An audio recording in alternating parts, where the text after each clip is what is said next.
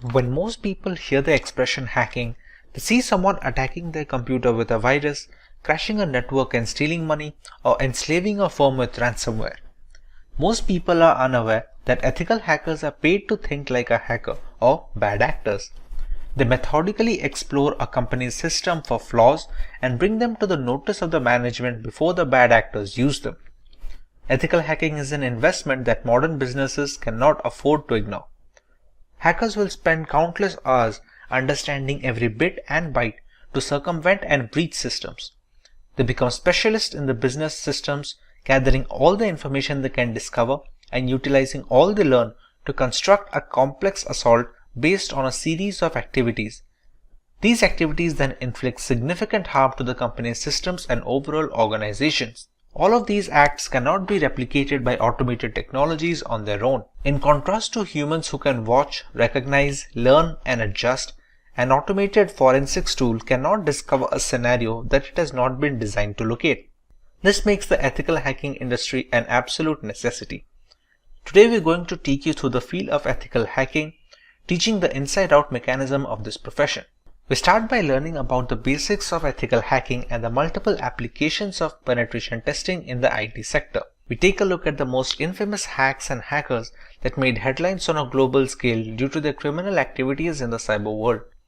Next, we learn about the best tools and programming languages being used by professional ethical hackers on a daily basis. These are the same tools being used by the malicious actors when trying to breach confidential barriers and firewalls. Moving on, we read about a couple of operating systems that are catered specifically to ethical hackers or penetration testers. Linux-based distributions by nature, these operating systems come with all major ethical hacking tools and scripts pre-installed, making everyday work easier for the professionals. In the next section, we learn about the most well-known cyber attacks like ransomware and DDoS attack being employed on a daily basis by malicious hackers. These attacks affect the general consumer in order to steal private information. To battle these threats, we are going to have a look at some tools which can do the same for users like VPNs and the Tor network. Finally, we go over the multiple roles in a cybersecurity team and some popular certifications along with the relevant study materials with regards to beginners in ethical hacking. You might have heard of several cyber attack cases where companies have lost their crucial data, money, reputation, and customer trust. These attacks are carried out by hackers who exploit weaknesses in a computer network to gain unauthorized access to vital information. However, hacking is not always bad, as there are hackers who work with different motives. White hat hackers, also known as ethical hackers, hack with permission to defend an organization. This form of hacking is legal. It is known as ethical hacking. Ethical hacking is distributed into 6 different phases. The first phase is reconnaissance, where you collect all the required information. Next is the scanning phase, where you try to spot any system vulnerability. Following this is the gaining access phase, where the spotted vulnerabilities are exploited. In the next stage, known as maintaining access, you try to maintain your access for future attacks by installing backdoors. The 5th phase is clearing tracks, where you clear all the evidence of the hack, and finally, in the reporting phase, you document the summary of the entire attack. There is and there will always be high demand for ethical hackers who can safeguard organizations from cyber attacks. So what are you waiting for? Get certified with Simplilearn and become an ethical hacker and put an end to the cyber attacks in the world. This was ethical hacking in short. We humans are highly tech-savvy in today's times. With the extensive use of the internet and modern technologies, there is a massive challenge in protecting all our digital data, such as net banking information, account credentials, and medical reports, to name a few. Have you heard about the deadly WannaCry ransomware attack? The attack happened in May 2017 in Asia, and then it spread across the world. Within a day, more than 230,000 computers were infected across 150 countries. The WannaCry cryptoworm encrypted the data and locked the users out of their systems. For decryption of the data, the users were asked for a ransom of $300 to $600 in Bitcoin. The users who used the unsupported version of Microsoft Windows and those who hadn't installed the security update of April 2017 were targeted in this attack. The WannaCry attack took a toll on every sector. Top-tier organizations like Hitachi, Nissan, and FedEx had to put their businesses on hold as their systems were affected too. Now, this is what you call a cyber attack. To prevent such attacks, cybersecurity is implemented. We can define cybersecurity as the practice of protecting networks, programs, computer systems, and their components from unauthorized digital attacks. These illegal attacks are often referred to as hacking. Hacking refers to exploiting weaknesses in a computer network to obtain unauthorized access to information. A hacker is a person who tries to hack into computer systems. This is a misconception that hacking is always wrong. There are hackers who work with different motives. Let's have a look at 3 different types of hackers. Black hat hackers are individuals who illegally hack into a system for monetary gain. On the contrary, we have white hat hackers who exploit the vulnerabilities in a system by hacking into it with permission in order to defend the organization. This form of hacking is absolutely legal and ethical. Hence, they are also often referred to as ethical hackers.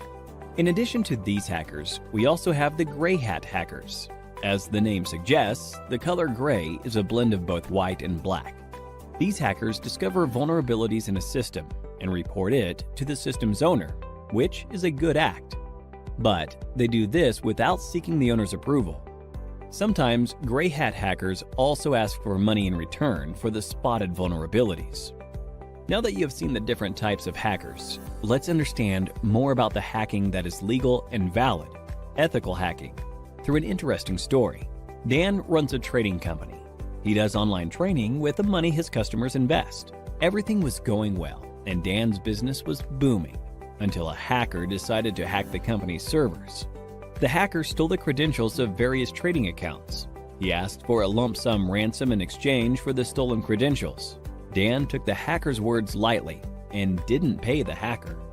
As a result, the hacker withdrew money from various customers' accounts, and Dan was liable to pay back the customers. Dan lost a lot of money, and also the trust of his customers. After this incident, Dan gave a lot of thought as to what could have gone wrong with the security infrastructure in his company. He wished there was someone from his company who could have run a test attack to see how vulnerable his systems were before the hacker penetrated into the network. This was when he realized he needed an employee who thinks like a hacker and identifies the vulnerabilities in his network before an outsider does. To do this job, he hired an ethical hacker, John. John was a skilled professional who worked precisely like a hacker. In no time, he spotted several vulnerabilities in Dan's organization and closed all the loopholes. Hiring an ethical hacker helped Dan protect his customers from further attacks in the future. This, in turn, increased the company's productivity and guarded the company's reputation. So, now you know hacking is not always bad. John, in this scenario, exposed the vulnerabilities in the existing network, and such hacking is known as ethical hacking. Ethical hacking is distributed into 6 different phases. Let us look at these phases step by step with respect to how John, our ethical hacker, will act. Before launching an attack, the first step John takes is to gather all the necessary information about the organization's system that he intends to attack. This step is called reconnaissance. He uses tools like Nmap and hping for this purpose. John then tries to spot the vulnerabilities, if any, in the target system using tools like Nmap and Nexpose. This is the scanning phase. Now that he has located the vulnerabilities, he then tries to exploit them. This step is known as gaining access. After John makes his way through the organization's networks, he tries to maintain his access for future attacks by installing backdoors in the target system. The Metasploit tool helps him with this. This phase is called maintaining access. John is a brilliant hacker. Hence, he tries his best not to leave any evidence of his attack. This is the 5th phase, clearing tracks. We now have the last phase, that is reporting. In this phase, John documents a summary of his entire attack, the vulnerabilities he spotted, the tools he used, and the success rate of the attack. Looking into the report, Dan is now able to take a call and see how to protect his organization from any external cyber attacks. Don't you all think John is an asset to any organization? If you want to become an ethical hacker like John, then there are a few skills that you need to acquire. First and foremost, you need to have a good knowledge of operating environments such as Windows, Linux, Unix, and Macintosh. You must have reasonably good knowledge of programming languages such as HTML, PHP, Python, SQL, and JavaScript. Networking is the base of ethical hacking, hence, you should be good at it. Ethical hackers should be well aware of security laws so that they don't misuse their skills. Finally, you must have a global certification on ethical hacking to successfully bag a position of an ethical hacker like John. Few examples of ethical hacking certification are Certified Ethical Hacker Certification, CEH, CompTIA Pentest Plus, and Licensed Penetration Tester Certification, to name a few. Simplilearn provides a cybersecurity expert master's program that will equip you with all the skills required by a cybersecurity expert.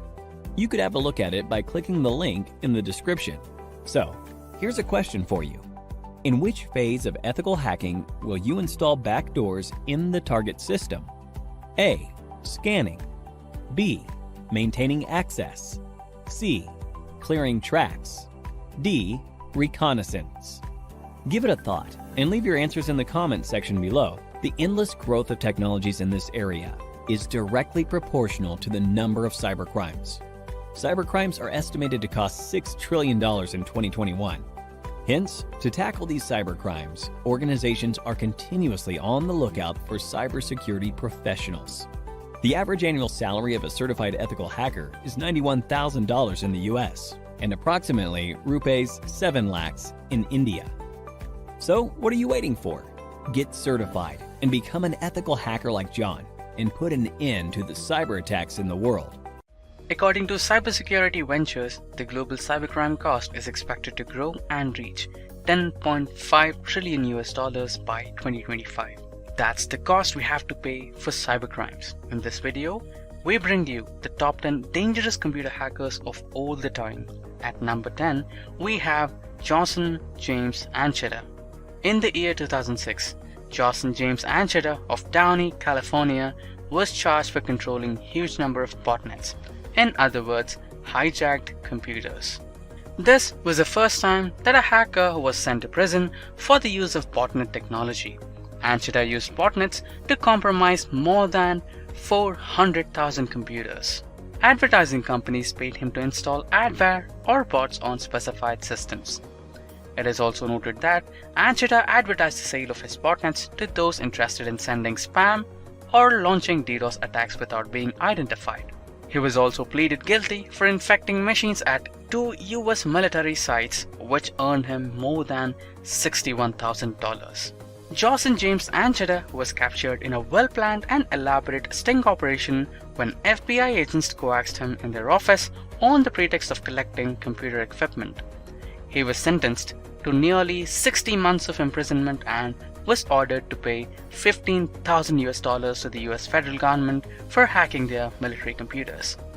At number 9, we have Andron Lamo. Lamo began his hacking journey by hacking games. He was more likely a grey hat hacker who wanted people to understand the importance of internet security. However, it went far ahead when he hacked the New York Times intranet in 2002. He was called the homeless hacker for his transient lifestyle, and he often had no fixed address. He used to hack top-notch accounts by sitting in cafeterias, libraries, and so on. He was convicted for compromising security at the New York Times, Microsoft, and Yahoo, to name a few. He later gained the badge of an American threat analyst. He also appeared on Good Morning America, Fox News, Democracy Now!, etc., as an expert on net-centric crime and incidents. Lamo died in the year 2018 at the age of 37. At number 8, we have Kevin Paulson, a former American black hat hacker. In the hacker community, he is better known as Dark Dante. At the age of 17, he hacked the US Department of Defense, but he was left with a warning as he was a minor. Later in 1990, he propelled to stardom for infiltrating a radio show call-in contest and guaranteeing that he will be the 102nd caller to win the brand new Porsche 944 S2. The FBI started pursuing Paulson and was soon arrested and sentenced to 5 years of imprisonment. He was also barred from using a computer or internet for 3 years post his release. Later, he took into white hat hacking and journalism. In the year 2005, he became a senior editor of Wired News.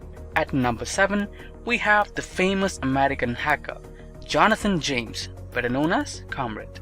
He was the first juvenile in the United States to be sent to prison for hacking. This famous hack was his intrusion into the Defense Threat Reduction Agency or DTRA computers, a division of the United States Department of Defense. He installed a backdoor on its servers. This enabled him to access over 3,000 messages from government employees, various usernames, passwords, and other confidential data.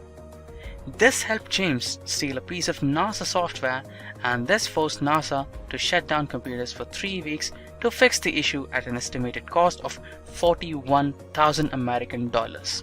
He was sentenced to 6 months arrest in 2000. He carried out his hacking using the alias Comrade.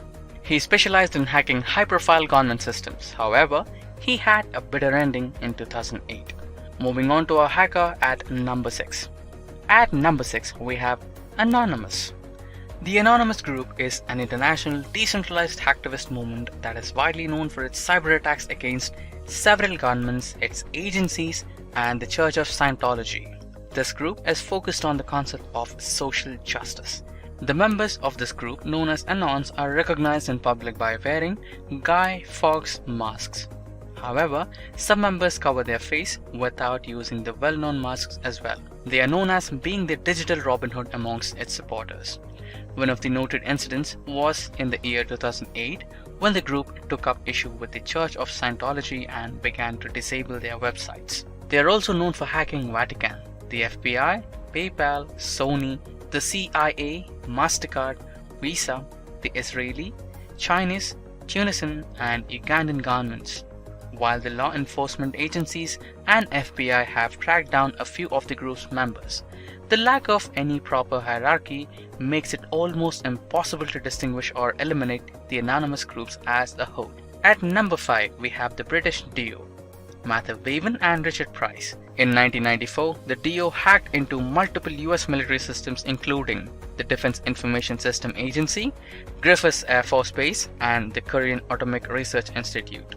They infiltrated into foreign systems by transferring critical data of Korean Atomic Research Institute into the United States Air Force system.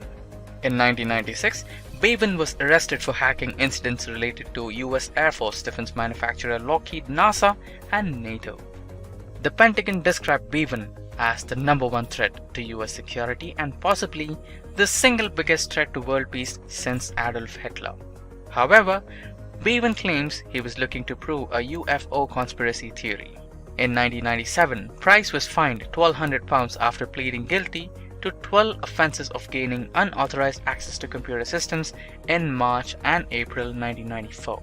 Having malicious purposes or not, Bevan and Price displayed that even military networks are vulnerable. Now, moving on to our hacker at number 4. At number 4, we have Astra. This hacker is a tad bit different from the others on this list, as he has never been publicly identified. The pen name of this hacker, Astra, is a Sanskrit word for a weapon. In 2008, it was reported that the authorities apprehended him. At that time, he was known as a 58-year-old Greek mathematician. He hacked into France's Dassault Group systems and got his hands on vulnerable weapons technology data and then sold it to different countries for a long period. Astra was reported to have sold the data to nearly 250 people from across the world. This, in turn, cost Dassault $360 million of damage. While the Astra's real identity was never discovered, officials have said that he had been wanted since the year 2002. At number 3, we have the famous American computer hacker Albert Gonzalez. He was responsible for carrying out multiple hacks. He is accused of masterminding the biggest fraud in history. That is, the combined credit card theft and reselling of nearly 170 million card and ATM numbers from the year 2005 to 2007. This shows how unsafe internet banking can be at times. This was recorded to be one of the biggest credit card thefts in history. He carried out this by installing a sniffer. Albert Gonzalez is also said to have been the mastermind of the TJX company's hack, wherein 45.6 million debit and credit numbers were stolen. Later in 2010, he was sentenced to 20 years in federal prison. Moving on to our hacker at number 2. At number 2 we have Gary McKinson. He is a Scottish systems administrator and hacker accused of carrying out the biggest military computer hack of all time. In 2002, he identified himself as Solo through an odd message on a US Army computer. It was later found to be Gary McKinson. He was accused of infiltrating 97 United States military and NASA computers by installing virus and deleting a few files over 13 months between February 2001 and March 2002. This was the biggest military computer attack of all time. This shut down the US military's Washington network for 24 hours. What is fascinating is his reason that much of his hacking was in search of information on UFOs that he believed the US government was hiding in its military computers. And finally, let's see who we have at number 1. At number 1, we have Kevin Mitnick. The now affluent American entrepreneur was one of the most wanted cybercriminal of US once upon a time. Kevin, who is currently a security consultant, was once convicted of hacking Motorola, Nokia and Pentagon. Kevin mastered computer hacking and social engineering early and got his start as a teen. In 1982, he hacked the North American Defense Command. This achievement inspired the 1983 film War Games. In 1989, he hacked Digital Equipment Corporation's network and made copies of their software. It's largely believed that he once obtained full control of Pacific Bell's network to merely prove that it could be done. He never exploited the data he obtained. According to reports, Mitnick gained unauthorized access to dozens of computer networks while he was a fugitive. After 5 years of imprisonment, Mitnick started afresh and became a security consultant. His knack with computers is still remembered. All of these hackers were unbelievably skilled in cybercode. Few of them faced jail and time. A few of others ever since put their cyber skills to better use by becoming security advisors and helping humankind. Hacking skills aren't a form of criminal behavior if it is put to good use. So with that, we have come to an end of this video on top 10 dangerous hackers of all time. In this video, we bring you the top 10 computer hacks of all time. Let's see what we have at number 10. From April 27, 2007, Estonia, the European country, faced a series of cyber attacks that lasted for weeks. This happened when the Estonian government decided to move the bronze soldier from Tallinn center to a less prominent military cemetery located on the city's outskirts. Unprecedented levels of internet traffic took down Estonian banks' online services, media outlets, broadcasters, and government bodies. Botnet sent massive waves of spam and vast amounts of automated online requests. According to researchers, the public faced DDoS attacks. There were conflicts to edit the English language version of the Bronze Soldier's Wikipedia page as well. Although there is no confirmation, Russia is believed to be behind these cyber attacks that largely crippled the Estonian society. Let's now move on to the next attack. On December 23, 2015, several parts of Ukraine witnessed a power outage. And this was not a typical blackout, it was indeed the result of a cyber attack. Information systems of 3 energy distribution companies in Ukraine were compromised. It is the first known victorious cyber attack on a power grid.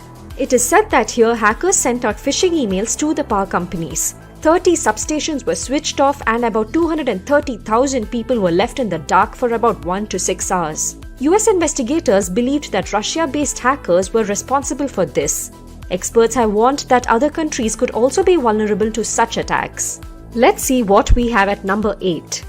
In the year 1999, a cyber attack caused a 21-day shutdown of NASA computers. Unbelievable, isn't it? The hacker was none other than the then 15-year-old Jonathan James.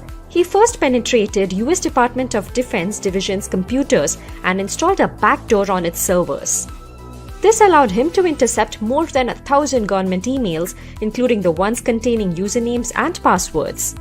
This helped James steal a piece of NASA software and crack the NASA computers that support the International Space Station, which cost the Space Exploration Agency's $41,000 as systems were shut down for 3 weeks.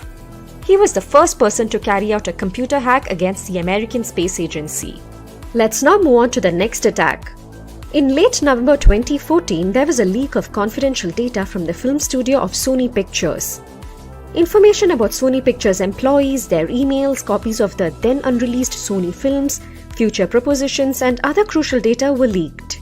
This cyber attack was carried out by a hacker group named Guardians of Peace. So what did the hackers want? Well, they demanded that Sony withdraw its then upcoming movie, The Interview. This movie was a comedy storyline to assassinate the North Korean leader Kim Jong-un. Sony then decided to cancel the film's theatrical release due to the threats at cinemas screening the movie.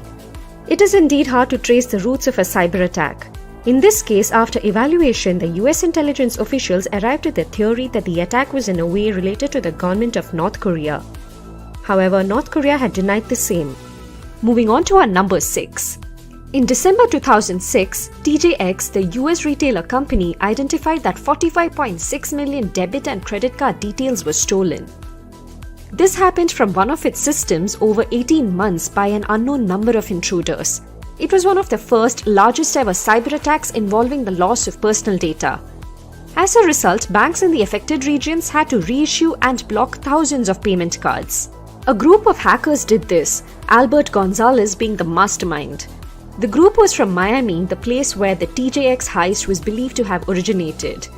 Reports said that the TJX data breach occurred because of weak web encryption at 2 of its Marshall stores in Miami. Next, moving on to our top 5, let us see what we have at number 5. The year 2010 witnessed the discovery of the deadly computer worm Stuxnet. This malware's motive was unlike any other usual cyber attacks. It aimed at destructing the equipment the computers controlled. Stuxnet came with the deadly purpose of damaging Iran's nuclear infrastructure. It infected more than 200,000 computers, including 14 industrial sites and a uranium enrichment plant in Iran. Stuxnet initially spread via Microsoft Windows and targeted Siemens industrial control systems.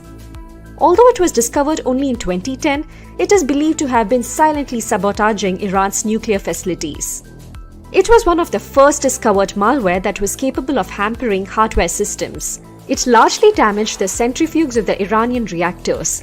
This is believed to be a cyber weapon created by the US and the Israeli intelligence, although there is no documented evidence or acceptance by either of the countries for the same. Moving on to number 4. In the year 2014, Home Depot was the victim of one of the deadliest cyber attacks. 56 million payment cards were compromised along with 53 million customer email addresses stolen. This security breach happened from April to September 2014. Criminals were believed to have used a third-party vendor's username and password to enter the perimeter of Home Depot's network. The attackers were then able to deploy custom-built malware on its self-checkout systems in the US and Canada. Moving on to our top 3. As you might be aware, the PlayStation gaming system is one of Sony's most popular products. Unfortunately, in April 2011, Sony executives witnessed abnormal activity on the PlayStation network. This resulted in the compromise of approximately 77 million PlayStation users' accounts and prevented users of PlayStation 3 and PlayStation Portable consoles from accessing this service. This forced Sony to turn off the PlayStation network on April 20th. On May 4th, Sony confirmed that personally identifiable information from each of the 77 million accounts had been exposed. The outage lasted for 23 days. Sony released almost daily announcements concerning the system outage.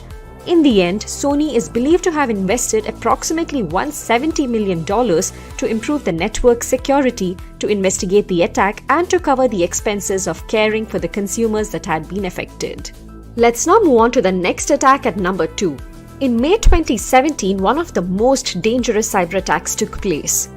It was known as the WannaCry ransomware attack, caused by the WannaCry crypto worm. The victims were the users that used the unsupported version of Microsoft Windows and those who hadn't installed the new security update. This did not take place through phishing like other attacks, but through an exposed vulnerable SMB port. The attack originated in Asia and then eventually spread across the globe. In a day, more than 200,000 computers were infected across 150 countries. The WannaCry cryptoworm locked the users out of the targeted systems and encrypted their data. The users were asked for a ransom of $300 to $600, which had to be paid via Bitcoin in exchange for their data. This attack took a toll on both private and government organizations. It resulted in damages from hundreds of millions to billions of dollars. In a matter of few days, the emergency patches released by Microsoft halted the attack. Also, the discovery of a kill switch prevented the infected computers from spreading the cryptoworm. Security experts in a few countries believed that North Korea was behind this attack. And finally, let's see what we have at number 1. More than 2 decades ago, in March 1999, the Melissa virus, a mass mailing macrovirus, was released. It targeted Microsoft Word and Outlook-based systems and created considerable network traffic. Melissa virus infected computers via emails. The email would look like an important message? Well, yes, it was fake. If the recipient opens the attachments in the mail and downloads the document and then opens it with Microsoft Word, a virus was released on their computers. This would then mass mail itself to the first 50 people in the victim's contact list and then disable multiple safeguard features on Microsoft Word and Microsoft Outlook. This began spreading like a wildfire across the internet. David L. Smith released the virus. The virus caused nearly $80 million worth of damages. It did not steal data or money, however, it caused a havoc. Almost 1 million email accounts were disrupted worldwide, agencies were overloaded, and some had to be shut down entirely, and internet traffic in some locations was slowed down. So with that, we come to the end of this video on the top 10 computer hacks of all time. Do you agree with our list? If you're aware of any other great interesting computer hacks in history, do let us know in the comment section below. Hey everyone, welcome to this video where we look into the rampant spyware program that is the Pegasus service. Before we learn about the Pegasus platform, let us understand what spyware is and its working. Spyware is a category of malware that can gather information regarding a user or a device straight from the host machine. It is mostly spread by malicious links via email or chat applications. When a link with the malware is received, clicking on this link will activate the spyware, which allows the hacker to spy on all our user information. With some spyware systems, even clicking on the link isn't necessary to trigger the malicious payload. This can ultimately cause security complications and further loss of privacy. One such spyware system that is making the rounds in the tech industry today is Pegasus. The Pegasus is a spyware system developed by an Israeli company known as the NSO Group. It runs on mainly mobile devices, spanning across the major operating systems like the Apple's iOS on iPhone and the standard Android versions. This is not a newly developed platform since Pegasus has existed since as early as 2016. A highly intricate spyware program that can track user location, read text messages, scan through mobile files, access device camera and microphone to record voice and video. Pegasus has all the tools necessary to enforce surveillance for any client that wishes to buy its services. Initially, the NSO Group had designed the software to be used against terrorist factions of the world. With more and more encrypted communication channels coming to the forefront, Pegasus was designed to maintain control over the data transmission that can be a threat to national security. Unfortunately, the people who bought the software had complete control over who, how, and up to what level they can put surveillance limits on. Eventually, the primary clients became sovereign nations. Spying on public information that is supposed to stay private became really easy with this service. Multiple devices can be affected with the same spyware system to create a network information. This network keeps feeding data to the host. To understand how a network can be created, let's know how a mobile device can be affected by Pegasus. We all communicate with friends and family over instant messaging applications and email in some instances. If you check your inbox on a regular basis, you must have noticed that we receive some spam emails that the mail providers like Gmail and Yahoo can just filter into the spam folder. Some of these messages bypass this filter and make their way into a person's inbox.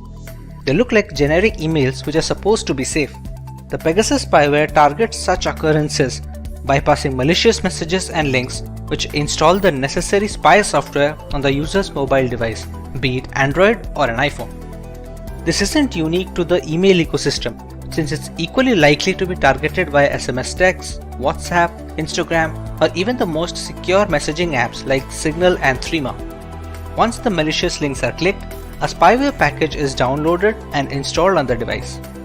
After the spyware is successfully installed, the perpetrator who sent the payload to the victim can monitor everything the user does. Pegasus can collect private emails, passwords, images, videos, and every other piece of information that passes through the device network. All this data is transmitted back to the central server, where the primary spying organization can monitor the activities at a granular level. This is not even surface level, since complex spyware software like Pegasus can access the root files on our mobiles. These root files hold information that is crucial to the working of the Android and iOS operating systems.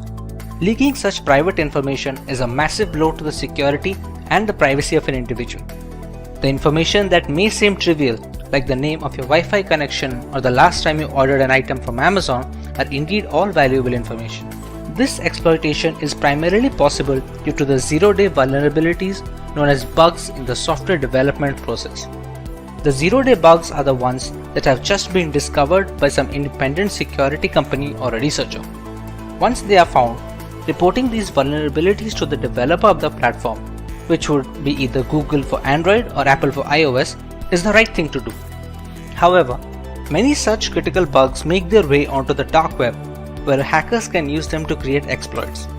These exploits are then sent to innocent users with a link or a message, like we had discussed before. Pegasus was able to affect the latest devices with all the security patches installed, but some bugs are not reported to the developers or just cannot be fixed without breaking some core functionality.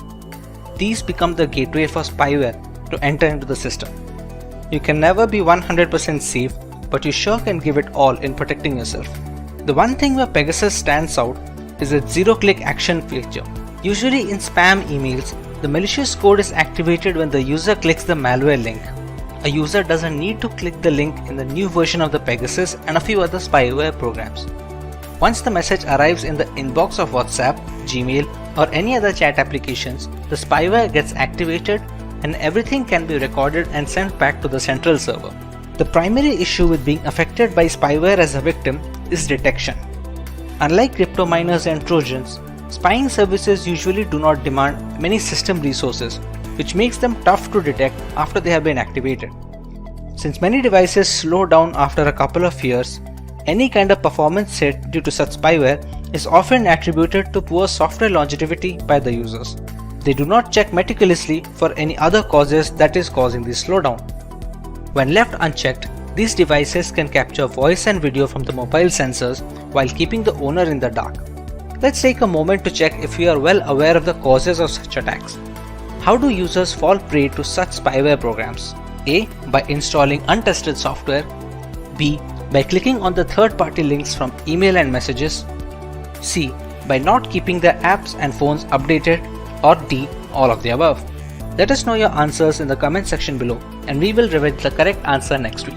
But what about the unaffected devices, the vulnerable ones? While we cannot be certain of our security, there are a few things we can do to boost our device, be it against Pegasus or the next big spyware on the market. Let's say we are safe now and we have the time to take the necessary steps to prevent a spyware attack. What are the things we can go for? Our primary goal must always be to keep our apps and the operating system updated with the latest security patches. The vulnerabilities that the exploits target are often discovered by developers from Google and Apple, which send the security patches quickly. This can be done for individual apps as well, so keeping them updated is of utmost importance. While the most secure devices have fallen prey to Pegasus as well, a security patch from developers may help in minimizing the damage at a later stage, or maybe negate the entire spyware platform altogether. Another big factor is the spread of malware is the trend of sideloading Android applications using .apk files. Downloading such apps from a third-party website have no security checks involved and are mostly responsible for adware and spyware invasions on user devices. Avoiding the sideloading of apps would be a major step in protecting yourself. We often receive spam emails or texts from people we may not know on social medias. They are accompanied with links that allow malware to creep into our device. We should try to follow the trusted websites and not click on any links that redirect us to unknown domains. Spyware is a controversial segment in governance. While the ramifications are pretty extreme in theory, it severely impacts user privacy against authoritarian regimes. Sufficient resources and a contingent plan can alter the false veil of democracy altogether. Even if our daily life is rather simplistic, we must understand that privacy is not about what we have to hide. Instead, it portrays the things we have to protect. It stands for everything we have to share with the outside world, both rhetorically and literally. If getting your learning started is half the battle, what if you could do that for free? Visit SkillUp by Simplilearn. Click on the link in the description to know more. In this video, we are going to discuss what is ethical hacking. Now take this as an example. There is an organization that keeps on getting compromised or keeps on getting attacked repeatedly every month, and they're at a loss of why exactly this is happening. So an employee comes up with a brilliant idea of hiring an ethical hacker to test the security systems.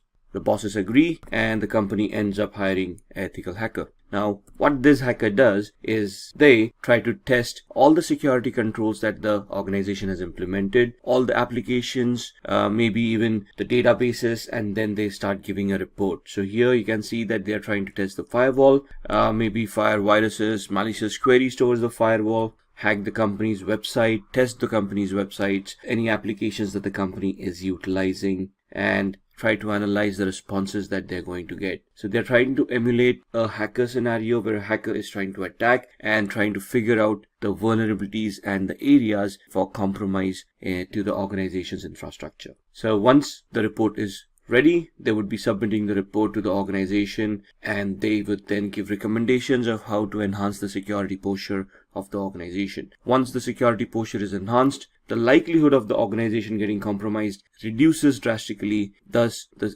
organization becomes a lot more secure than it was before. And this is what we are going to discuss in this video. So first and foremost, we are going to discuss what is ethical hacking. We are going to talk about the types of hackers. We are looking at phases of ethical hacking, common types of attacks that are possible on networks and other systems. And then we are talking about certification and job roles in the cybersecurity space as well. So what exactly is ethical hacking? Ethical hacking is locating weaknesses or vulnerabilities of computers and information system using the intent and actions of a malicious hacker. Now the difference here is the intent. A malicious hacker will try to gain something for their own personal gains, or try to cause damage to the other organization. Here, the intent of the ethical hacker is to identify possible flaws and vulnerabilities, weaknesses, and then try to enhance the security on those weaknesses by mitigating those weaknesses, thus preventing malicious hackers from getting access. So the intent is the complete other way around, where a malicious hacker may be looking at gaining personally from these attacks, where an ethical hacker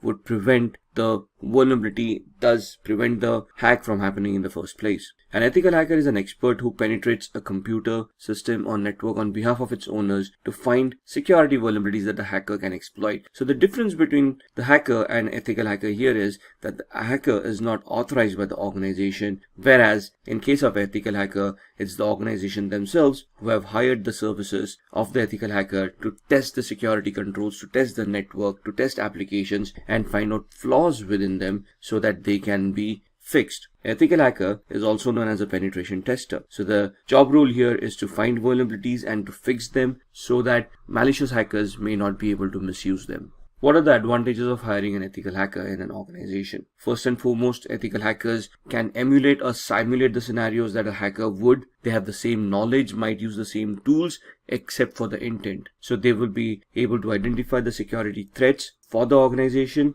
Once the security threats have been mitigated, the organization can actually focus on their business and increase productivity. Once the attacks have been mitigated and the compromises have been minimized, the organization can full-fledged work towards their goals, their objectives of the business, and be more productive. The reputation of the company can be safeguarded. We obviously don't want to deal with organizations that keep on repeatedly getting hacked and compromise our data. We wouldn't trust those organizations with our private and personal data in the first place, which means that this is going to inspire customer confidence. The customer would feel that if the organization is secure and is able to protect themselves, they would be able to protect the customer's data and customer's private information as well, which is the protection for your customers or clients. So this can be advertised as by the organization saying, we have ethical hackers, we do proactive approach towards our security measures. We have integrated security mechanisms in place. We are safe. We have been tested, and we can prove that we are security compliant. Once the customers come to know about this, customers would feel a lot more safer to deal with such organizations. After discussing the advantages of hiring an ethical hacker, let's discuss the types of hackers. The first classification is of a black hat hacker. These people are individuals with extraordinary computing skills, which means they are very intelligent. They can program quite a bit. They know everything about hacking, and these guys are experts. However, their intent is malicious or destructive in nature. They would want to harm the victim and gain possibly monetarily from these kind of activities. Some of these people would do it for fun, an ego boost, if you will. The second classification is of a grey hat hacker. These are individuals who work offensively as well as defensively. So at times they can, for an agenda, become a black hat hacker, gain out of it, hack without authorization. And at times they can actually accept a contract from an organization to help them enhance the security of that organization. And then there are white hat hackers. These are individuals professing the same skills that of a black hat or a grey hat. They might use the same tools, possess the same knowledge, except for the intent. Their intent is not to cause harm, but to protect the organization and enhance their security skills. These are people like us. These are ethical hackers who essentially try to emulate or simulate the attacks from a black hat hacker's perspective to find out the flaws and then try to mitigate them, try to enhance the security posture of the organization to prevent that organization from getting hacked. And then there are suicide hackers. These are individuals who bring down critical infrastructure for a cause. The main difference between the black hat hackers and suicide hackers is that black hat hackers will try to hide their identity. Suicide hackers do not. In fact, they will claim responsibility for the attacks that they have done. Then we have script kiddies. These are unskilled hackers. They have no idea what they're doing. They may not be technically very adept, but they rely on tools already created by black hat hackers and then try to use those tools and leverage them to try to hack an organization. A cyber terrorist would be any organization or individual who are motivated by religious or political beliefs, and they try to create fear by large-scale disruption of computer networks. So they might attack countries, they might attack organizations to promote their political or religious causes and might create harm to the population at large. State-sponsored hackers are individuals who are employed by the government to spy on neighboring countries or their enemies. The attempt is to gain top secret information that would be damaging to other governments, which would enhance the security posture of one's own country. Now, this is not an official job profile, but it's a known fact that most of the governments have hired hackers to spy on other countries and other organizations. Then there are hacktivists, individuals who want to promote a political agenda by hacking and defacing websites. These guys do not cripple infrastructure, they just hack websites, deface them, put their own propaganda on the face of the website to promote whatever political messages that they want to promote. Now let's talk about the phases of ethical hacking. Ethical hacking is distributed into 5 different phases. They are the reconnaissance phase, scanning, gaining access, maintaining access, and covering tracks. The first phase, the reconnaissance phase, is all about information gathering. Here you're trying to identify the target, trying to get to know the target, gathering information about the target. Could be digital in nature, could be any personal information or organizational information that you can leverage later on for social engineering attacks as well. Here you might try to find out from a technical perspective the IP addresses, domain names, subdomains, email addresses, phone numbers of people working in the organization. Once you have all this information, you would then proceed to the scanning phase. We are going to actively scan for devices that are live and you can interact with. Then you're going to scan those live devices to identify ports, protocols, and services running on those systems. Now these ports or protocols, these would be your entry points to try to gain access to that system. It is here where those flaws would exist. So in this phase, you're basically identifying which ports are open, which services are running on top of them, what protocols are being utilized by the machine. Once you've identified this, you might want to enumerate them by gathering more information from a specific protocol. And then you might want to go into the vulnerability scanning phase, where you're going to scan these services, protocols for vulnerabilities, trying to create a list of all the possible vulnerabilities in that system. Once you have the list of possible vulnerabilities, you're going to move on to the gaining access phase, where you're going to attack those vulnerabilities, try to exploit them, and try to gain access or embed a Trojan, virus, keylogger, or any software that can spy on the victim. Once you have hacked into this machine, you're going to try to maintain access. Maintaining an access is you're trying to retain those access for a longer period of time so you can spy on the device, spy on the user, try to collect more information as time goes on. You're not going to rely on the hack forever, because the hack may no longer work after a period of time, especially if the system gets patched up or somebody runs an antivirus scan or figures out something is wrong. Maintaining access is where you're going to install a backdoor, an unauthorized backdoor, obviously, without the knowledge of the victim, which will allow you to interact with the machine or gather information from the machine without any hindrance. Once you have installed these kind of softwares, you don't want them to be discovered. That's where the covering tracks come into the picture. When you have installed a rootkit, a Trojan, a spyware, it will create directories, it will create files. In this phase, the covering tracks, you're going to try to erase the trace of the creation of these files. When you're accessing something while maintaining access or gaining access, there would be logs that would be created by the applications, which would announce what you've been doing. In the covering tracks phase, you will be trying to delete those logs and try to erase the traces of your activity as well. So in these 5 phases, the entire gambit of ethical hacking is covered. Let's move on to discuss the common types of attacks. The first and foremost and the most common attack in today's world is a denial of service attack or a distributed denial of service attack. This attack is launched by an attacker not for personal gain, but to harm the other organization by crashing those services or making the services unavailable for legitimate users, thus causing monetary harm and reputational harm to the organization. They actually try to restrict the access to these resources for legitimate users by consuming all the bandwidth or the resources made available. Then there are password attacks. These attacks are essentially where you're trying to crack the password of a user so that you can get access to their account, and through their access you can then leverage those access and capture data that you wouldn't have otherwise gotten access to. Then man-in-the-middle attack is where you are trying to capture data packets over the network that are flying between the victim and the target server. So you're essentially placing yourself between the communication channel that has been opened between the victim and the targeted server, and you're trying to capture the data packets. You're trying to analyze those data packets and capture any secret information like usernames, passwords, any other transactions that the user might be doing. Then you have email attacks. The attacker sends bait, often in the form of an email. So these would be a phishing attacks that would come under the gambit of social engineering. Phishing attacks are nothing but fake mails that look very genuine to the end user and thus persuade them to click on links that lead to malicious servers, thus compromising the device of the victim. SQL injection attacks are normally targeted to websites or web applications that have a database connected to them. The database and the application interact with each other using SQL language or structured query language. If not configured properly, and if there are no firewalls watching, a user can craft malicious SQL queries which can then dump data or give out unwanted information to the hacker that should have been protected in the first place. And then we have the eavesdropping attack, where the attacker observes the traffic on the system and the work you are doing on your computer. Eavesdropping could be where you're tracking VoIP calls, or you have installed a Trojan on somebody's mobile phones and you're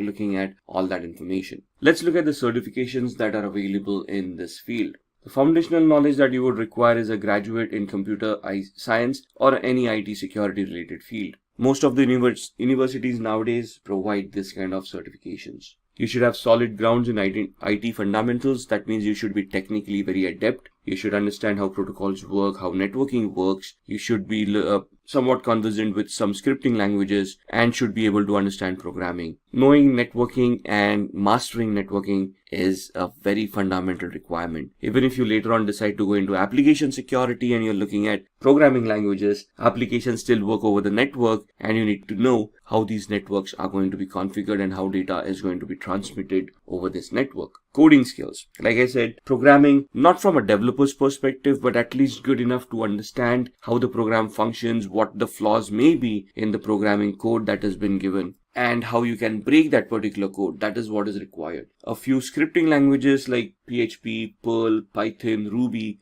they would be a lot helpful at this point in time. Maybe Bash scripting or PowerShell scripting as well. And then understanding of the architecture of an operating system. We just don't want to know how the operating system works and how it functions. We should be able to troubleshoot the operating system to recover from errors, flaws, and we should know how the operating system works, stores data, and interacts with the hardware at the first place. With everything, there is now cloud, and cloud is gaining traction a lot. We got public clouds like Amazon, Microsoft, and Google. We got private clouds like VMware, Microsoft again, Citrix, and so on and so forth. Most of the organizations in today's world have a hybrid environment where they've got a part physical IT infra and part cloud infrastructure. So learning what cloud is, the nuances of cloud, the services that a cloud can provide, software as a service, infrastructure as a service, and platform as a service, understanding them, and then knowing how you can secure these or what the vulnerabilities are in the first place, and then trying to secure them is of very much essence in today's world.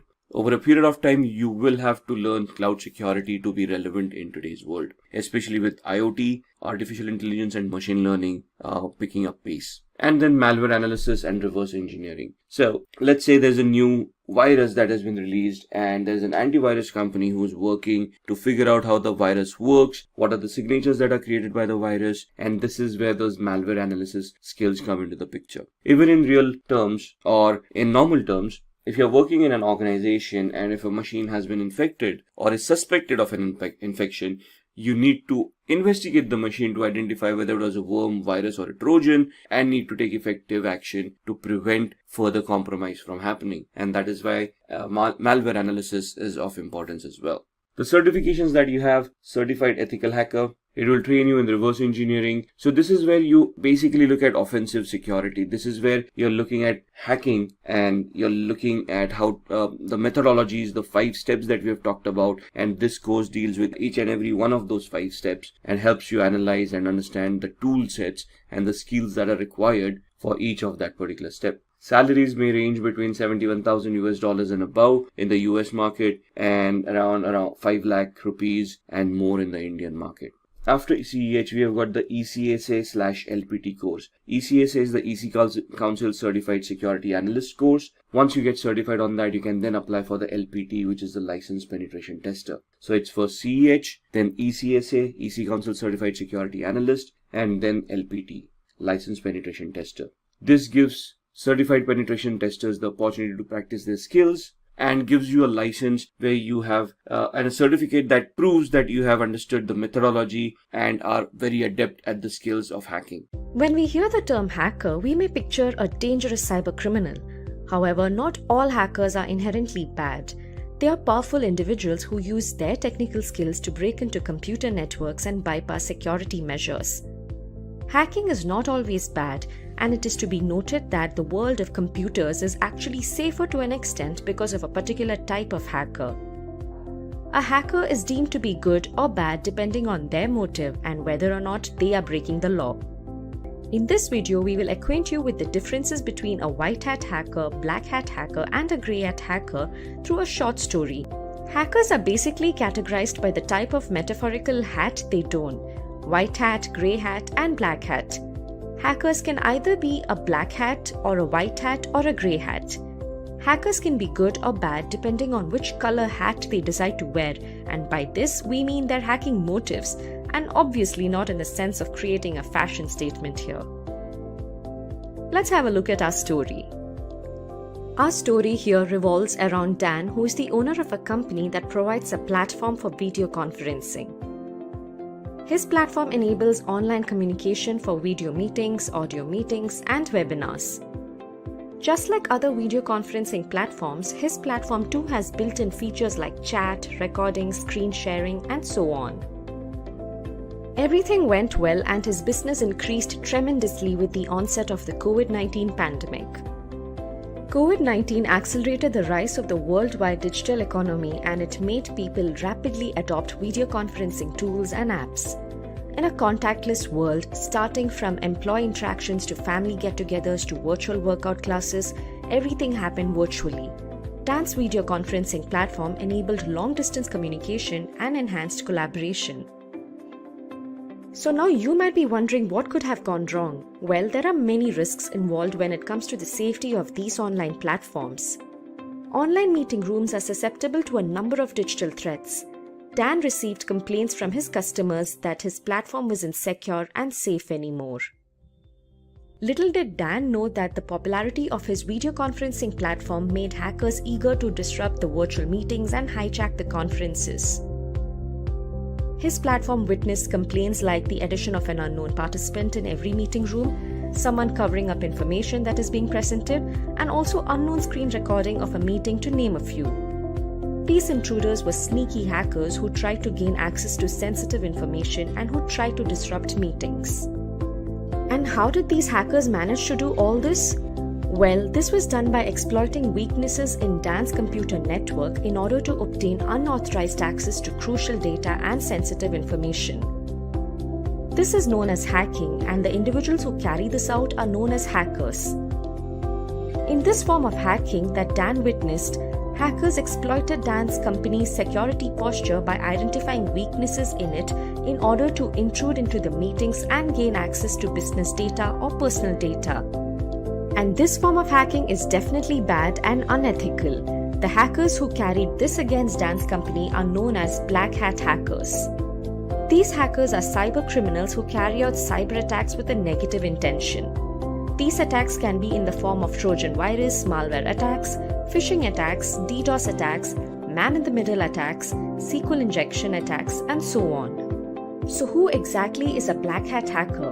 Like in the case of Dan's organization's cyber attack, black hat hackers are highly skilled cyber criminals who break into computer systems and networks with malicious intent.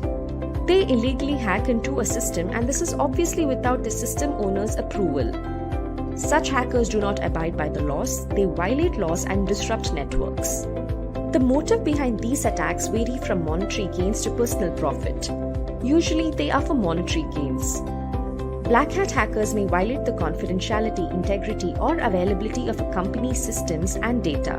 They may also use malware to destroy files or steal passwords, credit card numbers, and other confidential information. Black hat hackers are also sometimes called crackers. So this is who a black hat hacker is. Moving back to Dan's story, black hat hackers disrupted his business and he lost his customers as nobody wished to communicate on an unsecure platform. It is but true, right? Would you be okay to use a platform that is unsafe? None of us want to have unknown people in our meetings, right? This is how Dan's customers felt too, and this news spread and his company's reputation took a bad hit. That is when Ted approached Dan. So who is Ted? Let's have a look at that now. Ted, who was unknown to Dan, explained to him that he found Dan's network to be weak. Ted told Dan that he has identified vulnerabilities in Dan's systems and networks and he will fix them provided Dan pays him well. Dan had nothing to lose, and without any further delay, he paid Ted a good amount of money to fix the vulnerabilities in Dan's networks. On receiving the money, Ted began his work and he fixed all the issues and vulnerabilities in Dan's network. He made sure that nobody can exploit Dan's network vulnerabilities again, and this way he safeguarded Dan's network for the time being. So who is Ted? Well, he's called a grey hat hacker. As they say, not all things are black and white, so is the concept of grey hat hackers. As fascinating as the name sounds, let us dive deep into understanding the role of a grey hat hacker. A grey hat is a security expert who may at times violate the laws or the ethical standards. However, they do not carry a malicious intent unlike a black hat hacker. Hence, they are known to work both defensively and offensively. They land between the good and the bad. Grey hat hackers look for vulnerabilities in a system without permission, but with good intentions. Just like how Ted informed Dan about how he could exploit Dan's system vulnerabilities, grey hat hackers inform an organization the same and in return ask for a fee to fix it. In some cases, when the organization doesn't comply, grey hat hackers may become black hat hackers. Although a grey hat hacker's intention might not be bad, what they do is still illegal since they do not have permission to break into another system. Back to our story. Although Dan's issue was sorted by Ted for the time being, he had a few concerns. His first concern was history repeating itself. Yes, he was worried about what if black hat hackers hack into his systems again. Although his system vulnerabilities are fixed at the moment, it was a matter of time before they could be exploited again with new hacking techniques. His next thought was to have a professional who could constantly keep a tab on his networks and protect it from hackers. Don't you think his concerns were justified? Yes, it was, as this was the only way he could provide a safe and secure video conferencing platform in the long run. That is when Dan's friend came to his rescue and introduced Anne, the ethical hacker, to him. Anne, being an ethical hacker, assured Dan that she would scan and identify his network for system vulnerabilities before an outsider exploits it, and she would fix those vulnerabilities on a regular basis. Such ethical hackers like Anne are called white hat hackers. Now that we saw who black hat hackers and grey hat hackers were, it is time we learn about our third type of hacker, who is a white hat hacker. A white hat hacker gains access to networks with an intention to fix the identified weaknesses. They also perform penetration testing and vulnerability assessments and break into systems with permission. They search for loopholes or vulnerabilities in any given piece of technology, just like how a black hat hacker would do. However, white hat hackers harden their organization system before the bad guy can get in. Their goal is to spot system and network vulnerabilities in order to improve system security. White hat hackers are also known as ethical hackers since they obey the law of the land and follow a code of ethics. Many companies and government organizations employ white hat hackers to help them secure their systems. These hackers are typically hired by organizations to look for vulnerabilities in a system like other hackers. The only difference being they are given permission to break in. Once Dan spots the vulnerabilities, she documents her findings and gives Dan advice on how to fix them, or she'll even take it up to fix them so that an outsider cannot spot it in the future. Anne does this on a regular basis as system updates happen regularly, and it is imperative to be on track with it and fix new vulnerabilities. This made sure Dan's network is now safe and secure. Gradually, he regained his customers' trust and his platform got back to being one of the best and safest platforms for video conferencing. This resulted in a huge business growth and Dan was very happy. Just like how Anne put an end to Dan's business problems, there are many white hat hackers out there who are in great demand by organizations to safeguard their networks from cyber attacks. And if you are interested in a career in ethical hacking, then Simplilearn can help you fulfill your dreams. Simplilearn's CEH version 11 certification provides you the hands-on training required to master the techniques hackers use to penetrate network systems and fortify your system against it. This ethical hacking course is aligned with the latest CEH version 11 by EC Council and will adequately prepare you to increase your blue team skills. So what are you waiting for? Get certified with Simplilearn and become a certified ethical hacker and put an end to the cybercrimes in the world. Remember, the more active white hat hackers are, the fewer opportunities black hat hackers have for system exploitation. Cybersecurity has become a struggle for organizations in 2021. Recent trends, the side effects of a global pandemic, and cybersecurity statistics reveal a huge increase in hacked and breached data for increasingly common sources in the workplace, like mobiles and IoT devices. On top of this, the COVID-19 has ramped up remote workforces, making inroads for cyber attacks. This kind of growth would not have been possible if not for several reliable tools and services. From scripts that find intricate details of companies to software that can brute force servers with a single command. Today's lesson is all about such tools that make an ethical hacker effective. Let's learn about what is ethical hacking. Ethical hacking involves an authorized attempt to gain unauthorized access to a computer system, application, or data. Carrying out an ethical hack involves duplicating strategies and actions of malicious attackers. Often carried out in the form of security audits, ethical hacking is extremely beneficial to organizations who are looking to secure the data from falling in the wrong hands. There are three variants of hackers. While a black hat hacker is notorious for criminal activities, a white hat is an ethical hacker or a computer security expert who specializes in penetration testing and other testing methodologies that ensure the security of an organization's system.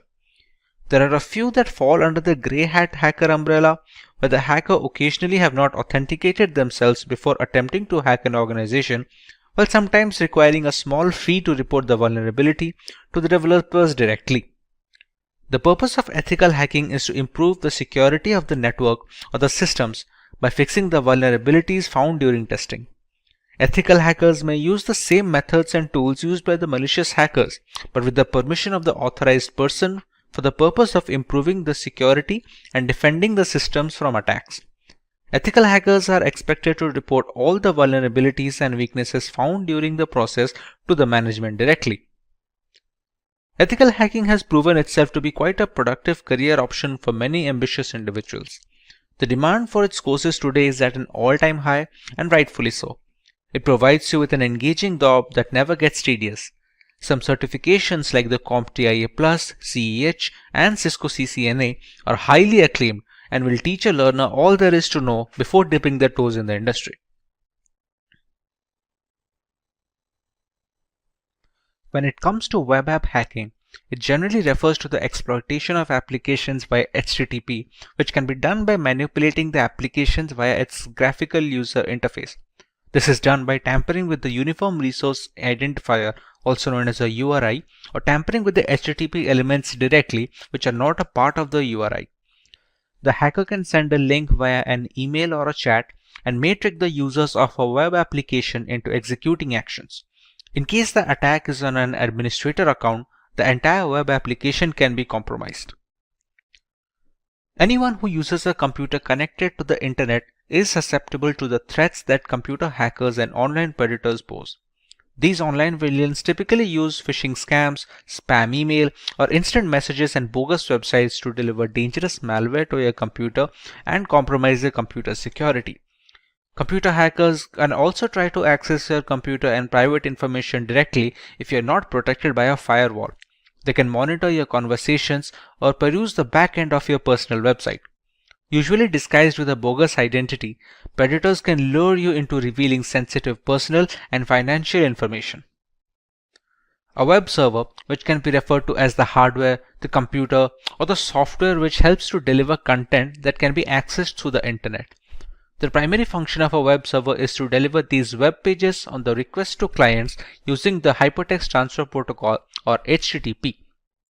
So hackers attack the web server to steal credential information, passwords, and business information by using different types of attacks like DDoS attacks, SYN flooding, ping flood, port scan, and social engineering attacks.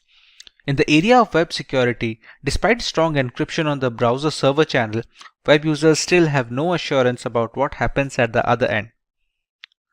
Although wireless networks offer great flexibility, they have their own security problems. A hacker can sniff the network packets without having to be in the same building where the network is located. As wireless networks communicate through radio waves, a hacker can easily sniff the network from a nearby location.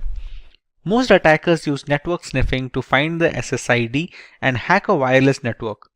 An attacker can attack a network from a distance, and therefore it is sometimes difficult to collect evidence against the main hacker.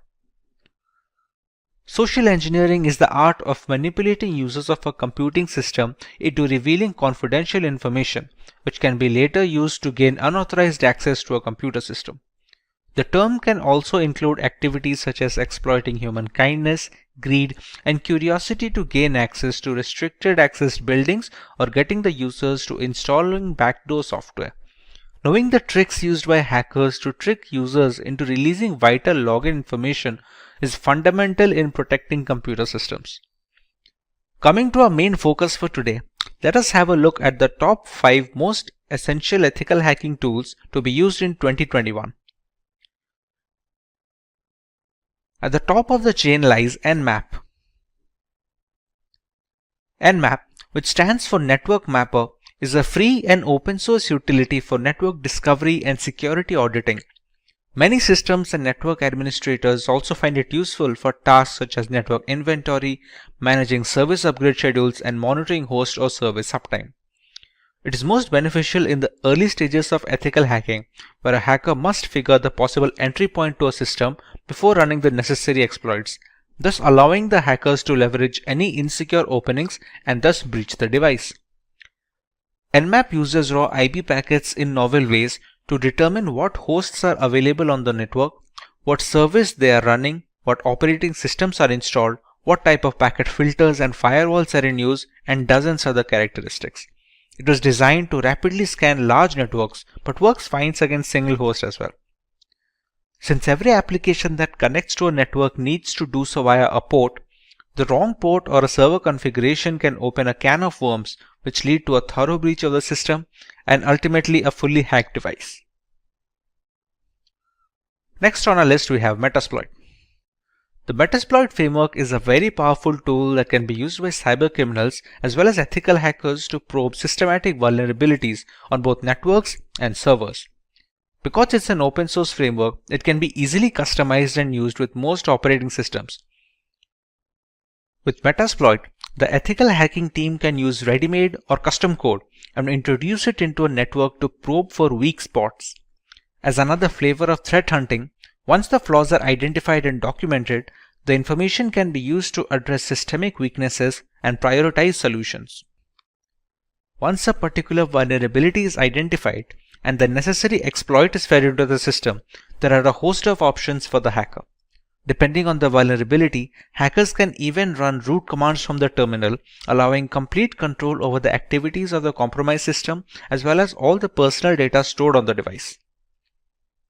A big advantage of Metasploit is the ability to run full-fledged scans on the target system, which gives a detailed picture of the security index of the system along with the necessary exploits that can be used to bypass the antivirus software. Having a single solution to gather almost all the necessary points of attack is very useful for ethical hackers and penetration testers, as denoted by its high rank in the list.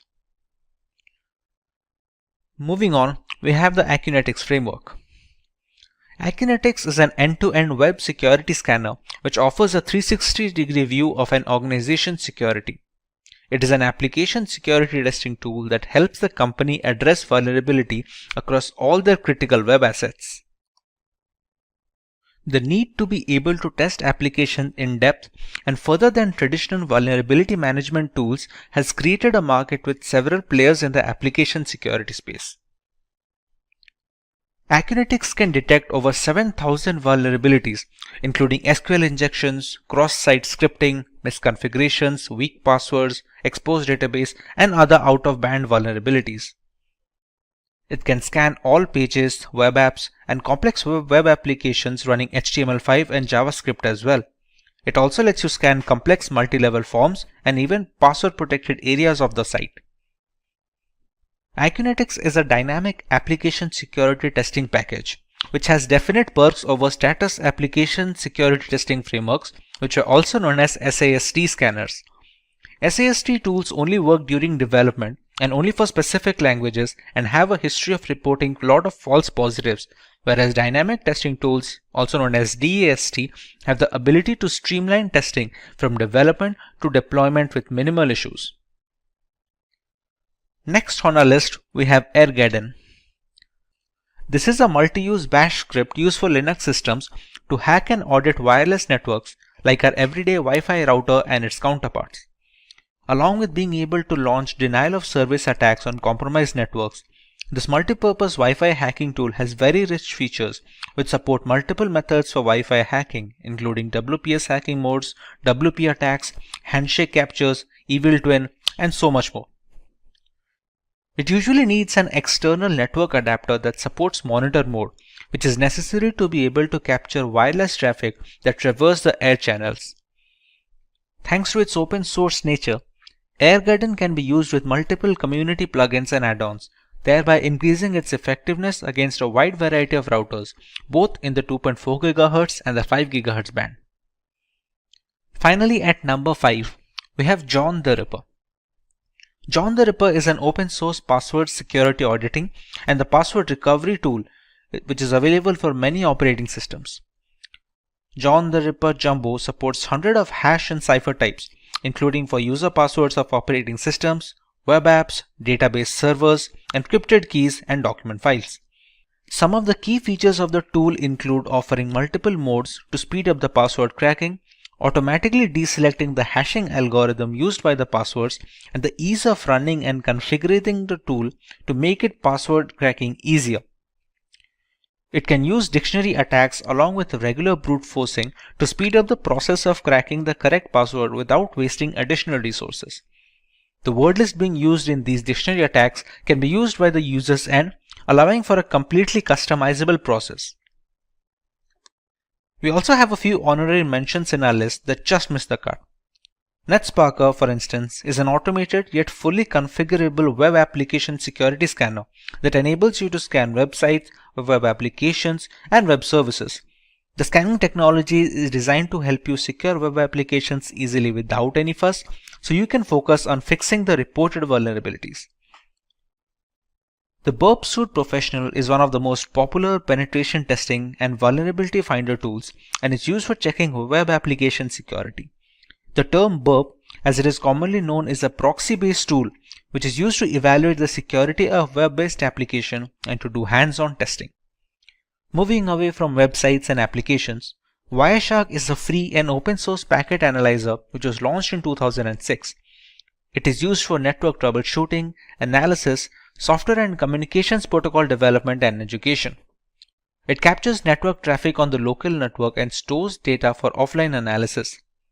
Wireshark captures network traffic from Ethernet, Bluetooth, wireless networks, and frame relay connections. Now that we learn about the different types of tools that can be used when conducting an ethical hacking audit, let's learn about some potential benefits of such campaigns and why organizations prefer to pay for such audits. Being able to identify defects from an attacker's perspective is game-changing since it displays all the potential avenues of a possible hack. One can only prepare for the known vulnerabilities as a defensive specialist, but proactively trying to breach a network or device can make hackers think of techniques that no defense contractors can account for. This kind of unpredictability goes a long way in securing a network against malicious actors. Another advantage of hiring ethical hackers is the ability to preemptively fix possible weak points in a company's network infrastructure. As seen on many occasions, a real breach will cause loss of data and irreparable damage to the foundation of an organization. Being able to gauge such shortcomings before they become public and can be exploited is a benefit most organizations make use of. This is not to imply that such security audits are only beneficial to the organization paying for it. When coming across companies that provide certain services, a reliable third-party security audit goes a long way in instilling trust and confidence over their craft. If the ethical hackers cannot find any major vulnerabilities that can be leveraged by hackers, it just accentuates the technical brilliance of the organization and its engineers, thereby increasing the clientele by a substantial amount. With the rise in censorship and general fear over privacy loss, consumer security is at an all-time high risk. Technology has made our lives so much easier while putting up a decent target on our personal information. It is necessary to understand how to simultaneously safeguard our data and be up to date with the latest technological developments. Maintaining this balance has become easier with cryptography taking its place in today's digital world. So here's a story to help you understand cryptography. Meet Anne. Anne wanted to look for a decent discount on the latest iPhone. She started searching on the internet and found a rather shady website that offered a 50% discount on the first purchase.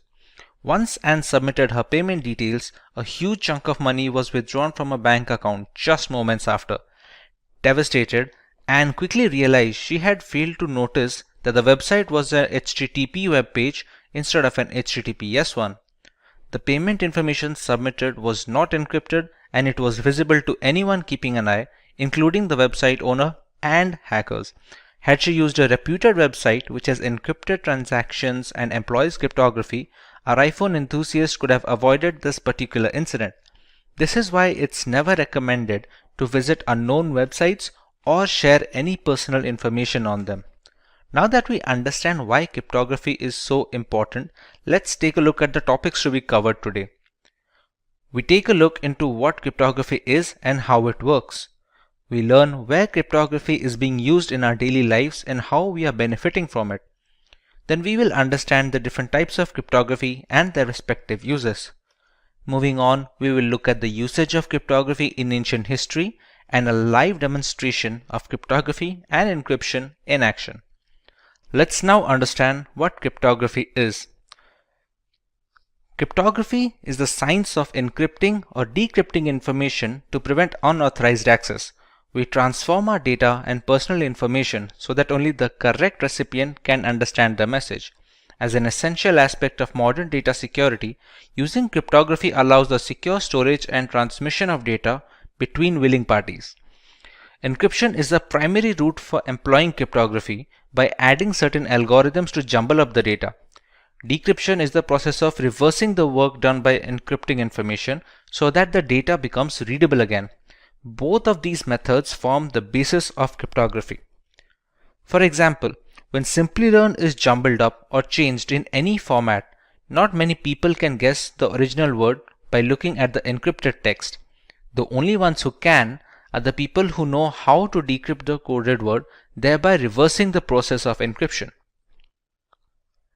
Any data pre-encryption is called plain text or clear text. To encrypt the message, we use certain algorithms that serve a single purpose of scrambling the data to make them unreadable without the necessary tools. These algorithms are called ciphers. They are a set of detailed steps to be carried out one after the other to make sure the data becomes as unreadable as possible until it reaches the receiver. We take the plain text, pass it to the cipher algorithm, and get the encrypted data. This encrypted text is called the ciphertext, and this is the message that is transferred between the two parties. The key that is being used to scramble the data is known as the encryption key. These steps, that is the cipher, and the encryption key are made known to the receiver, who can then reverse the encryption on receiving the message.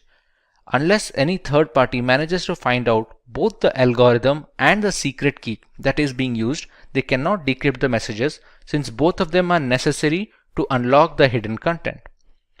Wonder what else we would lose if not for cryptography?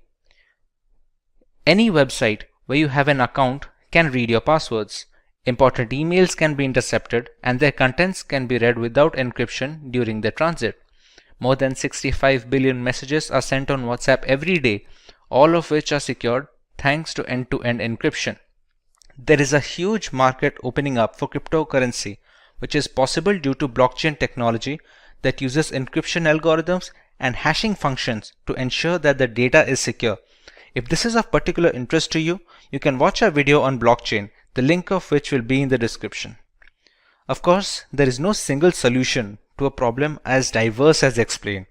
There are three variants of how cryptography works and is in practice. They are symmetric encryption, asymmetric encryption, and hashing. Let's find out how much we have understood until now. Do you remember the difference between a cipher and ciphertext? Leave your answers in the comments, and before we proceed, if you find this video interesting, make sure to give it a thumbs up before moving ahead. Let's look at symmetric encryption first. Symmetric encryption uses a single key for both the encryption and decryption of data. It is comparatively less secure than asymmetric encryption, but much faster. It is a compromise that has to be embraced in order to deliver data as fast as possible without leaving information completely vulnerable. This type of encryption is used when data rests on servers and identifies personnel for payment applications and services. The potential drawback with symmetric encryption is that both the sender and receiver need to have the same secret key, and it should be kept hidden at all times. Caesar cipher and Enigma machine are both symmetric encryption examples that we will look into further. For example, if Alice wants to send a message to Bob, she can apply a substitution cipher or a shift cipher to encrypt the message. But Bob must be aware of the same key itself, so he can decrypt it when he finds it necessary to read the entire message. Symmetric encryption uses one of the two types of ciphers, stream ciphers and block ciphers. Block ciphers break the plain text into blocks of fixed size and use the key to convert it into ciphertext. Stream ciphers convert the plain text into ciphertext one bit at a time instead of resorting to breaking them up into bigger chunks.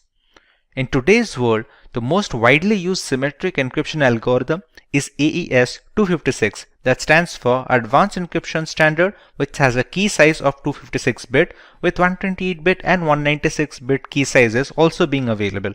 Other primitive algorithms like the data encryption standard, that is the DES, the triple data encryption standard 3DES, and Blowfish have all fallen out of favor due to the rise of AES.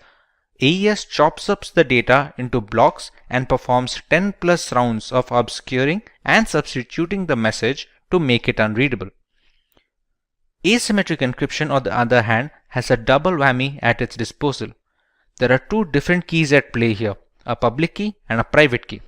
The public key is used to encrypt information pre-transit, and a private key is used to decrypt the information post-transit. If Alice wants to communicate with Bob using asymmetric encryption, she encrypts the message using Bob's public key. After receiving the message, Bob uses his own private key to decrypt the data. This way, nobody can intercept the message in between transmissions, and there is no need for any secure key exchange for this to work, since the encryption is done with the public key and the decryption is done with a private key that no one except Bob has access to. Both the keys are necessary to read the full message. There is also a reverse scenario where we can use the private key for encryption and the public key for decryption. A server can sign non-confidential information using its private key, and anyone who has its public key can decrypt the message. This mechanism also proves that the sender is authenticated and there is no problem with the origin of the information. RSA encryption is the most widely used asymmetric encryption standard.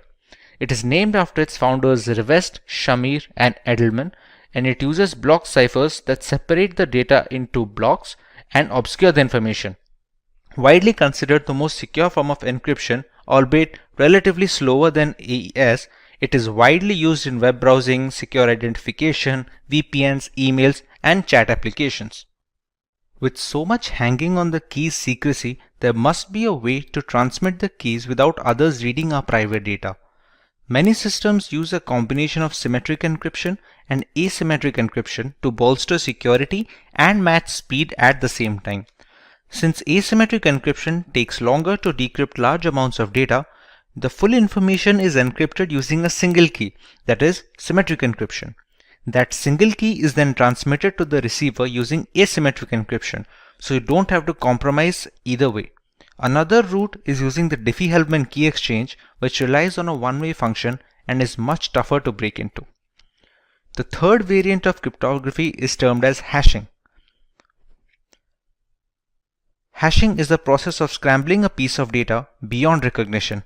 It gives an output of fixed size, which is known as the hash value of the original data, or just hash in general.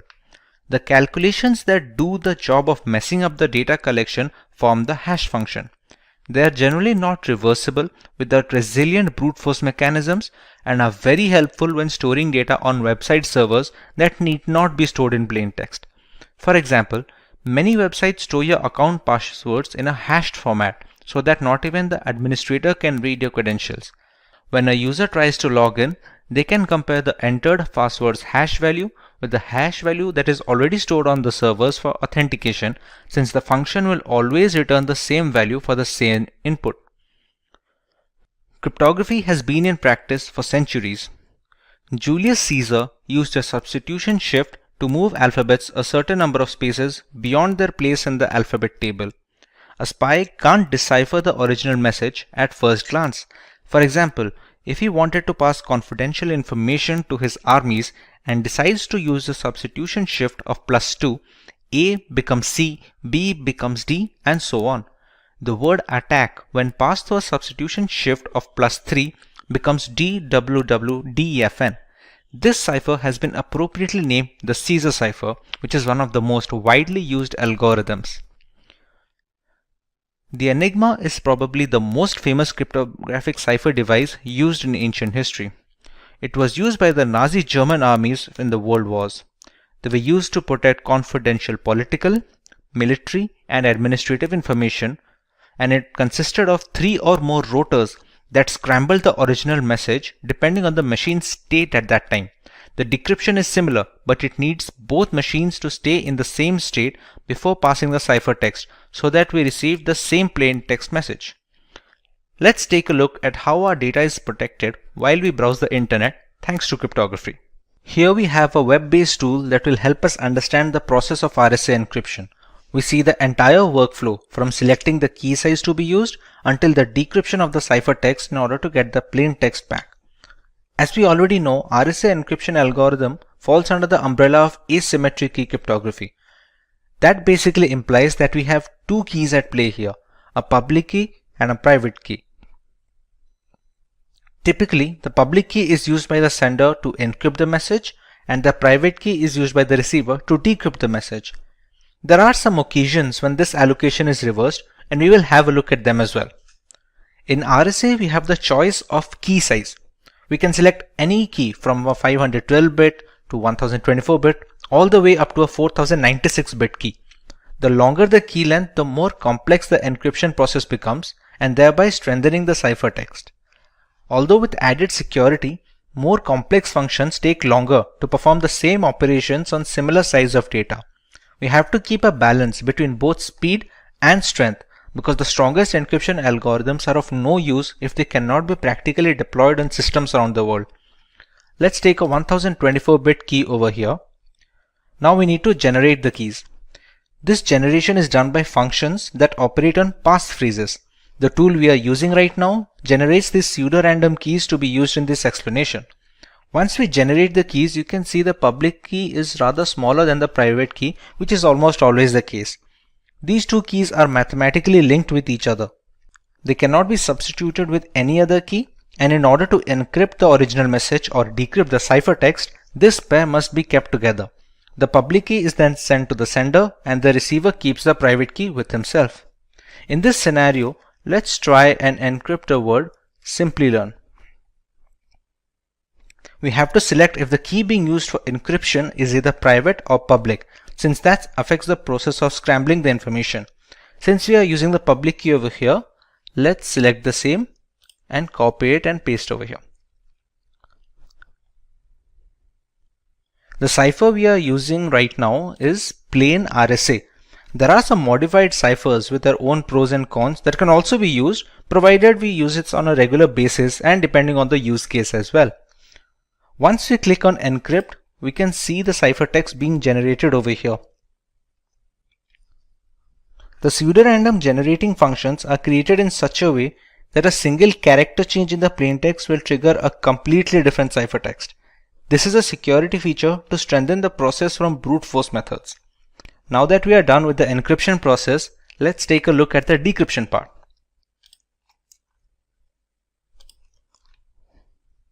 The receiver gets this ciphertext from the sender with no other key or supplement. He or she must already possess the private key generated from the same pair. No other private key can be used to decrypt the message since they are mathematically linked. We paste the private key here and select the same. The cipher must also be the same used during the encryption process. Once we click decrypt, you can see the original plaintext we had decided to encrypt. This sums up the entire process of RSA encryption and decryption. Now some people use it the other way around. We also have the option of using the private key to encrypt information and the public key to decrypt it. This is done mostly to validate the origin of the message. Since the keys only work in pairs, if a different private key is used to encrypt the message, the public key cannot decrypt it. Conversely, if the public key is able to decrypt the message, it must have been encrypted with the right private key and hence the rightful owner. Here we just have to take the private key and use that to encrypt the plaintext and select the same in this checkbox as well. You can see we have generated a completely new ciphertext. This ciphertext will be sent to the receiver and this time we will use the public key for decryption. Let's select the correct checkbox and decrypt, and we still get the same output. Now let's take a look at practical example of encryption in the real world. We all use the internet on a daily basis and many are aware of the implications of using unsafe websites. Let's take a look at Wikipedia here. Pretty standard HTTPS website where the H stands for secured. Let's take a look at how it secures the data. Wireshark is the world's foremost and most widely used network protocol analyzer. It lets you see what's happening on your network at a microscopic level, and we are going to use this software to see the traffic that is leaving our machine and to understand how vulnerable it is. Since there are many applications running in this machine, let's apply a filter that will only show us the results related to Wikipedia.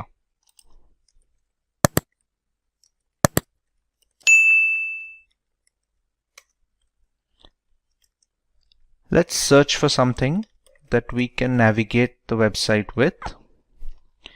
Okay, once we get into it a little, you can see some of the requests being populated over here. Let's take a look at the specific request. These are the data packets that basically transport the data from our machine to the internet and vice versa. As you can see, there's a bunch of gibberish data here that doesn't really reveal anything that we searched or watched. Similarly, other secured websites function the same way, and it is very difficult, if at all possible, to snoop on user data this way. To put this in perspective, let's take a look at another website, which is a HTTP web page.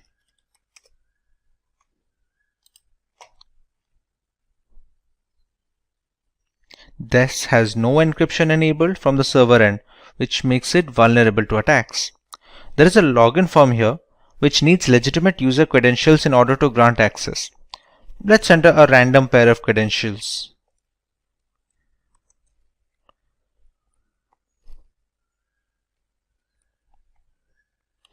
These obviously won't work, but we can see the manner of data transfer.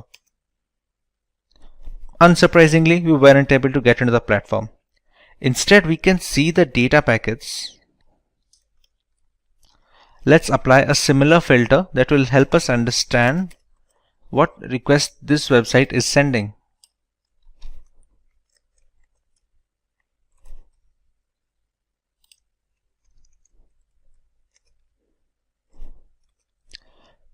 These are the requests being sent by the HTTP login form to the internet.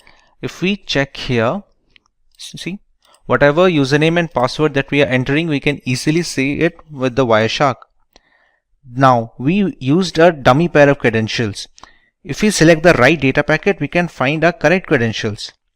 If any website had asked for our payment information or our legitimate credentials, it would have been really easy to get a hold of these. To reiterate what we have already learned, we must always avoid HTTP websites and just unknown or not trustworthy websites in general, because the problem we saw here is just the tip of the iceberg. Even though cryptography has managed to lessen the risk of cyber attacks, it is still prevalent and we should always be alert to keep ourselves safe online. Due to the increase in the network transactions in the modern era, there are often cases when we face some problems regarding network issues. But are they exactly network issues or is somebody spying on us? Well, such cases are regarded as network sniffing cases. But how exactly a hacker hack into a network system? Well, for today's topic, we'll understand the same. Let's take a look at network sniffing. To access the network-related information between devices to gain profit or use the hacked data for illegal purpose is known as network sniffing. This is a process where a hacker or a malicious programmer spy into the network devices of our system. They can access different websites that we visit often or see our network habits. Let's take a look at different tools that are suitable for sniffing purpose. Network sniffing tools are softwares that are available on the internet that can be used to sniff into the network. Let's take a look at some of the famous network tools. First one is Avik. This is a networking sniffing tool which has specialization in intelligent analysis for network packets. Next is Wireshark. This software tool is best to look into protocol related data packets that are often transmitted over the network. And lastly, we have SolarWinds Network Packet Sniffer, where the performance of this sniffing tool is best where the performance management is to be looked into. Let's take a look at the Wireshark sniffing tool. This is an open source network sniffing software which is specifically designed to attack data packets during their transmission over the network. This type of software uses different color combinations to represent different packets and protocols. Let's take a look at some of the uses for the sniffing software. The first use is it is used to analyze network packets, whereas it can also be used to troubleshoot different network issues, which are often used by different engineers to test whether the software or a network device is susceptible to an attack. And lastly, it is also used to check malicious and hacking possibilities on the network. Now that we are completed with the briefing for the software that is known as Wireshark, let's take a look at the actual demo how exactly network sniffing is done. You can directly access the Wireshark software website where you can find the download option and download the most suitable version for your laptop or computer device. After downloading the software, when you install it, you'll get something like this.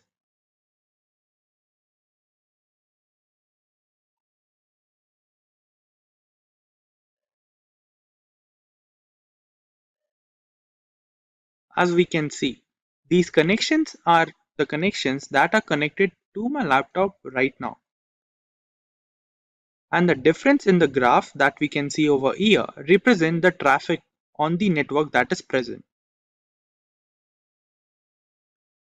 To much better understand what exactly is going on the network, we can access one of them. Let's access the Wi-Fi network on my laptop. After accessing the network, we can see some packet settings like this. These represents the packet transaction that has been made on my network through the internet. And this is how a hacker or a cybercriminal knows how exactly we use a network services. This part of the Wireshark represents different detailed information about the transaction that has been made. And the last section represents some raw data or garbage data. But how exactly a hacker use all this jumbled data and hack into a system? Well, to clarify this, there's an option that can be used that is known as display filter on the Wireshark software. If you want to search for a specific protocol, for example TCP, we can write TCP in the search filter and search. And now as we can see, we only get the protocols that are related to TCP. This is how we can differentiate different protocols and access some of them to gain knowledge about what exactly is going on in the network. Let's try accessing some other protocol now. For example, DNS. And as we can see, only the protocol and the data packet that is related to DNS protocol is visible to us. To further enhance the display filter, let's try accessing a different page on the web browser. For example, Simplilearn.com. When we access the Simplilearn website, we can see the professional courses that are available. But let's take a look at the changes that has been made on the Wireshark. To know this, let's write TCP and a keyword included contains. And one more thing to include over here is, during the display filter, if you write something that is related to the software, it will represent in a green color, like this. But if you write some error related keywords like this, it will represent in the red. Let's continue with the search setting. Including the contains keyword and writing Simplilearn and entering. Now, as we can see, these two related data packets represent the Simplilearn website that we accessed just now, where the source destination IP address represents my system address, whereas the destination, that is 13.224.21.74, represent the Simplilearn's IP address. Let's take a look. And in the garbage area or the raw data, we can take a look Simplilearn website. To see some more details regarding the same, you can access the transport layer security and the transmission control protocol, where we can see the source port, the destination port, which is always 443, as well as the flag and the timestamp for the same. This is how hackers get the data about a network settings. But if we want to search for more data related to Simplilearn website that we visited just now, there's another filter that we can use. For example, using ip.addr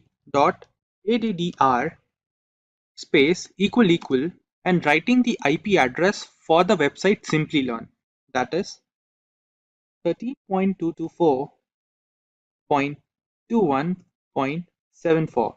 And when we press enter, we get all the related data for the Simplilearn website. And this is how we can see the related data. To much further enhance our display settings, let's try another example. Access your internet browser and access some other website. For example, the State University, and access the Allahabad State University and some other partner, for example, the University State PDF. Let's see the changes in our Wireshark settings and try using HTTP. When we write this, we get the data that is related to the HTTP. But what is the use for the same? When you access this and right click on the same and choose the option follow and HTTP stream, and over here we can take a look at the host, that is the website that we just visited. Now imagine if we were a hacker and we knew all this, we can access any website that our user visited and we can hack into his system through the website. Guys, but the point that has to be noted over here is, if we use the network sniffing tool, Wireshark, or some other tool that is available on the internet for research purpose or experimental use, that's fine. But we shouldn't use all these softwares for any malicious activity because that is illegal. Now, some of the options that we can see are the red box. This action is used if we want to stop the traffic connection. That means if we press this option and clear this and press enter, this shows that the network settings has stopped receiving any traffic that is available on the network. But if we want to access them again, we can choose this bluefin option, continue without saving, and the software again start recording the websites or the data packets that are available on the network. Now let's take a look at an example. As we all know, we often visit different websites, and there are some cases we often see when the Chrome represent a non-secure option. That represents that the website is unprotected against network attack. For example, we can access an experimental website.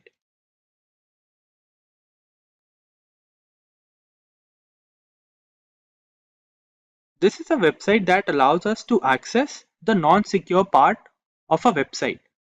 If we write for username as admin1213 and for password as Simplilearn,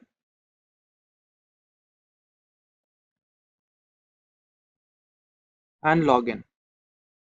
As this is an experimental website, it says it's sorry and the login has failed. Let's see the changes in our Wireshark software. Now, as we already did earlier, if we want to access a specific website, we should write TCP contains and the keyword of the website, that was admin. Through this, we can see this was the website that we visited just now. But if we want to access the actual important data, that was the password that we typed, we can use this option. And over here we can see the Simplilearn, which was encrypted earlier in the website. This is how a hacker or a cyber criminal use different sniffing softwares and gain data about different users. In this video, we bring you the best programming languages for hacking. Here, we will give you the top 5 programming languages that will help you enhance your hacking skills. First, let's understand the importance of knowing programming for hacking. You might wonder if programming is a necessity to become a hacker. As you might be aware, hacking involves breaking the protocols and exploiting a network.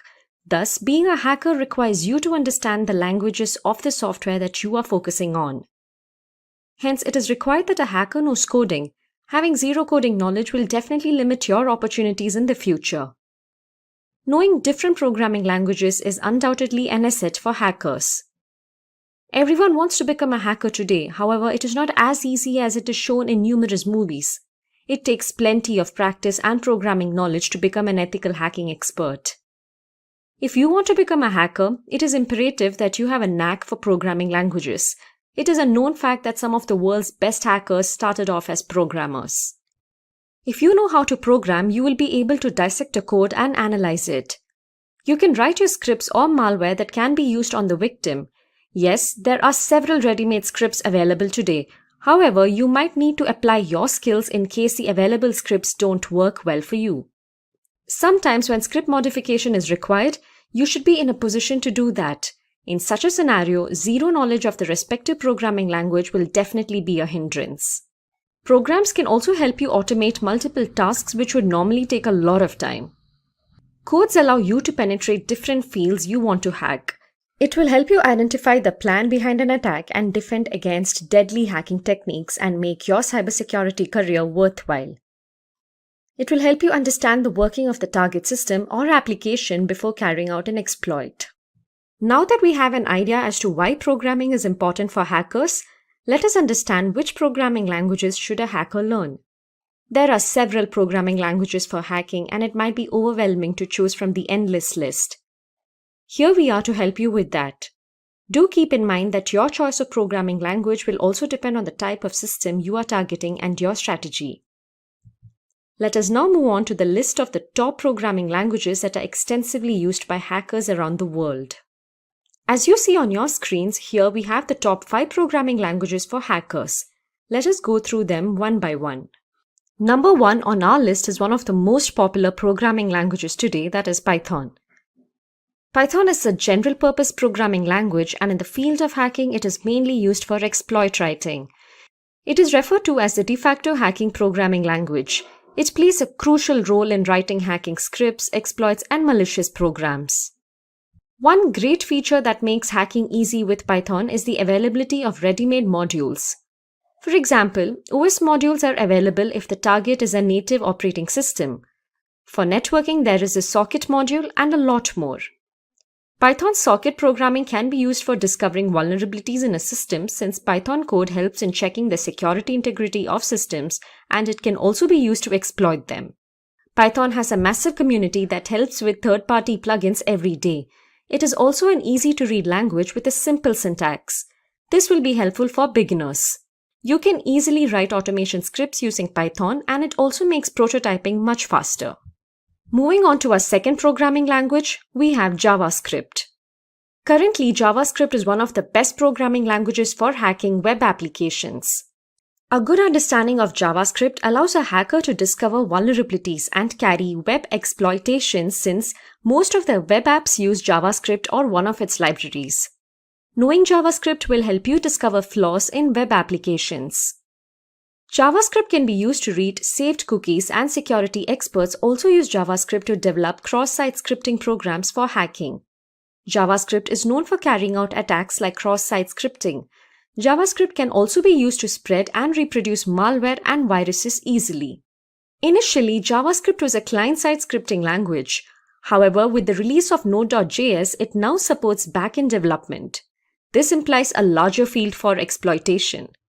A hacker can now use JavaScript to snoop the typed words, inject malicious code, and track browsing history to name a few. Number 3 on our list is PHP. Hypertext Preprocessor or PHP is a dynamic server-side programming language that is used to build websites. Hackers should understand PHP as it will help them understand web hacking techniques better. Especially if you're into web hacking, then getting your hands on PHP would be an asset. PHP is used in server-side scripting. Using PHP, you could write a custom application that modifies settings on a web server and makes the target server susceptible to attacks. With the help of PHP, you can also eliminate any vulnerabilities in your code. PHP is one of the most powerful server-side languages used in most of the web domains. This shows how learning PHP can help you with web hacking and also help you fight against malicious attackers. Popular content management systems run on a foundation of PHP. Hence, having a strong knowledge of PHP can help you protect or compromise such websites. Next on our list of the best programming languages for hackers is SQL. SQL is the acronym for Structured Query Language. Although SQL is not a traditional programming language, it is a language used for only communicating with databases. Several systems like MySQL, PostgreSQL store their data in databases.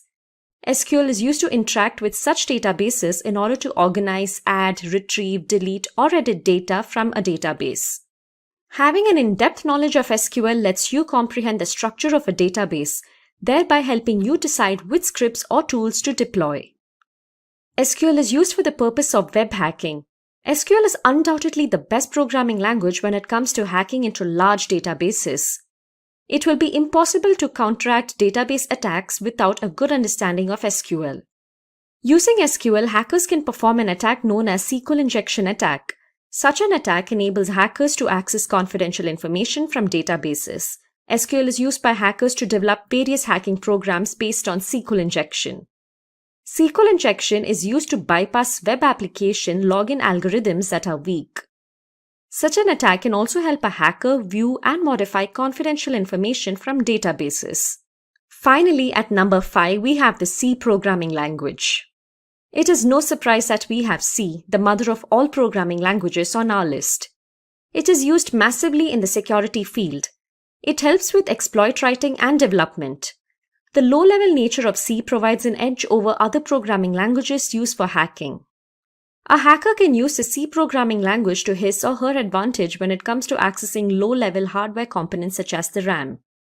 Security professionals mostly use C when they are required to manipulate system resources and hardware.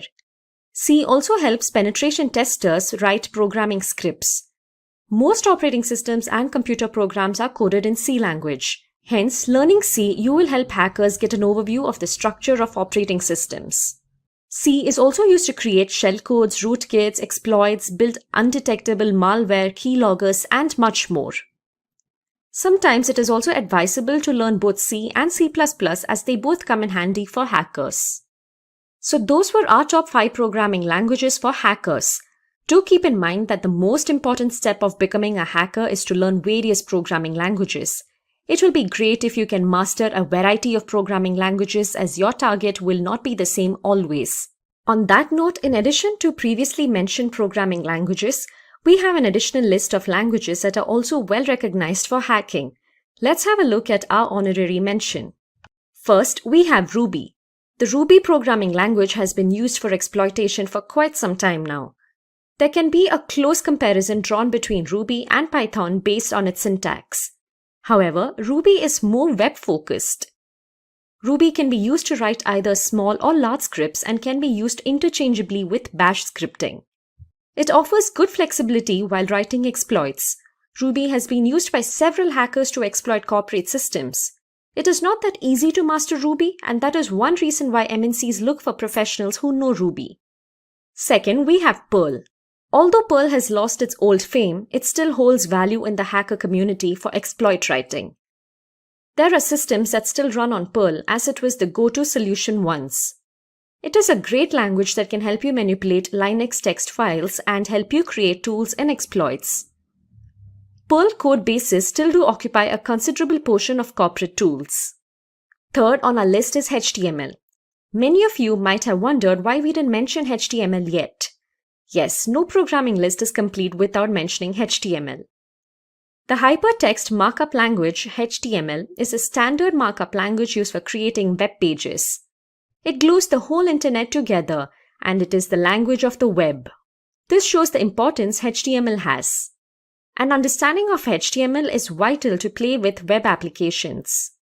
HTML also finds its use in developing hybrid mobile and desktop apps. HTML is a must if you want to master this field.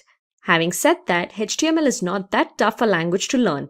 Hence, it is advised to master HTML if you want to compromise web applications. And finally, at 4 we have assembly level language.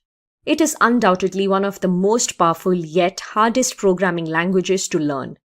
It is a complicated low-level programming language. For hacking primitive systems, assembly is one of the best programming languages. The best part of assembly is that you can instruct machine hardware or software using it. Assembly language helps a hacker manipulate systems straight up at the architecture level. It is also the most suited coding language to build malware like viruses and trojans. It is considered to be the best language for jobs that are time critical. Reverse engineers use assembly language. For example, if you're interested in software cracking and if you want to reverse engineer a piece of software that has already been compiled, assembly is the go-to choice. As complicated as a language sounds, the results it produces are highly fruitful. So those were the additional programming languages that can help you become a skilled and successful hacker. We should keep in mind that a strong understanding of programming languages helps cybersecurity professionals stay on top of cyber criminals. Kali Linux is an operating system that has become a well-known weapon in this fight against hackers.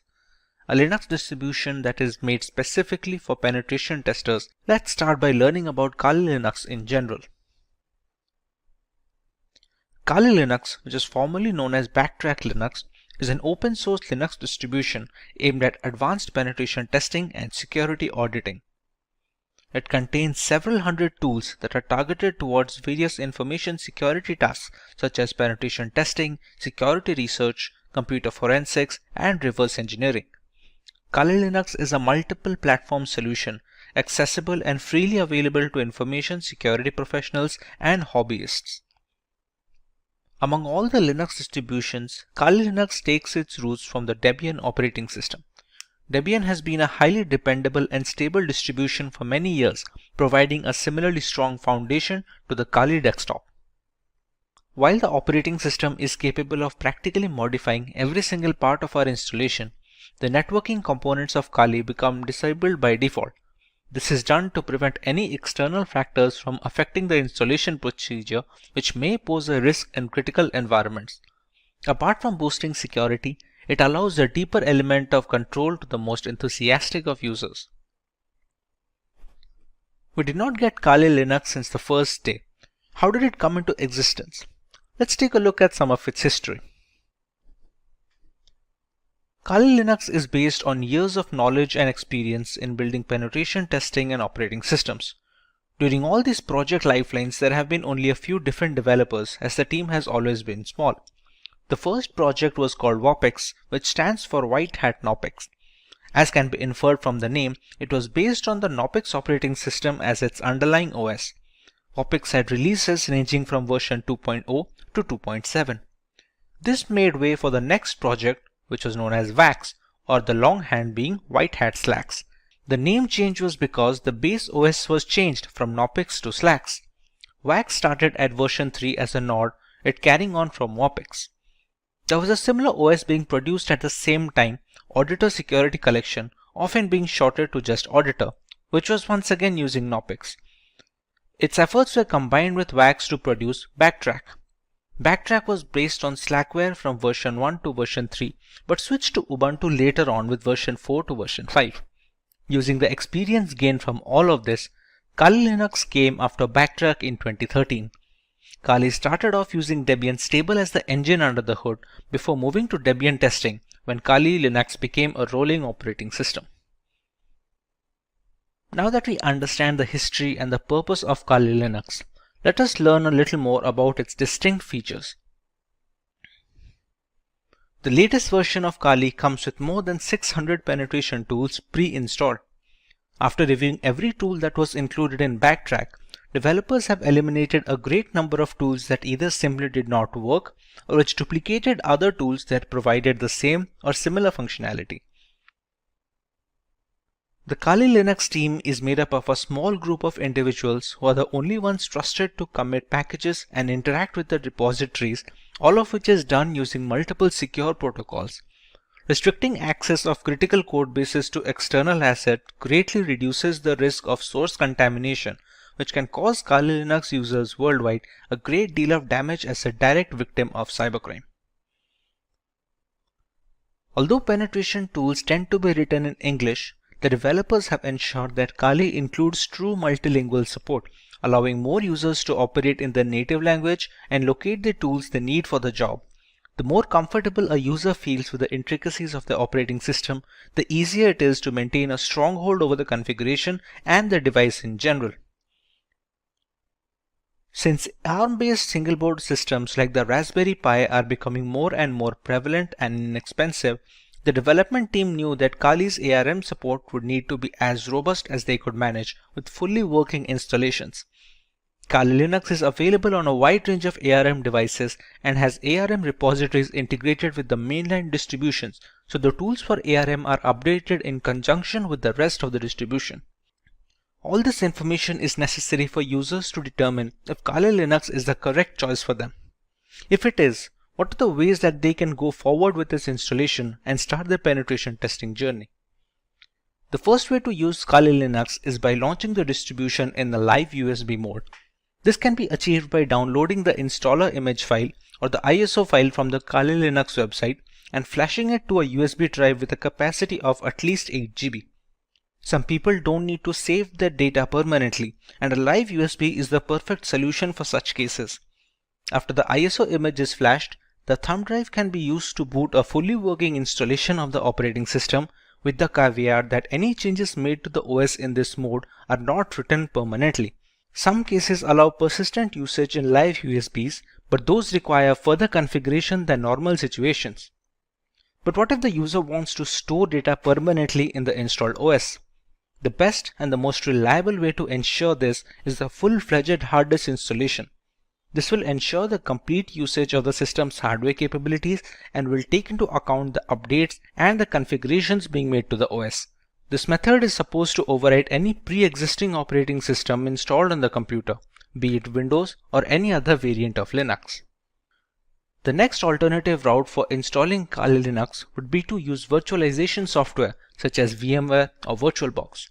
The software will be installed as a separate application on an already existing OS, and Kali Linux can be run as an operating system in the same computer as a window. The hardware requirements will be completely customizable, starting with the allotted RAM to the virtual hard disk capacity. The usage of both a host and guest operating system like Kali Linux allows users a safe environment to learn while not putting their systems at risk.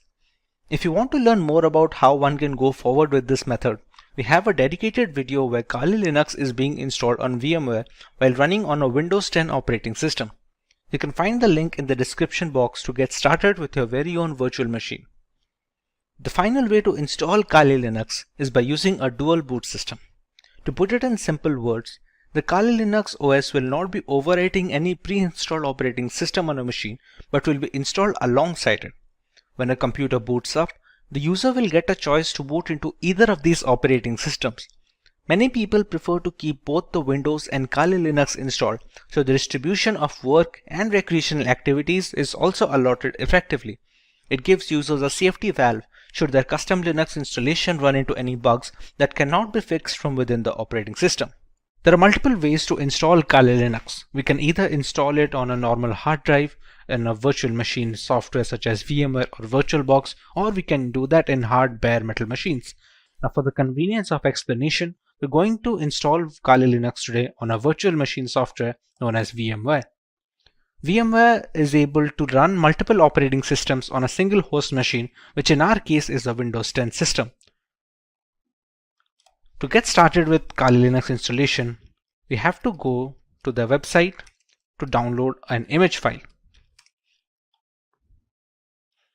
We go to Get Kali, and as you can see, there are multiple platforms on which this operating system can be inverted.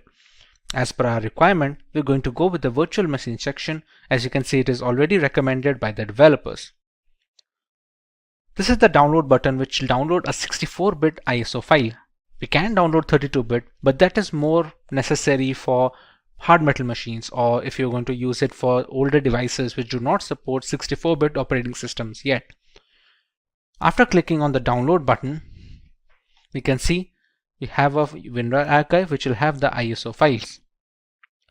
For now, we have downloaded the ISO file and it is already present with me. So we can start working on the VMware side of things.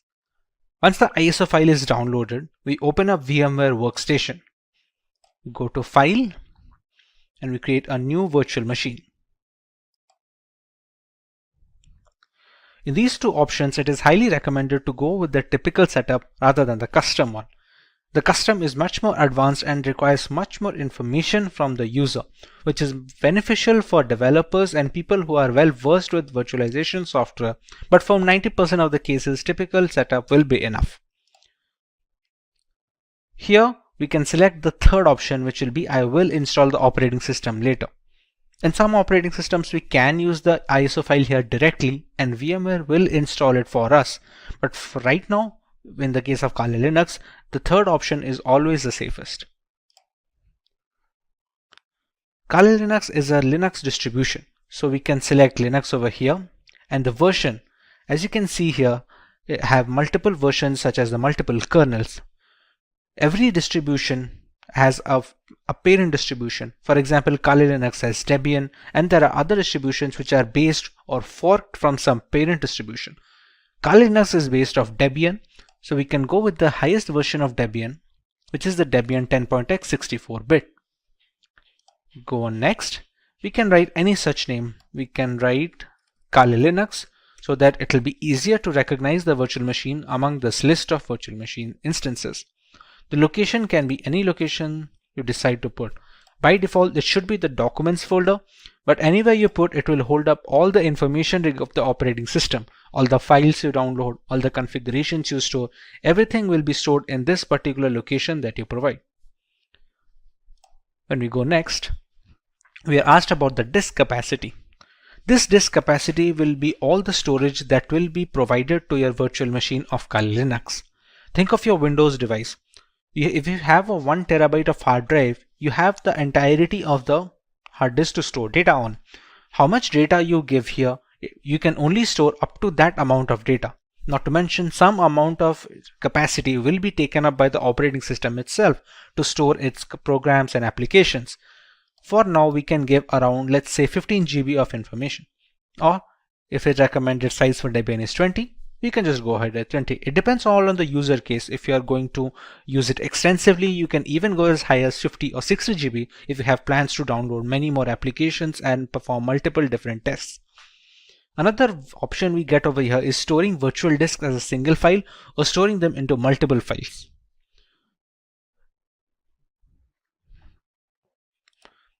As we already know, this virtual machine runs entirely on VMware.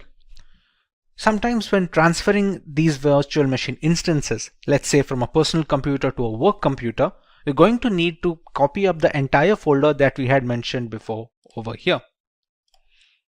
Instead, all virtual machines have a portability feature.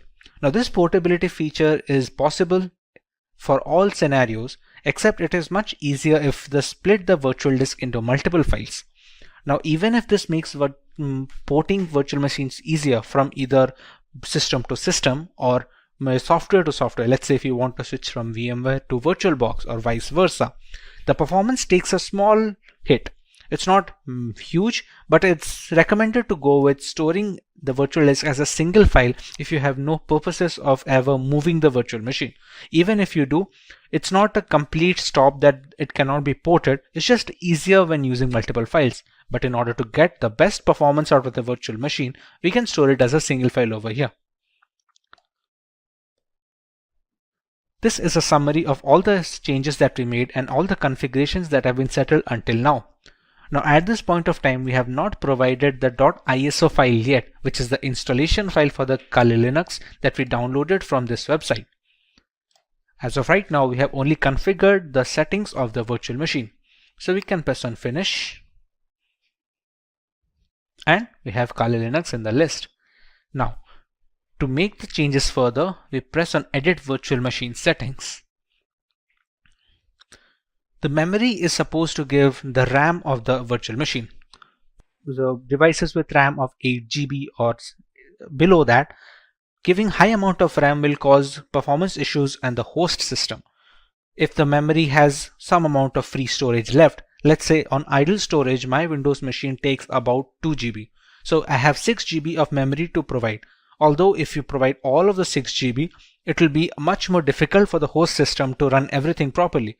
So for this instance, we can keep it as 2 GB of memory for the virtual machine instance.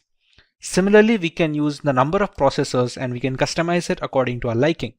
Let's say if we want to use one processor, but we want to use 2 different cores, we can select them as well. Hard disk is pre-set up as the SCSI hard disk, and it does not need to be changed for the installation of this operating system at all. CD/ID DVD. This is where the installation file comes. You can think of the ISO file that we downloaded as a pen drive or a USB thumb drive, which is necessary to install an operating system. To provide this, we're going to select Use ISO image file. We're going to click on Browse. Go to Downloads and select the ISO file over here. Select Open, and we can see it is already loaded up. Next, in the network adapter, it is recommended to use NAT. This helps the virtual machine to draw the internet from the host machine settings. If your host machine is connected to the internet, then the virtual machine is connected as well. There are some other options such as host only or custom segments or LAN segments, but those are not necessary for installation. Rest of them are pretty standard, which do not need any extra configuration and can be left as it is. Press OK, and now we can power on this virtual machine.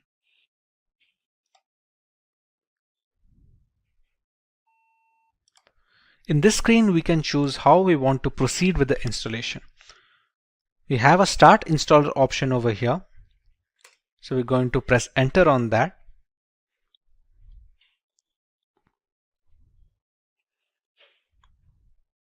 We're going to wait for the things to load from the ISO file. The first step in the installation is choosing the language of the operating system. For this, we can go with English as standard. This is a location. This will be used for setting up the time and some of the internal settings which depend entirely on the location of the user. So for this, we're going to go with India. Configuring the keyboard, it's always recommended to go with the American English first. Many people make a mistake of going with the Indian keyboard if it is possible, and it provides a lot of issues later on. So it's always preferred to go with the American English, and if later we see some necessity of another keyboard dialect that is required, we can install it later. But for now, we should always stick with American English as a basic. At this point, it's going to load the installation components from the .iso file. It is a big file of 3.6 GB, so it has a lot of components that need to be put into the virtual machine, which can also be used to detect hardware.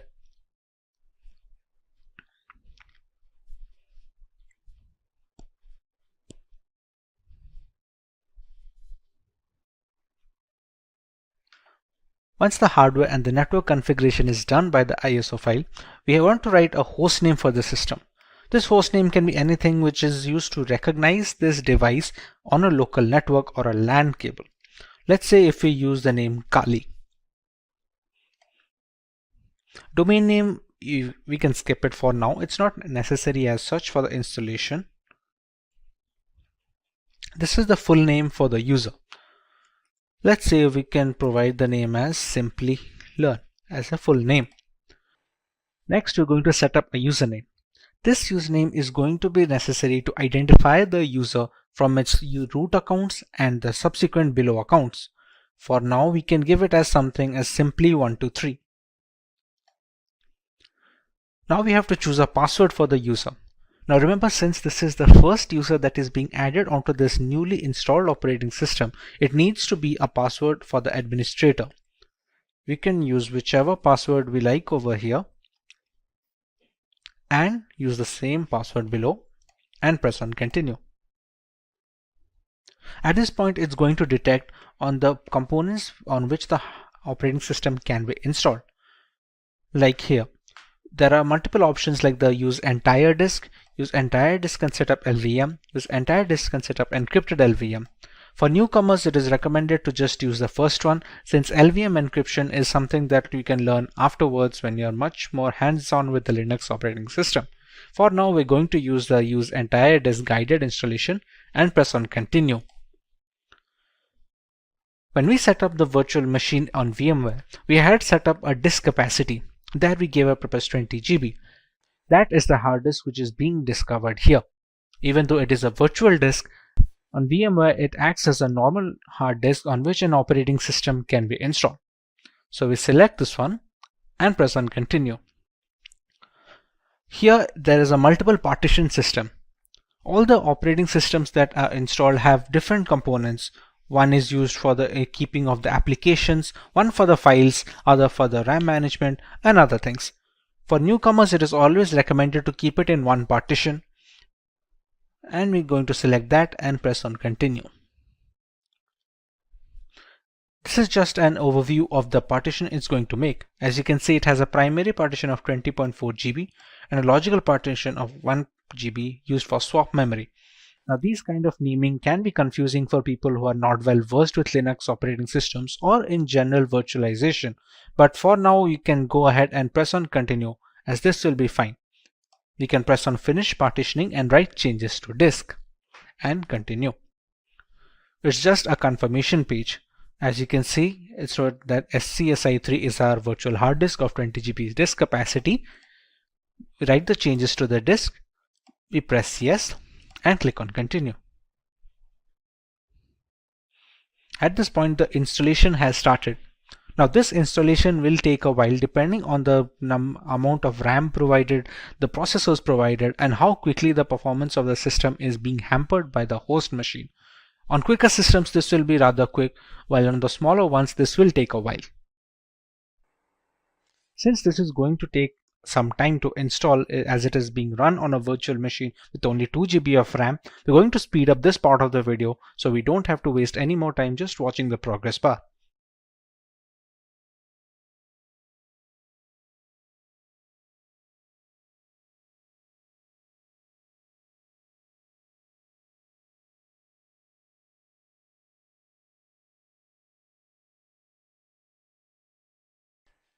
Now that our core installation is completed, it's asking us to configure a package manager. The work of a package manager on Linux operating systems is similar to the Google Play Store on Android mobile devices and on the App Store for the Apple devices. It's an interface to install external applications which are not installed by default. Let's say for Google Chrome or any other browser which can be used to browse the internet. At this point of time, it's asked us to select a network mirror. We're going to select as yes and move forward with this. Next, it's going to ask us for an HTTP proxy, which we can leave it as blank and press it as continue forward. At this point of time, it's looking for updates to the Kali Linux installation. This will fetch the new builds from the Kali server, so the installation is always updated to the latest version. Now that the package manager is configured, we have the grub bootloader. The grub is used for selecting the operating system while booting up. Its core functionality is to allow the operating system to be loaded correctly without any faults. So at this point of time, if it asks install the grub bootloader to your primary drive, we can select it as yes and press continue. Remember, the installation was conducted on dev SDA. So we're going to select installation of the grub loader on the same hard disk that we have configured. We press this one and press continue. So now the grub bootloader is being installed. The grub is highly essential because it shows the motherboard where to start the operating system from. Even if the operating system is installed correctly and all the files are in correct order, the absence of a bootloader will not be able to launch the OS properly. As you can see, the installation is finally complete. So now we can press on continue and it's going to finalize the changes.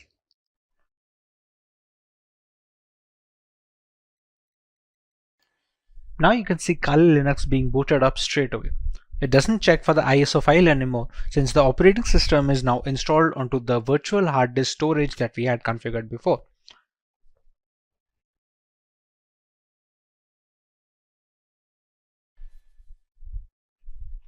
Here we're going to enter our username and password that we had set up before.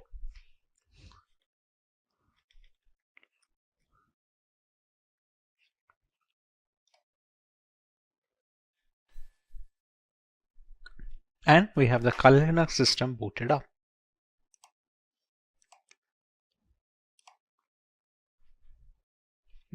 And this is your homepage. We can see the installed applications over here, which are being used for penetration testing by multiple security analysts worldwide. All of these come pre-installed with Kali Linux, and others can be installed using the apt package manager that we had configured. We can see a full name over here. And with this, our installation of the Kali Linux is complete. In today's world, an organization's most valuable asset is its information or data. This is true for all kinds of businesses, be it public or private. On a daily basis, they all deal with enormous amounts of sensitive information. As a consequence, terrorist groups, hacking teams, and cyber thieves often attack them. To ensure this safety and protection, businesses use a variety of security measures and regularly update their index. Organizations must be proactive in this age of digitalization by regularly assessing and updating their security. Every day, hackers discover new methods to breach firewalls. Ethical hackers or white hat hackers provide a fresh perspective on security. They conduct penetration tests to validate security measures. Generally, they will penetrate your networks and give you relevant information about your security posture. Once an organization has this knowledge, it may upgrade its security procedures accordingly. The latest version of Kali Linux comes with more than 600 penetration tools pre-installed. After reviewing every tool that was included in Backtrack, developers have eliminated a great number of tools that either simply did not work or which duplicated other tools that provided the same or similar functionality.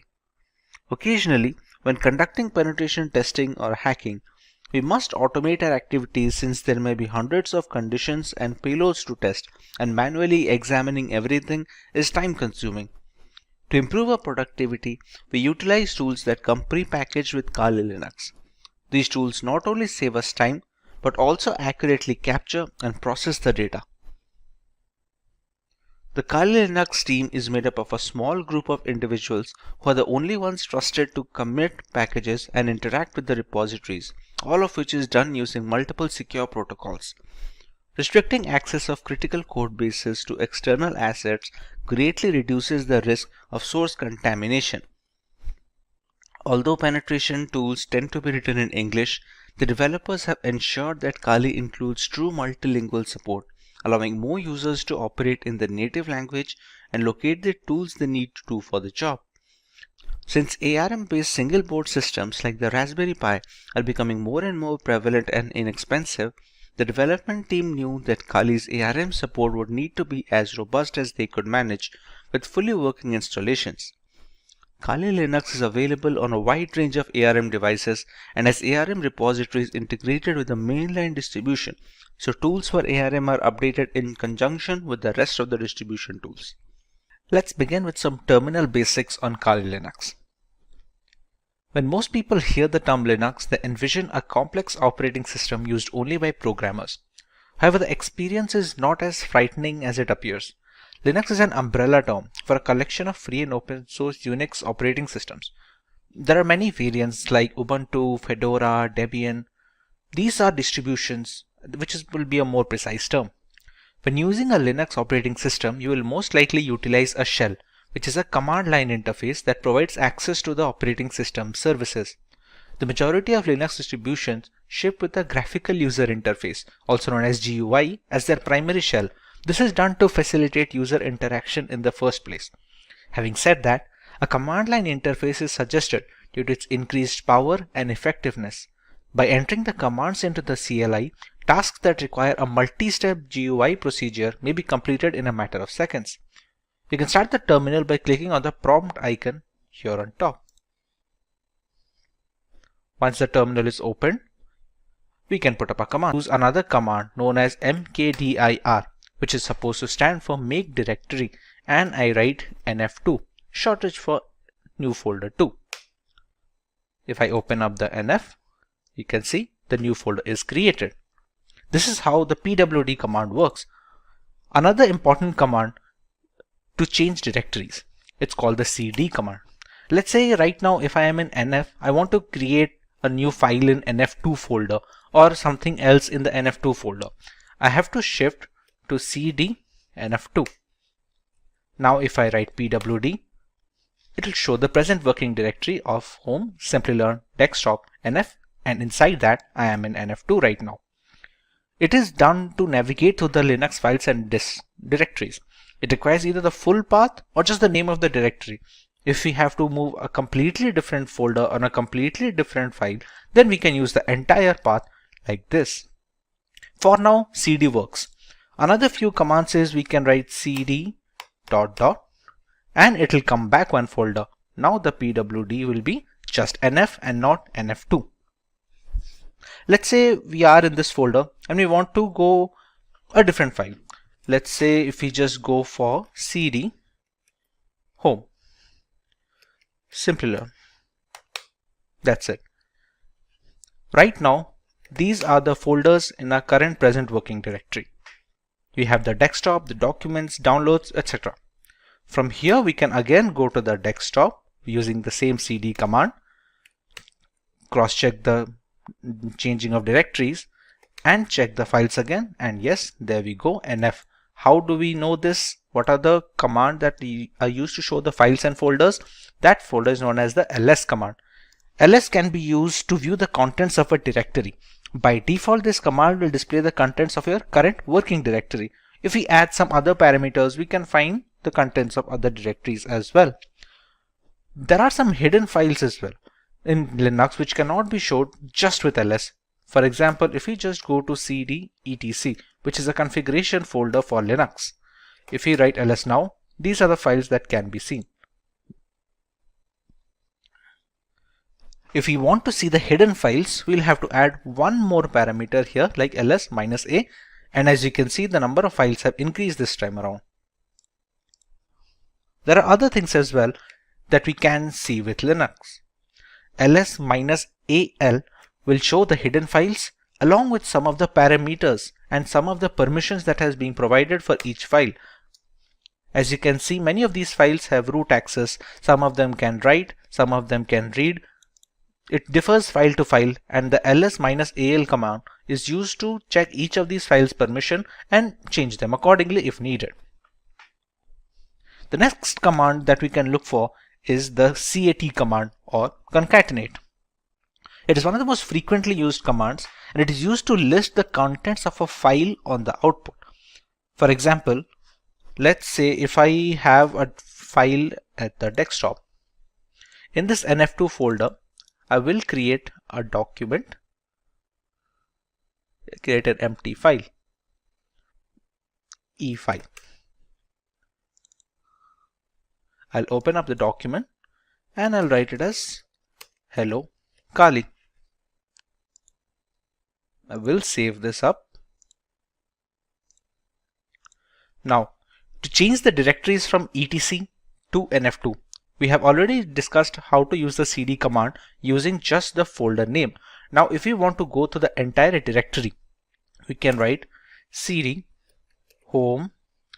As you can see, it is already prompting us to complete the name of the directory. At this point, we just have to press tab and it completes it for ourselves. Next, we already know we have to enter the desktop, nf and nf2. And this brings us to the current working directory. Here, if we press ls, we can find a file over here. Now, as discussed for the concatenate, it is used to show the contents of a file. So right now, if we press cat, which stands for concatenate, e-file. As you can see, we have written hello Kali in the text file, and we can see the output right now. We can also use it to create new files. For example, if we write cat, any file name such as e-file2, Here we can write anything. Hello Kali again.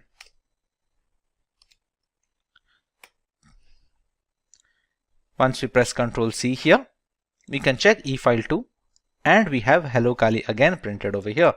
We can see the same using the concatenate command as well. If I press ls, you can see we have two files here, and I can go with cat efile2 and I have hello Kali again. This is how the concatenate command works. Apart from this, it can be used to copy. There is a different command like called cp, which is used to copy the files from one place to another. Mind you, this is not moving, this is only going to copy the command. For example, currently our pwd, which is the present working directory, is in the nf2 folder, as you can see over here. Let's copy the efile2 to the nf folder. We can write cp efile2 and give the path of the nf folder, which will be home, Simplilearn, desktop, and nf. Now if I press ls, I'll find both the files in nf2 since I copied. To go back to the nf folder again, we can again use the same command of we can again use the home, Simplilearn, desktop, and just nf. No nf2 this time, just nf. As you can see, this will change back our present working directory. Now when we press ls, we will find the efile2 file and the nf2 folder, and we can confirm this using the GUI as well. This is the nf folder, and you can see the nf2 folder and the efile2 document. If I write cat efile2,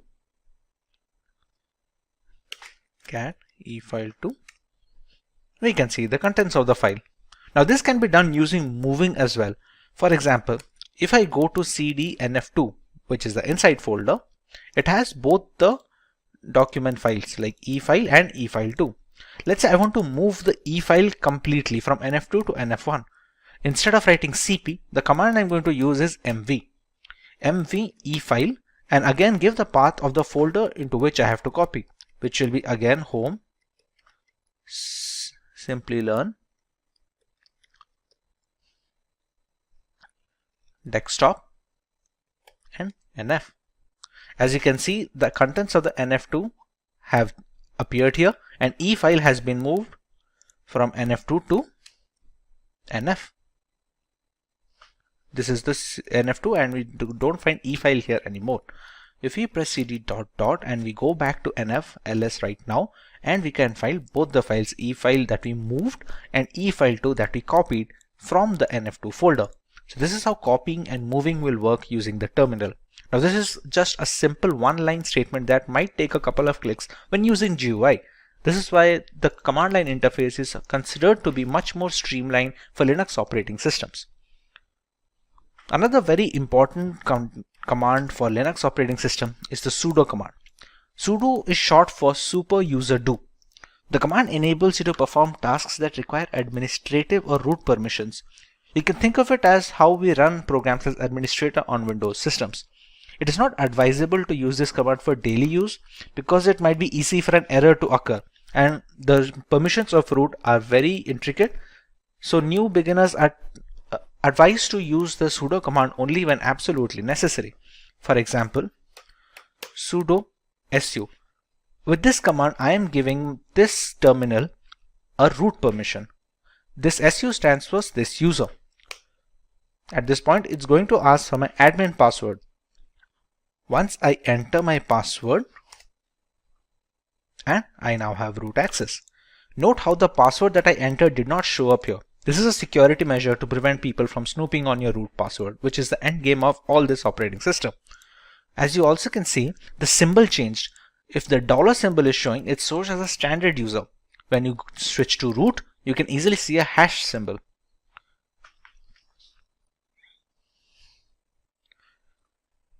This opens up a separate shell inside this terminal command. For example, we can exit out of the root user to the standard user using the command exit. And once again, we have the dollar sign and the root has vanished over here. There are some commands that will only work with administrative access. For example, when updating the Kali Linux system, we have to use apt update. As you can see, it says problem unlinking the file because permission denied. Now let's try this using sudo apt update.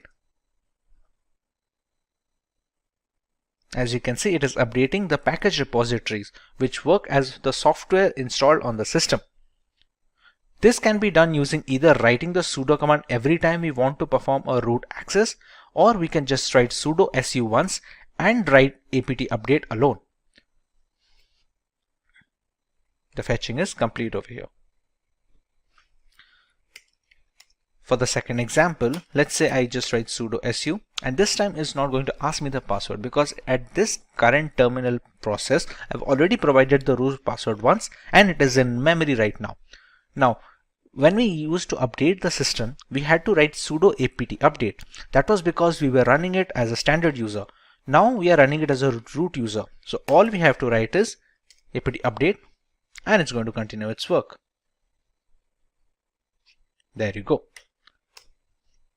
Another command that can be useful is the ping command. It's pretty self-explanatory. It's going to be checking the internet connectivity. You can be used to check internet connectivity, or you can see if there is a local server on your system which needs to be pinged, then you can check that. For example, if we have to write ping, and we can use either IP address or domain. Let's say if we want to check that if we can access google.com using this Kali Linux installation or not, we can write ping google.com. And you can see it shows the bytes being sent and received and how much time it took to take up the request. This can be done for local systems as well. For example, this installation of Kali Linux is being run on a virtual machine. Once this machine is running, I still have my host machine running over here, the IP address of which is 192.168.129.179. If I try to ping this from here,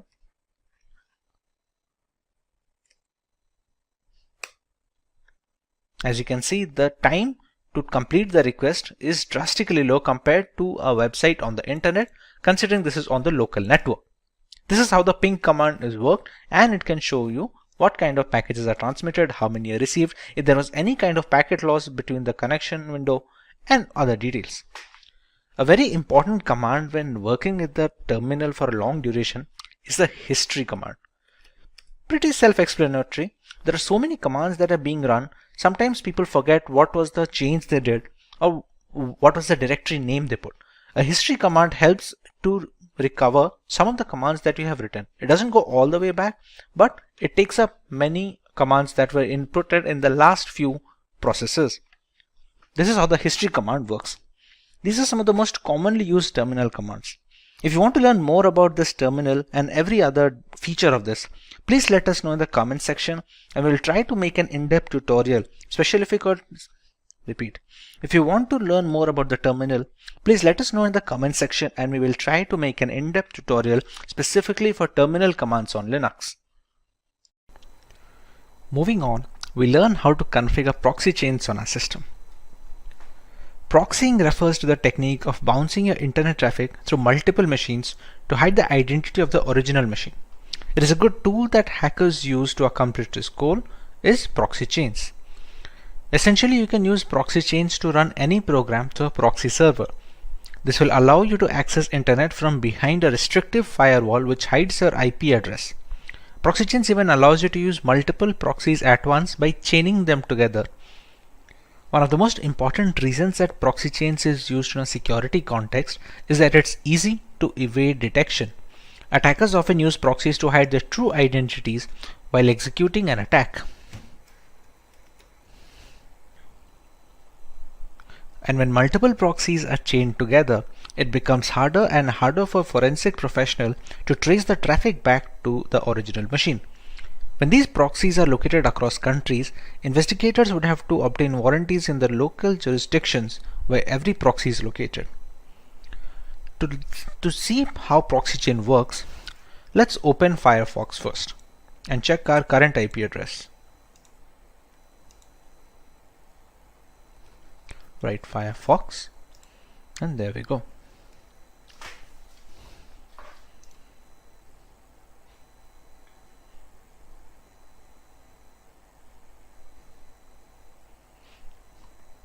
As we can see, Firefox is now open.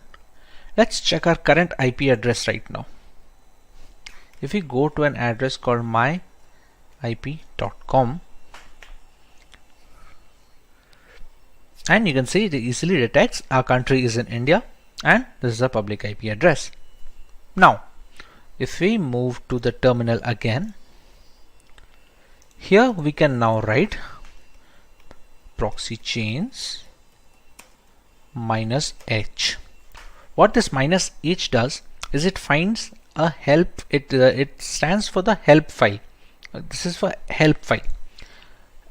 What we found out using this is proxy chains has a config file here, etc proxychains4.conf. This is the config file found. Using this config file, we can customize how our proxy chain should work.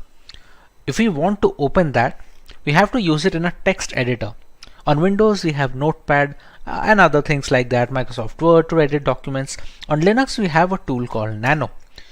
To access the Nano, we use the command nano and give the path of the file that we want to check. As of right now, the proxy chains config file is located over here. So we're going to follow the path there.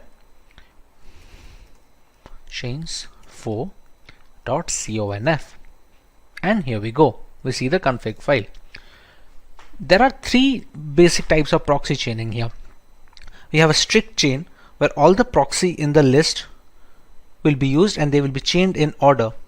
We have a random chain where each connection made through proxy chains will be done by a random combo of proxies in the proxy list. And you have dynamic chain. It's the same as strict chain, but dead proxies are excluded from the chain. And here we can set up whichever type we want. To enable or disable a particular type, we use the hash symbol here. As you can see right now, all the lines have a hashtag symbol at the front, except this one, a dynamic chain. This is the current one being used. Let's say if I want to use a strict chain method, so I can add a hash value here and remove the hash here. At one point of time, any one of these 3-4 types should be enabled. Let's go for the dynamic chain. We can disable this strict chain by putting the hashtag in front and removing the dynamic chain. As you can see below, we have few commands to how to handle the nano text editor. This symbol is known as the control button on your keyboard. Now if we want to write out, which is synonymous to saving the file, it's supposed to go with Control O. So if I press Control O on my keyboard, it says file name to write, and we have to press enter here since we want to overwrite the proxy chains 4.conf file. We don't want to create a new file over here. So just press enter and we get a permission denied. This permission denied we're getting is because we have opened this using a standard user. etc is a system folder. To be able to make some changes, we have to use it using a sudo command. To exit this nano, we have to use the Control X command. We use Control X. We're going to clear, and this time we're going to use the sudo command. Sudo nano etc proxy chains 4.conf, and we have the same file open up again. Now this time if we want to make a change, let's say we're going to add a strict chain instead of a dynamic chain, we remove the hashtag from strict. We're going to use Control O for the save file option. We're going to press enter and it says wrote 160 lines.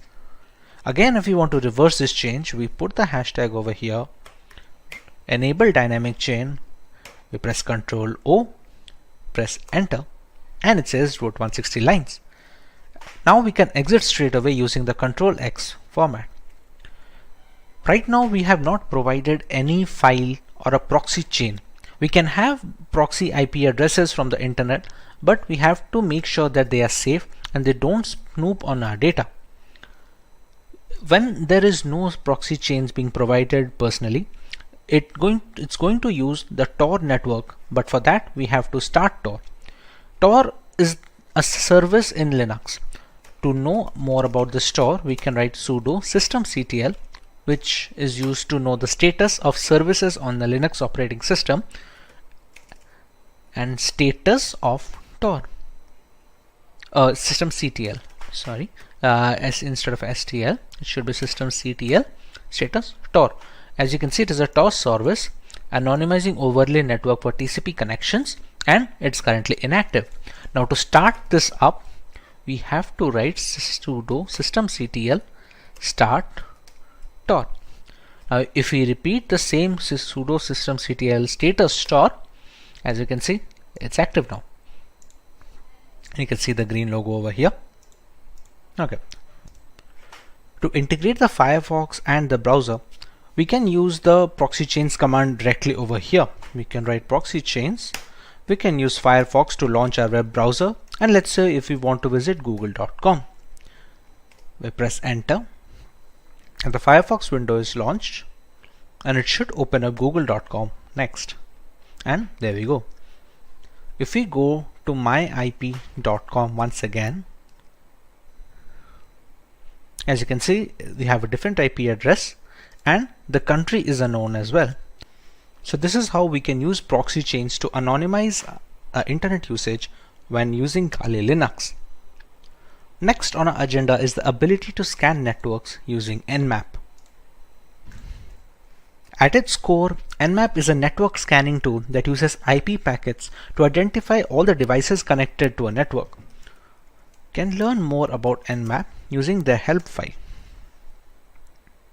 As you can see, these are some of the parameters that can be used when scanning ports of a system.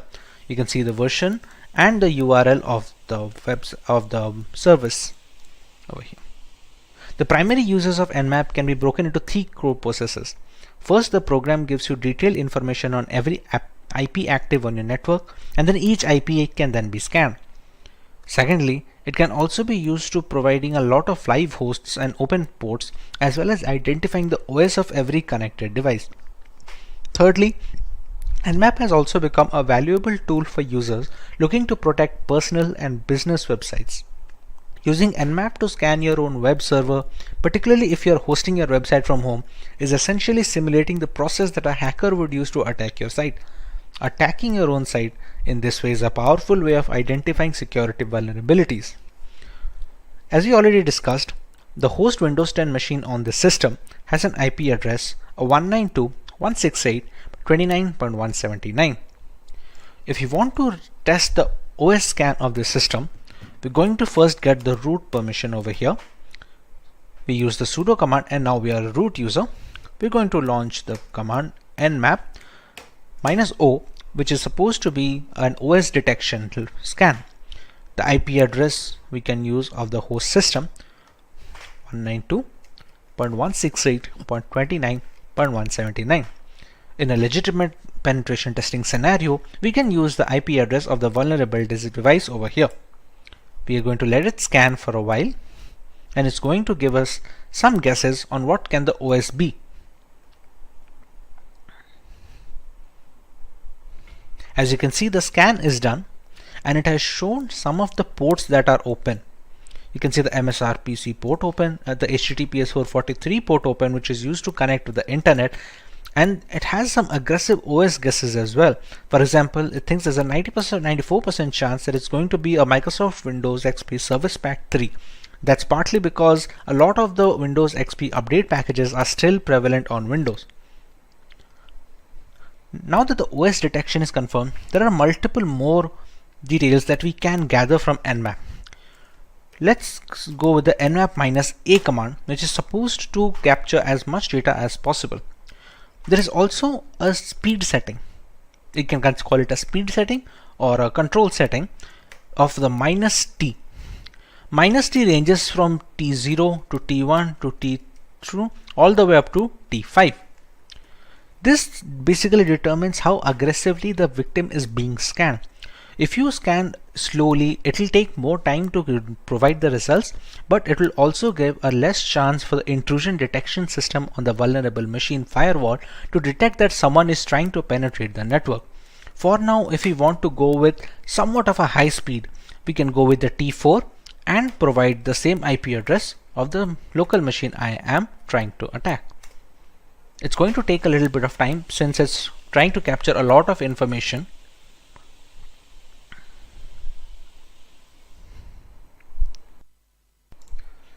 As you can see, the results are now here. It launched a scan and took a few top ports that are most likely vulnerable from a Windows XP perspective, and it showed a few ports over here. It has not shown 991 filtered ports, which could not be attacked anyway since they were closed for outside access. It shows a few fingerprint settings like the connection policies and the port details. It shows an HTTP options, some other intricate details that can be used when you attacking its servers.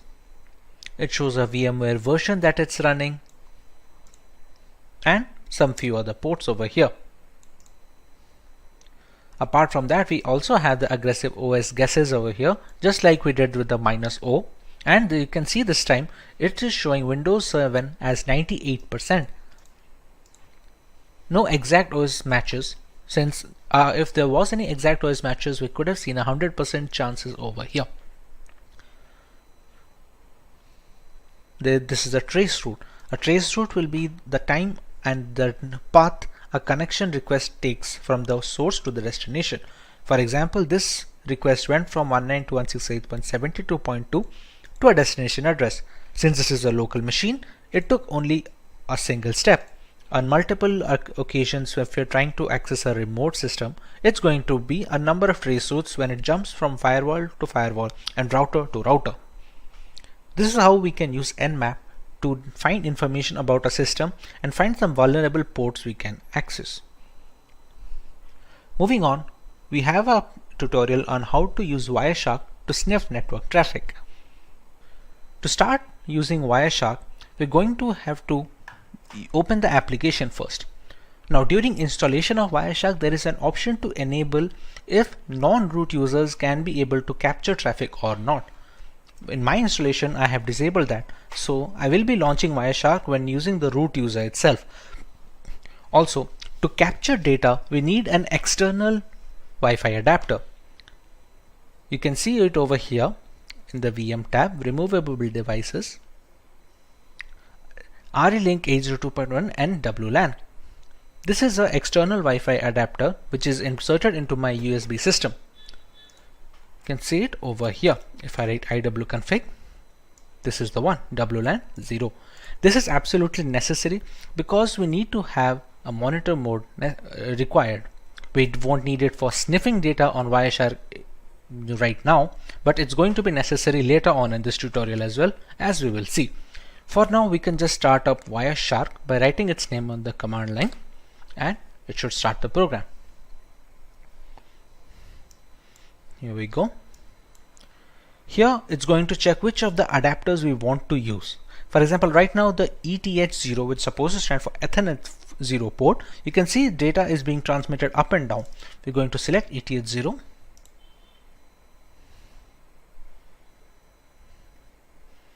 And we have started capturing data. You can see the data request from the source to destination, from the time and which protocol it is following, everything we can see.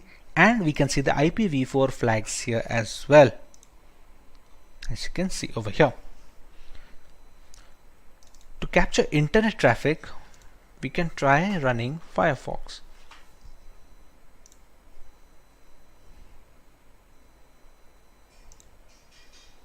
If we just write wikipedia.com,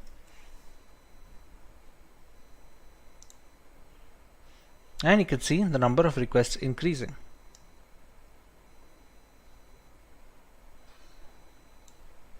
Okay, this is spelling mistake.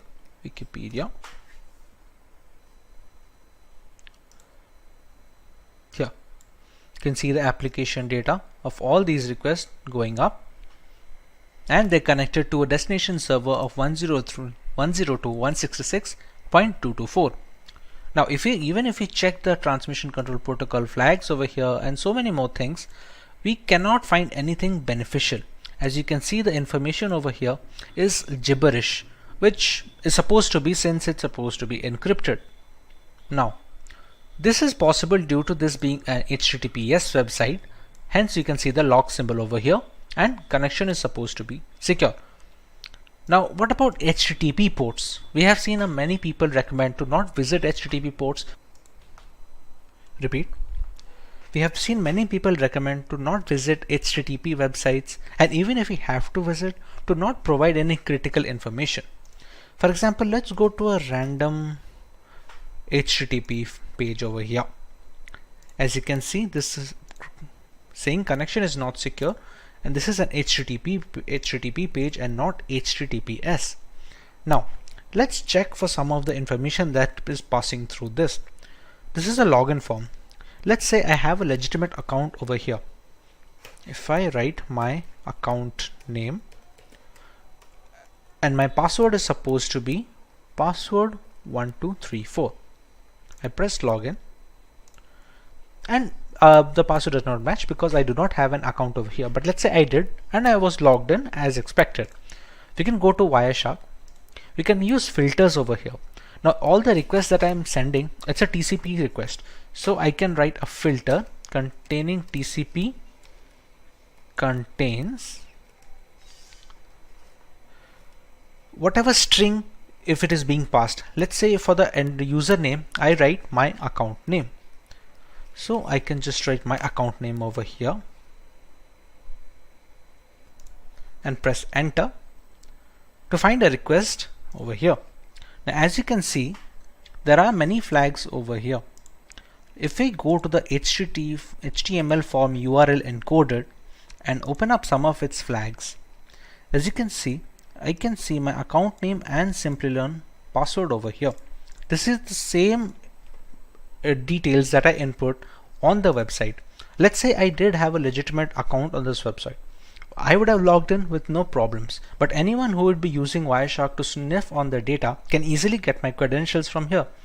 This is why it's recommended to not provide any information on HTTP pages. The security is not up to the mark, and always look for the lock symbol when visiting any website or making any internet transactions or providing any information. This is how we can use Wireshark to detect transmission and sniff packet data that is being transferred through the network adapter. Next, we have to learn about what is Metasploit. The Metasploit project is a computer security project that provides information about security vulnerabilities and aids in penetration testing and IDS development. We can open up the terminal here. We're going to allow root access, and to open up Metasploit, the keyword is MSF console. It's going to take a little bit of time to start it up. Now the Metasploit console has been loaded. From here, we can decide what type of attack we want to launch and what kind of exploits we can launch against vulnerable targets. For example, like we had already discussed, I'm running this virtual machine on a Windows 10 host machine. So if I open the command prompt from my Windows 10 over here, if I need to check the IP address once, I go with ipconfig. Here you can see the IP address of this local machine. Moving on, if we have to attack that machine, let's say we want to see what kind of exploits are going to work over there. Now we already know that Windows has some common vulnerabilities. One of those vulnerabilities is the HTA server vulnerability. HTA is supposed to be a HTML application, but when passed the right payload, it can be used to open a backdoor into a system. To start off with the Metasploit and accessing such applications, we're going to use the command use exploit, and the name of the reverse HTA server is this: Windows MISC for miscellaneous HTA server. As you can see, it already found this one. Alright, now there are some options that we need to set for this exploit to go through. For example, you can see some of the options over here. There is the payload. The payload is supposed to be the malicious file that we are going to send on the HTML application, which allows us to give the backdoor. For example, right now the payload, which is the malicious file, is a Windows Meterpreter reverse TCP. Completely understandable. Now let's set the L host. L host and R host and SRV host should be the one where we are going to launch the attack from. For example, if we launched another tab of this console and we just press ifconfig, the IP address is 192.168.72.130. So we're going to set the L host as 192.168.72.130, and we're going to do the same thing with SRV host.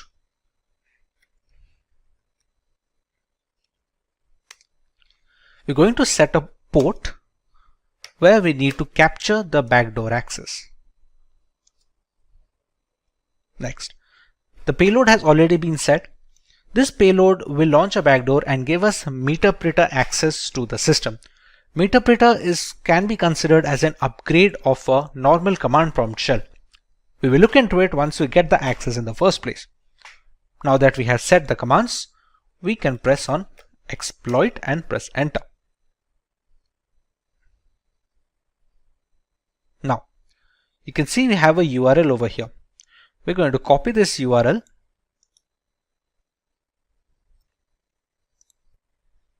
Once the URL is copied, we take it into the browser and paste it. This will ask us to download this file.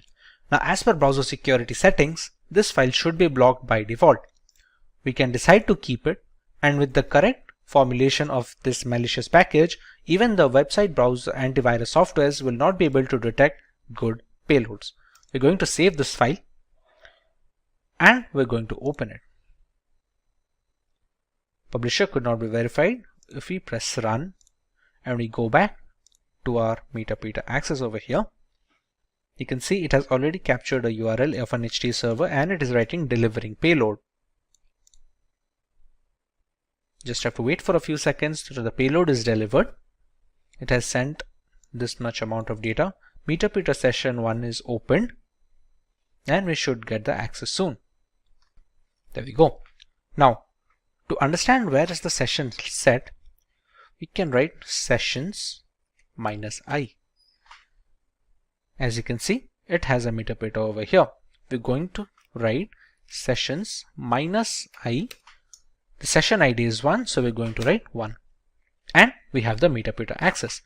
Now, to get a fair idea of the system, we're going to write sysinfo, and it's going to the computer name, the OS, architecture, all these things. We can write the help command to see what are the things that we can get out of the system. We can take screenshots, we can control the webcam and start a video chat. We can take a lot of things over here. There are other commands as well where we can change the file directory, like the cat command, cd command. There are so many things that work in the normal CMD which we can run on the meterpreter as well. Now, if we want to access this command prompt of the system directly, we can go with this. We have to write shell, and there we go. We are in the downloads folder right now. To see if this is the same computer or not, we're going to write ipconfig. As you can see, it is our victim machine with 192.168.29.171. We can just press exit and we're back with the meterpreter access. This is how we can use meterpreter and Metasploit to gain access to a Windows 10 machine. Next, let's take a look at how we can get root access from a Windows 10 system. We just learned how we can get a meterpreter access from a system. We can background this meterpreter session by writing background and pressing enter. We can still see the sessions -i. It's still present over here. Now, these kind of access are not administrative access. These are the kind of backdoors that can be created for standard users.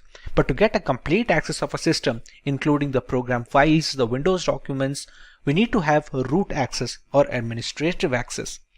To do that, we're going to use another exploit. Reminder that the meterpreter session of the standard access is already present and we're not messing with it right now. We're going to set up another session, albeit with the same machine. That exploit name is use exploit Windows local bypass UAC event viewer, and there we go.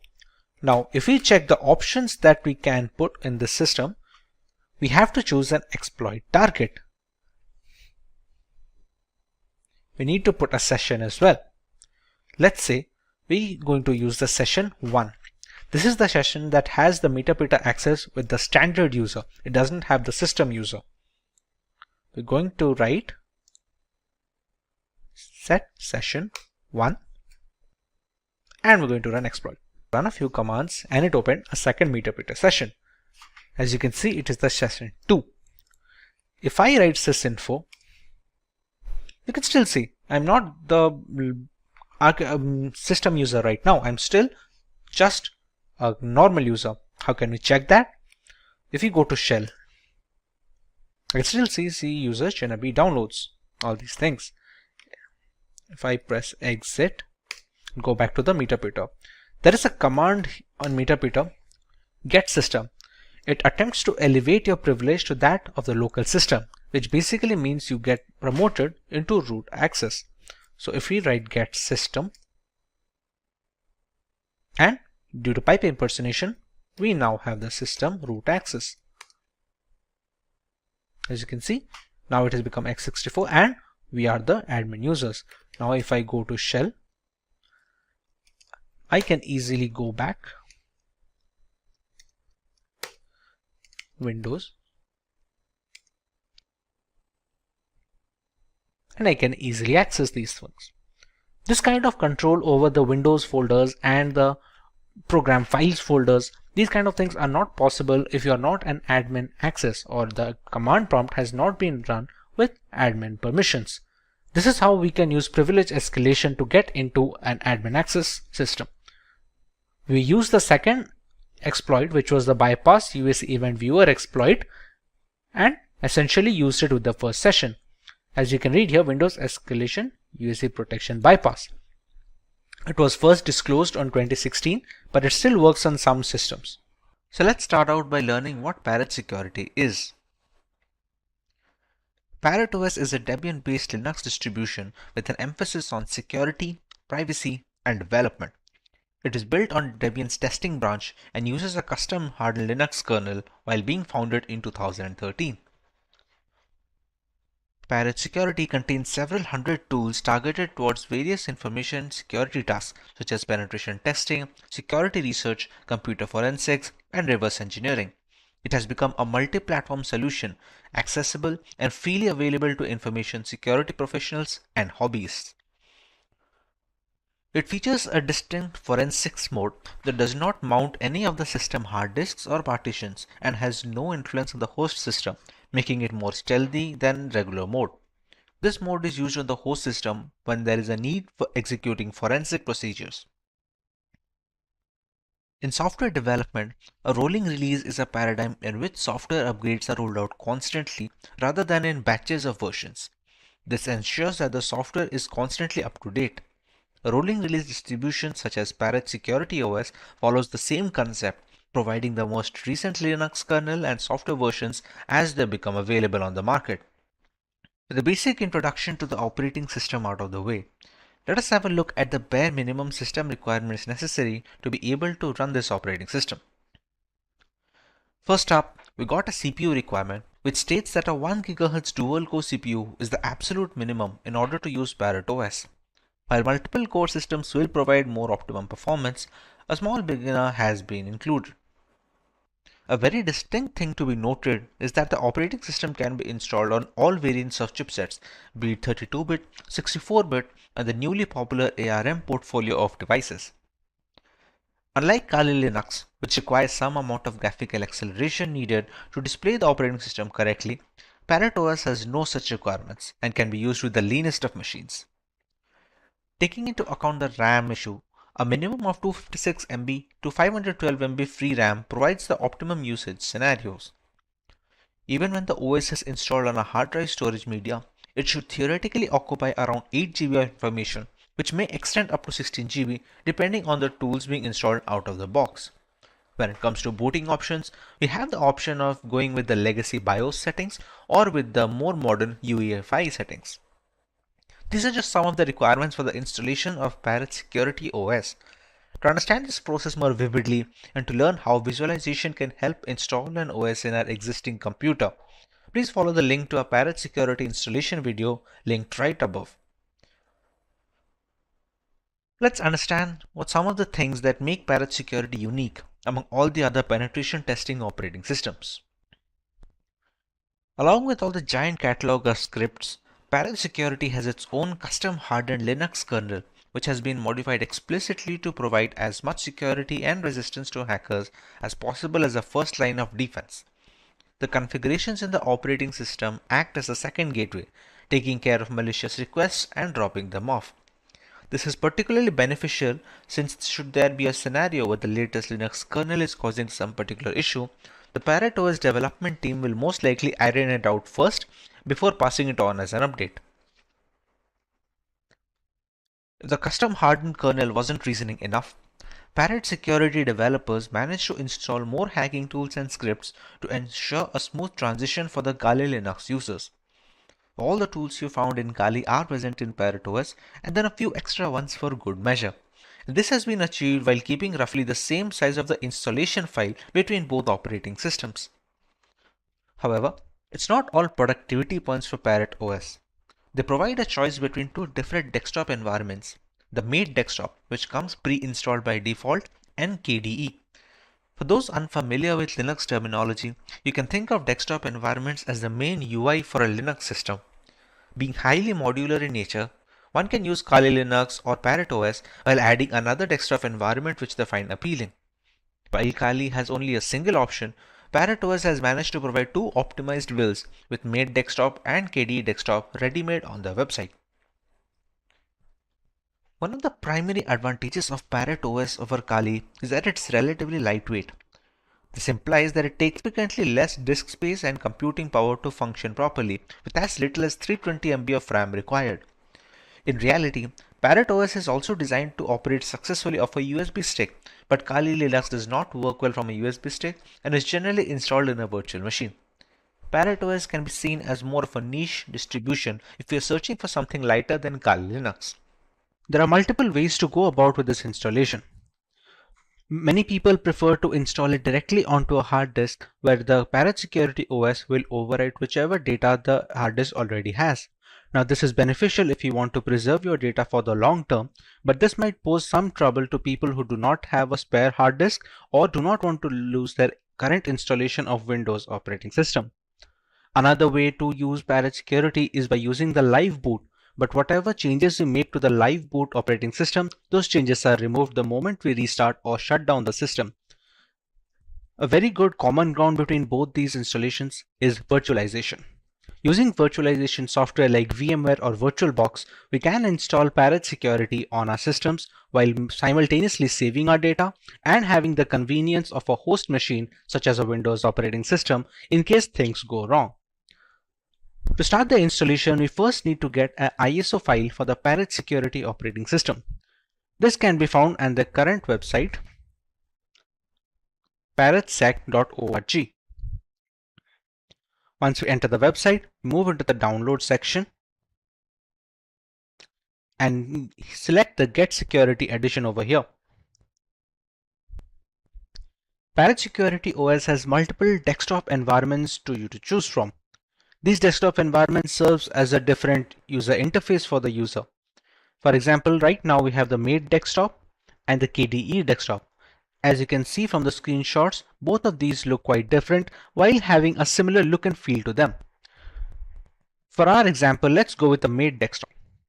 We have two options, either we can go with the direct download or we can get the torrent file. For this example, if we press on the download button and our download will start. I have already downloaded this file, but the ISO file provided over here will serve as an installation. It will have around 4.5 GB of space. It will be used to install this operating system in VMware. Once the file is downloaded, we can close this and open VMware Workstation. VMware can also be used as a player version or the workstation version. If you have much more familiarity with using VirtualBox for virtualization application, we can use that as well. Once the VMware is open, we click on File and select a new virtual machine. For the first time installation, we're going to go with the typical and recommended installation procedure instead of an advanced one.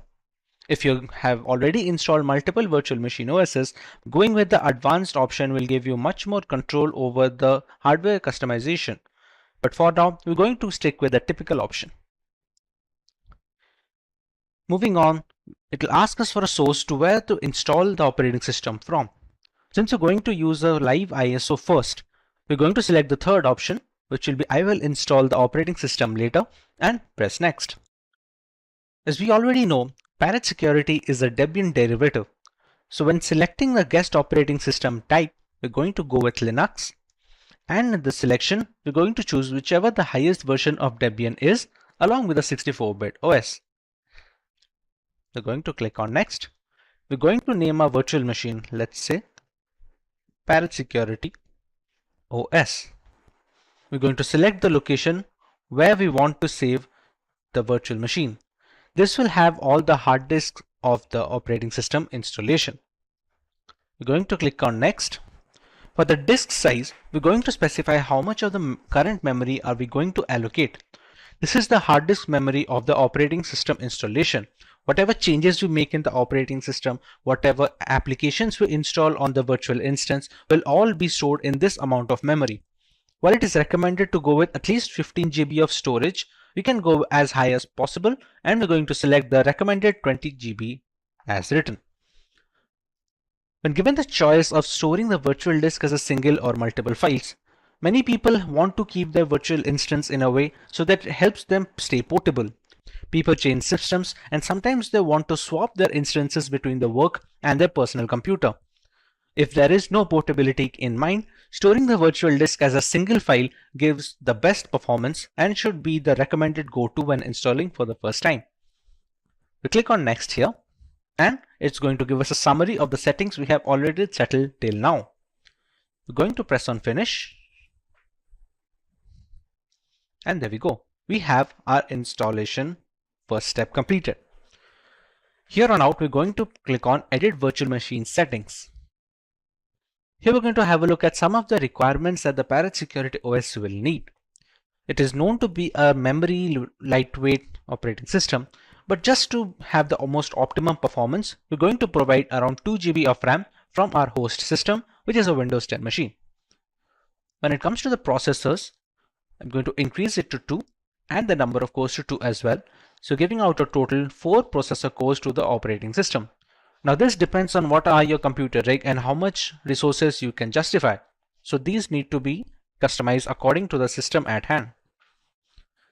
Hard disk size has already been set at 20 GB and the rest of them are pretty standard, and we can go on. One thing that we need to make sure is selecting the CD/DVD IDE. Here we have to use our ISO image file over here. Previously it should be use physical drive and at auto detect. We're going to use a use ISO image file over here. We're going to click on browse. We're going to go to where we have downloaded the ISO file, which is over here, and select it. Press OK here, and we can now power on this virtual machine.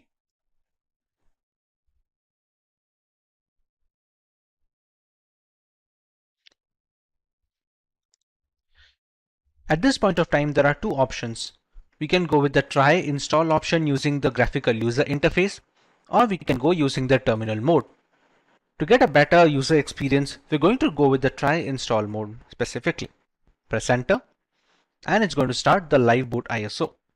Meanwhile, VMware has a prompt over here where it will try to install some VMware tools on it.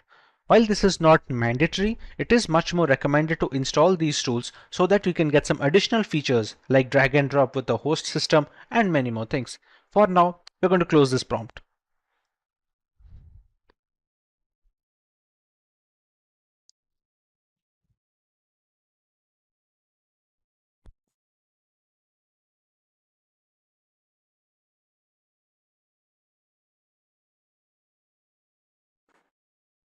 As you can see, this is the live boot ISO of the Parrot Security operating system. Currently, it's running the Meta desktop as we have downloaded in the website. The live boot ISO is necessary to get a good feel of the operating system. There are many good Linux distros that have this live boot option so that you can give a try of the operating system before installing it permanently. Once you are into the live boot, we can start up with the installation using the shortcut. As you can see, install Parrot. I'm going to double click it. And this is a Calamares installer. Choose your language as American English and press next. You can select your time zone according to your location.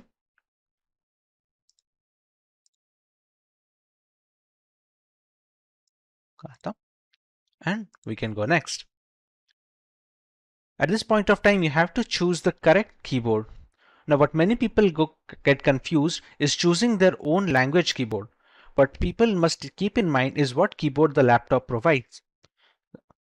Most of the systems that come pre-built provide the English US keyboard. So whatever keyboard you choose, make sure to type here and test that all the buttons, including the superscript and the subscript buttons, are working correctly before moving forward with this step. Once you've settled on the keyboard that you need to install, you can go ahead. Here it will ask you to select storage device, and the only option you are going to get is the amount of hard disk storage you have given in the virtual machine settings. We have already provided 20 GB of storage. We're going to choose that, and we're going to erase this disk. Manual partitioning can be useful when you're going to install Parrot security on an operating system or on a hard disk where it is already including a Windows OS. For now, we're going to select erase disk and press next. We're going to give our full name. Let it be Simplilearn. You can give the name of the computer, and this is the username which we will use to log in. This is your root password that we are going to give over here. The root password of this Kali Linux will act as the administrative access, and it will be necessary while making changes to the system or installing and updating software. Enter the password and repeat it over here. You have the option to log in automatically without asking for the password, but for security purposes, it is recommended to keep this disabled. Click on Next. This is another summary of the installation that we are going to move forward with. Have a look that whatever changes we have made is according to your requirements, and once everything is checked, you can press on Install. Click on Install Now. And we're going to let it complete the work.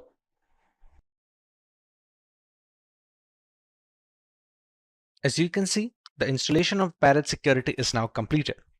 We're going to make sure that we have the Restart Now button over here disabled. I'm going to click on Done. We're going to shut down this live boot ISO. We're going to click on Menu. Turn off the device and shut down. We're not restarting straight away because if you remember correctly, in the virtual machine instance settings, we had given it an ISO file. Please remove the live medium and press enter to continue. We can just press enter to continue. And it's going to shut down. Now, to move on, we're going to click on Edit Virtual Machine Settings. We're going to CD, DVD, and we're going to use physical drive now. We're going to remove it from the ISO image file because the installation has already been completed and we don't want to use the same ISO file again and again. By using physical drive over here, it's going to detect the 20 GB hard disk that we have already provided and installation is done on it. We're going to press OK. And we're going to power on this virtual machine for testing. Make sure you click yes over here.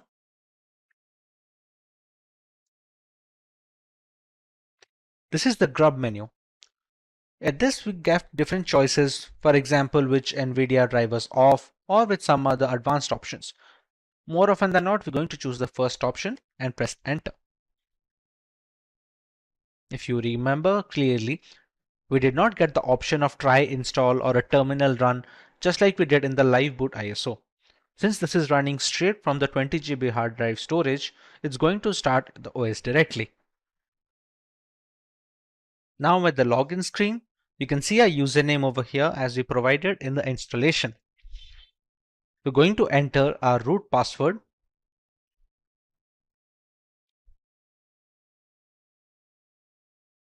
and press enter. And this is a currently working desktop of the Parrot Security operating system. We can open the terminal over here.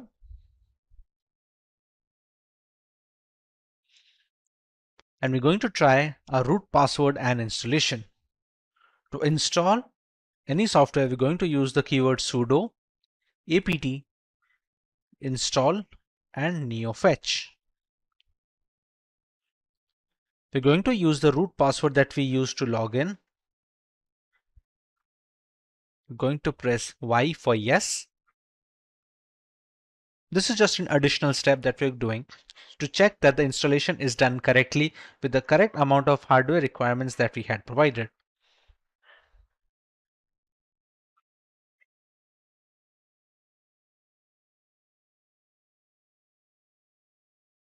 Now that we have installed neofetch, we can write the command neofetch, and this is going to give us some information about our installation.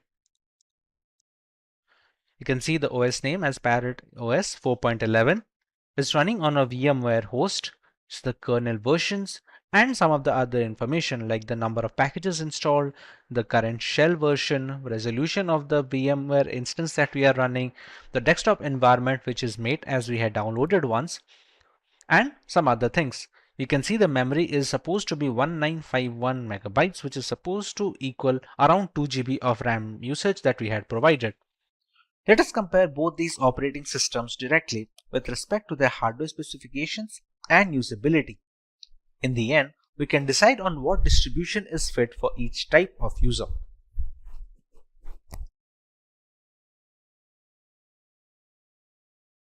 For our first point of comparison, let's take a look at the RAM required.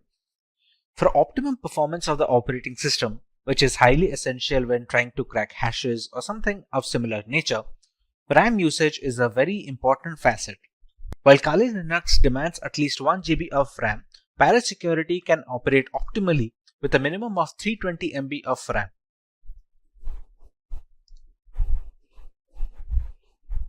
For correctly displaying graphical elements, Kali Linux requires GPU-based acceleration, while this is not the case with Parrot Security OS, which doesn't require any graphical acceleration needed from the user side. Once these operating systems are installed on VMware using their live boot ISOs, they take up a minimum amount of hard disk storage. Both of these operating systems have a recommended disk storage of minimum of 20 GB in Kali Linux and a minimum of 15 GB in Parrot Security, so they can install all the tools necessary in the ISO file. When it comes to the category and the selection of tools, Kali Linux has always been the first in securing every single tool available for hackers in the penetration testing industry. Parrot Security, on the other hand, has managed to take it up a notch. While specializing in wireless pen testing, Parrot Security makes it a point that all the tools that Kali Linux provides has been included in the ISO, while simultaneously adding some extra tools that many users will have to install from third-party sources in Kali Linux. Being a decade-old penetration testing distribution, Kali Linux has formed up a very big community with strong support signature. Parrot Security, on the other hand, is still growing, and it is garnering much more interest among veteran penetration testers and ethical hackers. A primary drawback of Kali Linux is the extensive hardware requirement. To perform optimally, it requires higher memory than Parrot Security. It also needs graphical acceleration while demanding more virtual hard disk storage. Parrot Security, on the other hand, was initially designed to run off a USB drive directly, thereby requiring very minimal requirements from a hardware perspective, like just 320 MB of RAM and no graphical acceleration needed. This means Parrot Security is much more feasible for people who are not able to devote massive resources to either their virtual machine or on their laptop hard disk directly. With the comparison done between both of these operating systems, let's take a look at the type of users both of these are catered to. One can go with Kali Linux if they want the extensive community support offered by its users, if they want to go with a trusted development team that have been working on this distribution since many years, if they have a powerful system which can run Kali Linux optimally without having to bottleneck performance, and if they are comfortable with a semi-professional environment which may or may not be very useful for new beginners. One can decide to go with Parrot Security if they want to go with a very lightweight and lean distribution that can run pretty much on all systems. It also has a lot of tools pre-installed, and some of them are not even present on Kali Linux. It is much more suitable for underpowered rigs where users do not have a lot of hardware resources to provide to the operating system, and thereby it is much more feasible for people with underpowered laptops or no graphical acceleration. Compared to Kali Linux, Parrot Security's desktop environment is also relatively easier to use for new beginners. For people who are just getting into ethical hacking, Parrot Security does a relatively better job of introducing them to the operating system and to the various tools without having to dump them into the entire intricacies. In recent years, the cost of data breaches has steadily risen. The additional vulnerabilities that occur due to the move to a remote workforce dramatically enhance the chances for cyber attacks and introduce several weak points for hackers to exploit. Additionally, automated hacking assaults and the capacity to exchange bitcoins via ransomware have increased the cost of cybercrime in general. Companies' workforces have transitioned to full-time work-from-home models, which gives rise to new attack surfaces. Threat actors target the people who are most vulnerable by taking advantage of current events and shifting situations. To better understand this growth in digital crime, let us go through a few statistics. 2020 brought with it a slew of new problems for both businesses and consumers. In the midst of a worldwide epidemic, forest fires, and political instability, it's easy to overlook a serious, albeit less physical threat. It set a record for data loss due to cyber attacks as well as the sheer volume of attacks. 2020 is already outpacing its predecessor. The graph below denotes the percentage of companies that fell victim to at least one cyber attack in the respective year. With the numbers growing steadily, we are yet to see the true crux of this digital revolution. In situations like these, penetration testing has been a gift for organizations worldwide.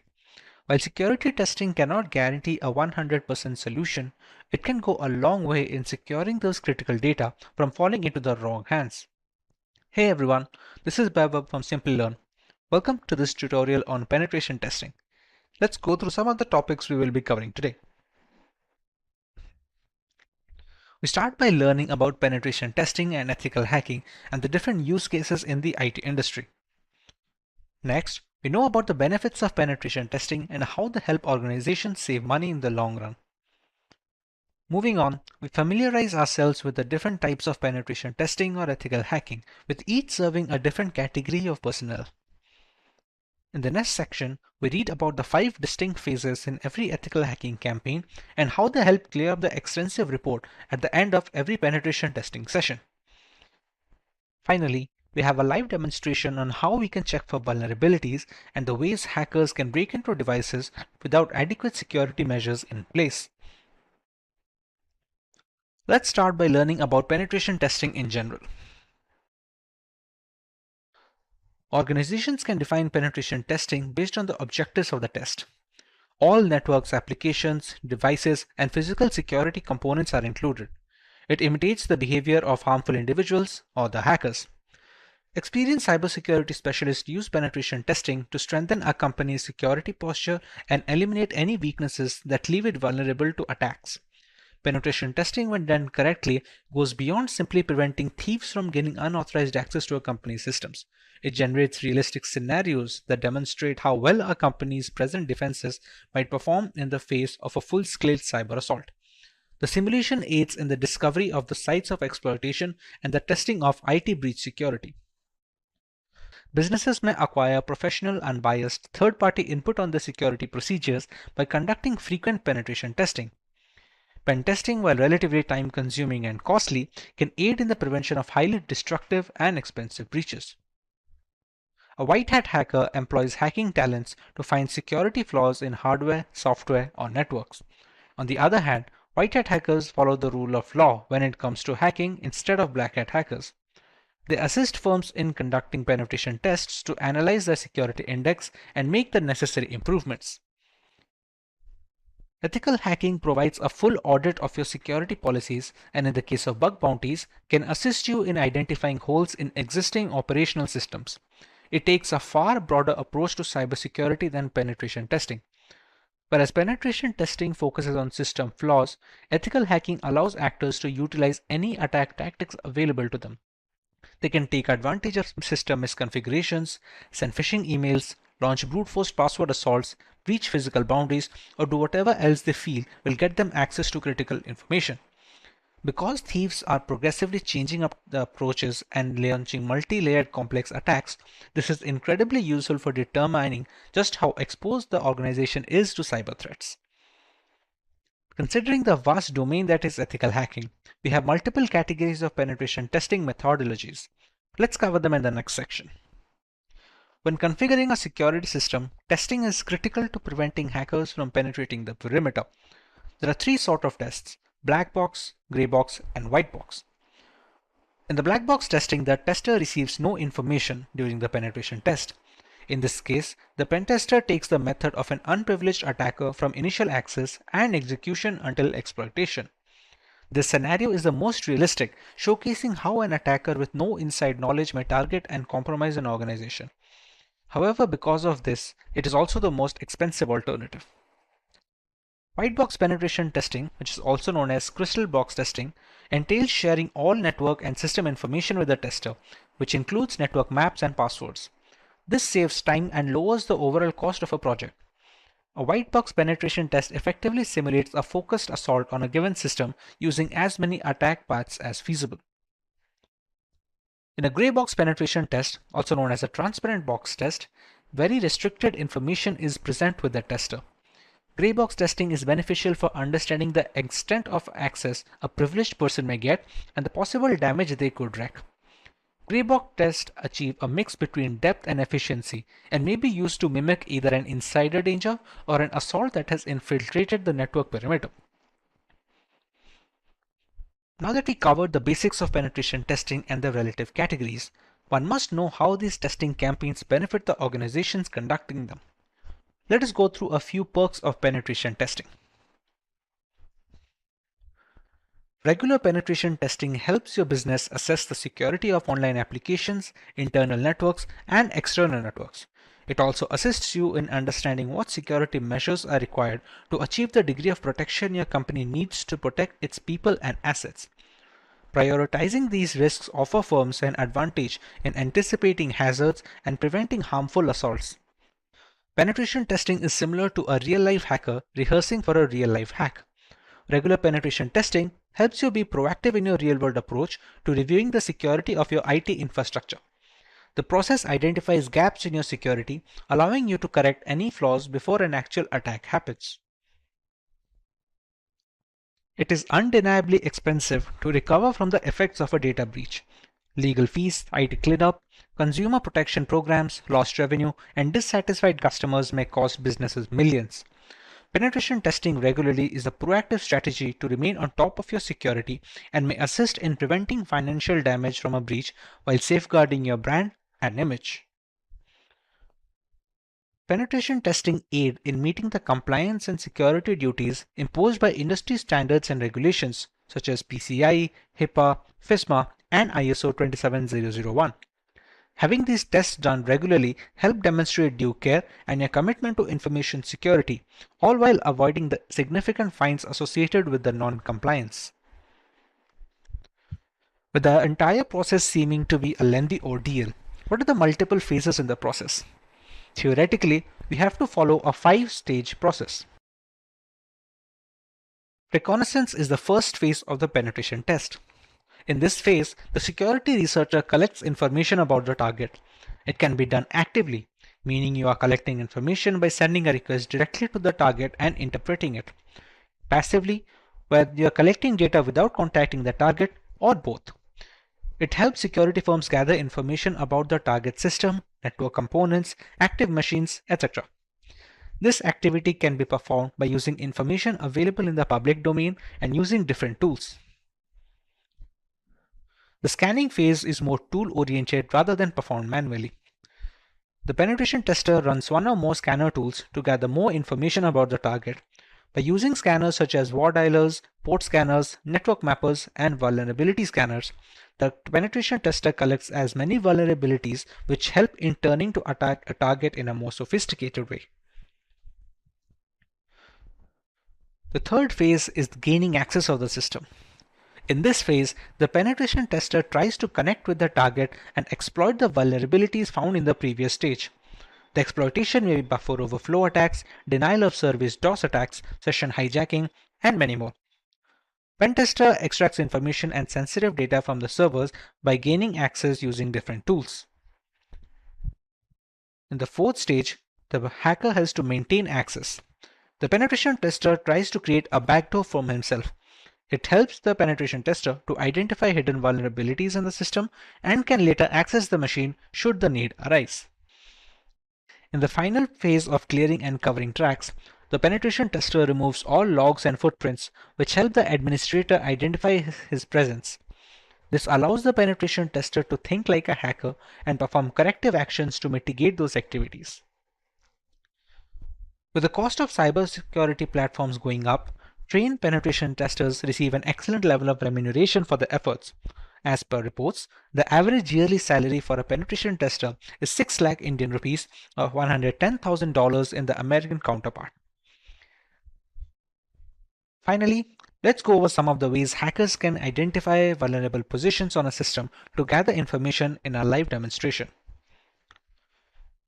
In this demo, we will start by setting up a VPN connection that will allow us to access to a vulnerable network by creating a local virtual group over the internet.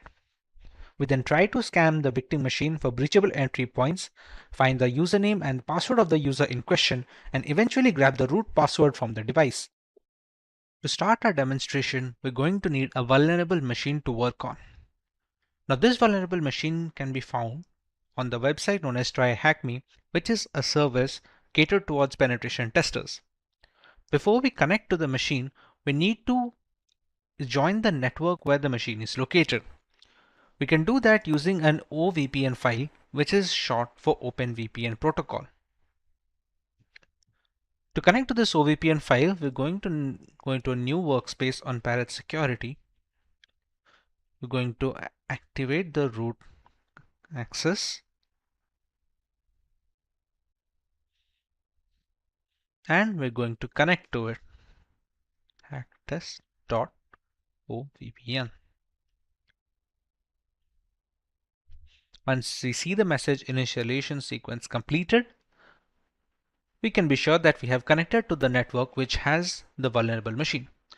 Now, to start the vulnerable machine, we're going to click this button and wait for a few seconds.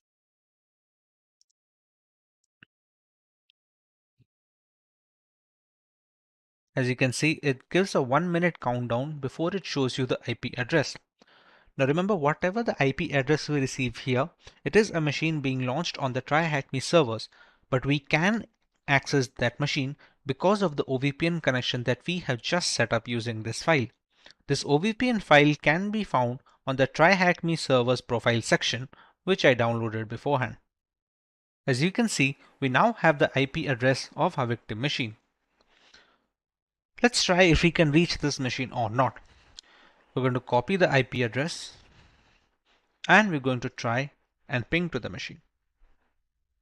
If the connection is successful and we have joined the network, we should be able to see some response over here.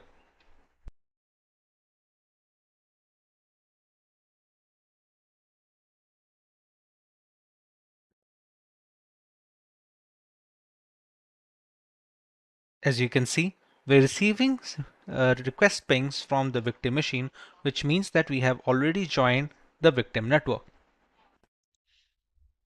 Now that we are confirmed we are able to access the vulnerable machine, let's run the first step in a penetration testing, which is reconnaissance. Let's run up nmap scan. We're going to use the flag of SV so that we can know which version of the service it is running. We're going to take up the IP address and paste it here.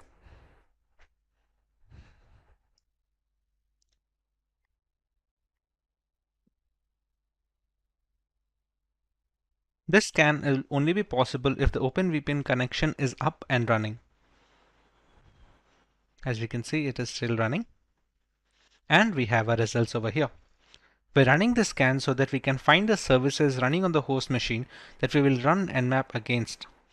We conclude that a web service is running actually on port 80, as we can see over here, which is using the Apache server system.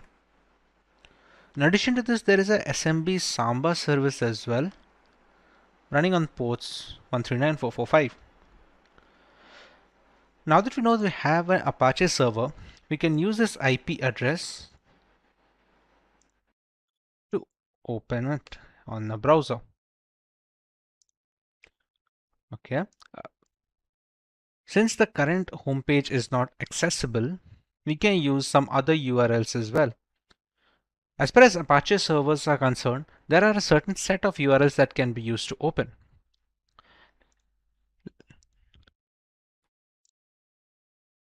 However, if we go to the URL, which is IP address / development, this opens up a new folder. If we try to check the contents of these files, this is for the dev.txt. You can see the version of the Apache HTTP server that is being run. This is the dev.txt. If we go back and we check the second file as well, it says the contency shadow has the credentials. Okay, if we go back again, SMB has been configured, which we have already found at nmap that it is running a Samba server. Now, with this version of the Apache server, we can find version-specific exploits that can be run on Metasploit, but there is sometimes no need of that. We can use another technique, as we now know that there are multiple users that is being run over here.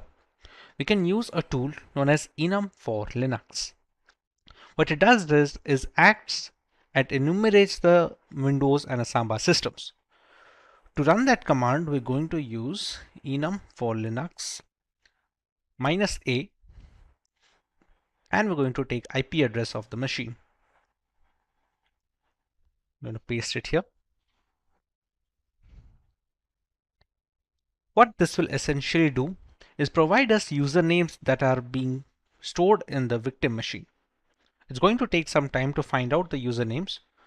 Once we find those out, we can run the necessary attacks. As we have already seen on the nmap, it is also happening in SSH port. So if we find the username and we find a single hash that can be cracked, we can use the SSH to get inside the machine. Right now, we have to wait for the results of the enum for Linux command.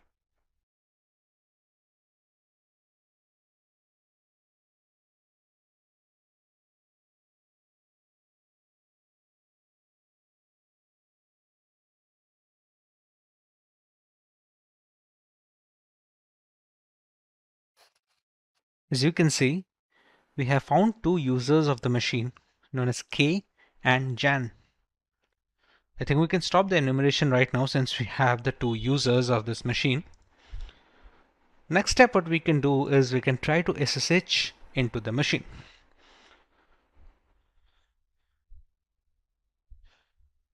Now to run the SSH command, we're going to need the password of one of the users.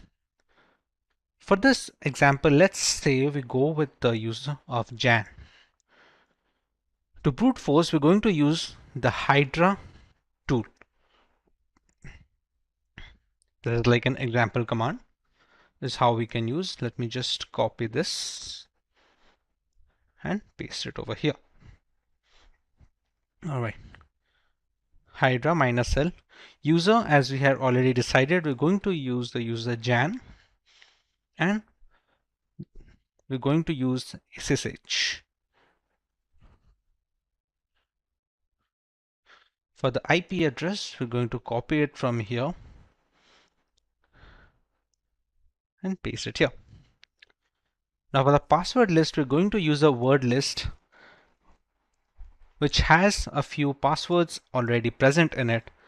For this example, I'm going to use the rockyou.txt file, which has like millions of passwords already stored in it.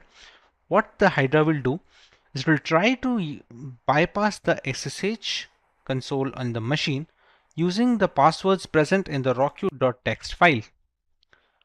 We will give the path of rockyou over here like this.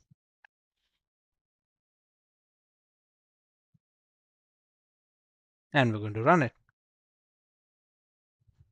As you can see, it's mentioned that it's attacking SSH at this IP address.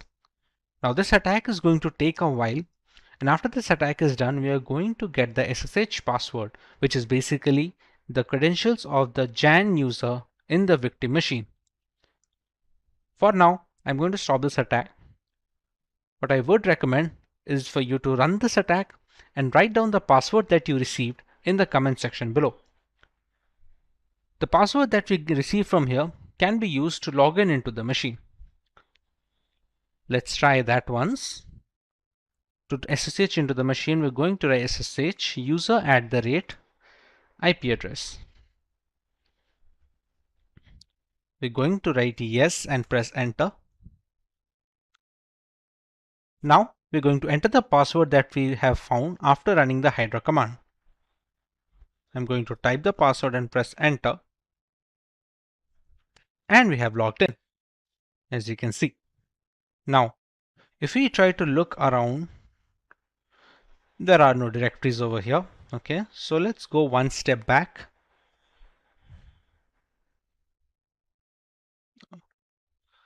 Give a space over here. Okay. Let's go to the second users folder. Okay.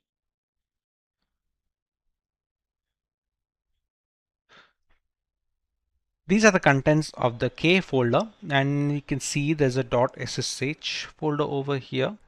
So we're going to enter that.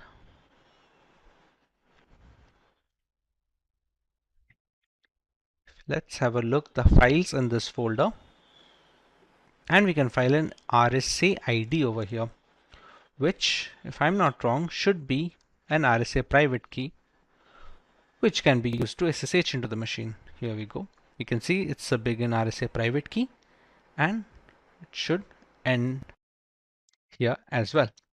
Now what this private key does, this hash will be used to log SSH into the machine when using the user K. Once this hash is cracked using Hydra or any other cracking software like John the Ripper, we can easily use the passphrase to log in into the machine with the user of K.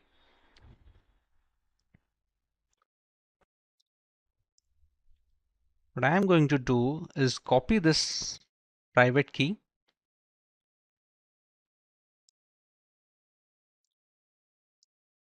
I'm going to launch a new terminal.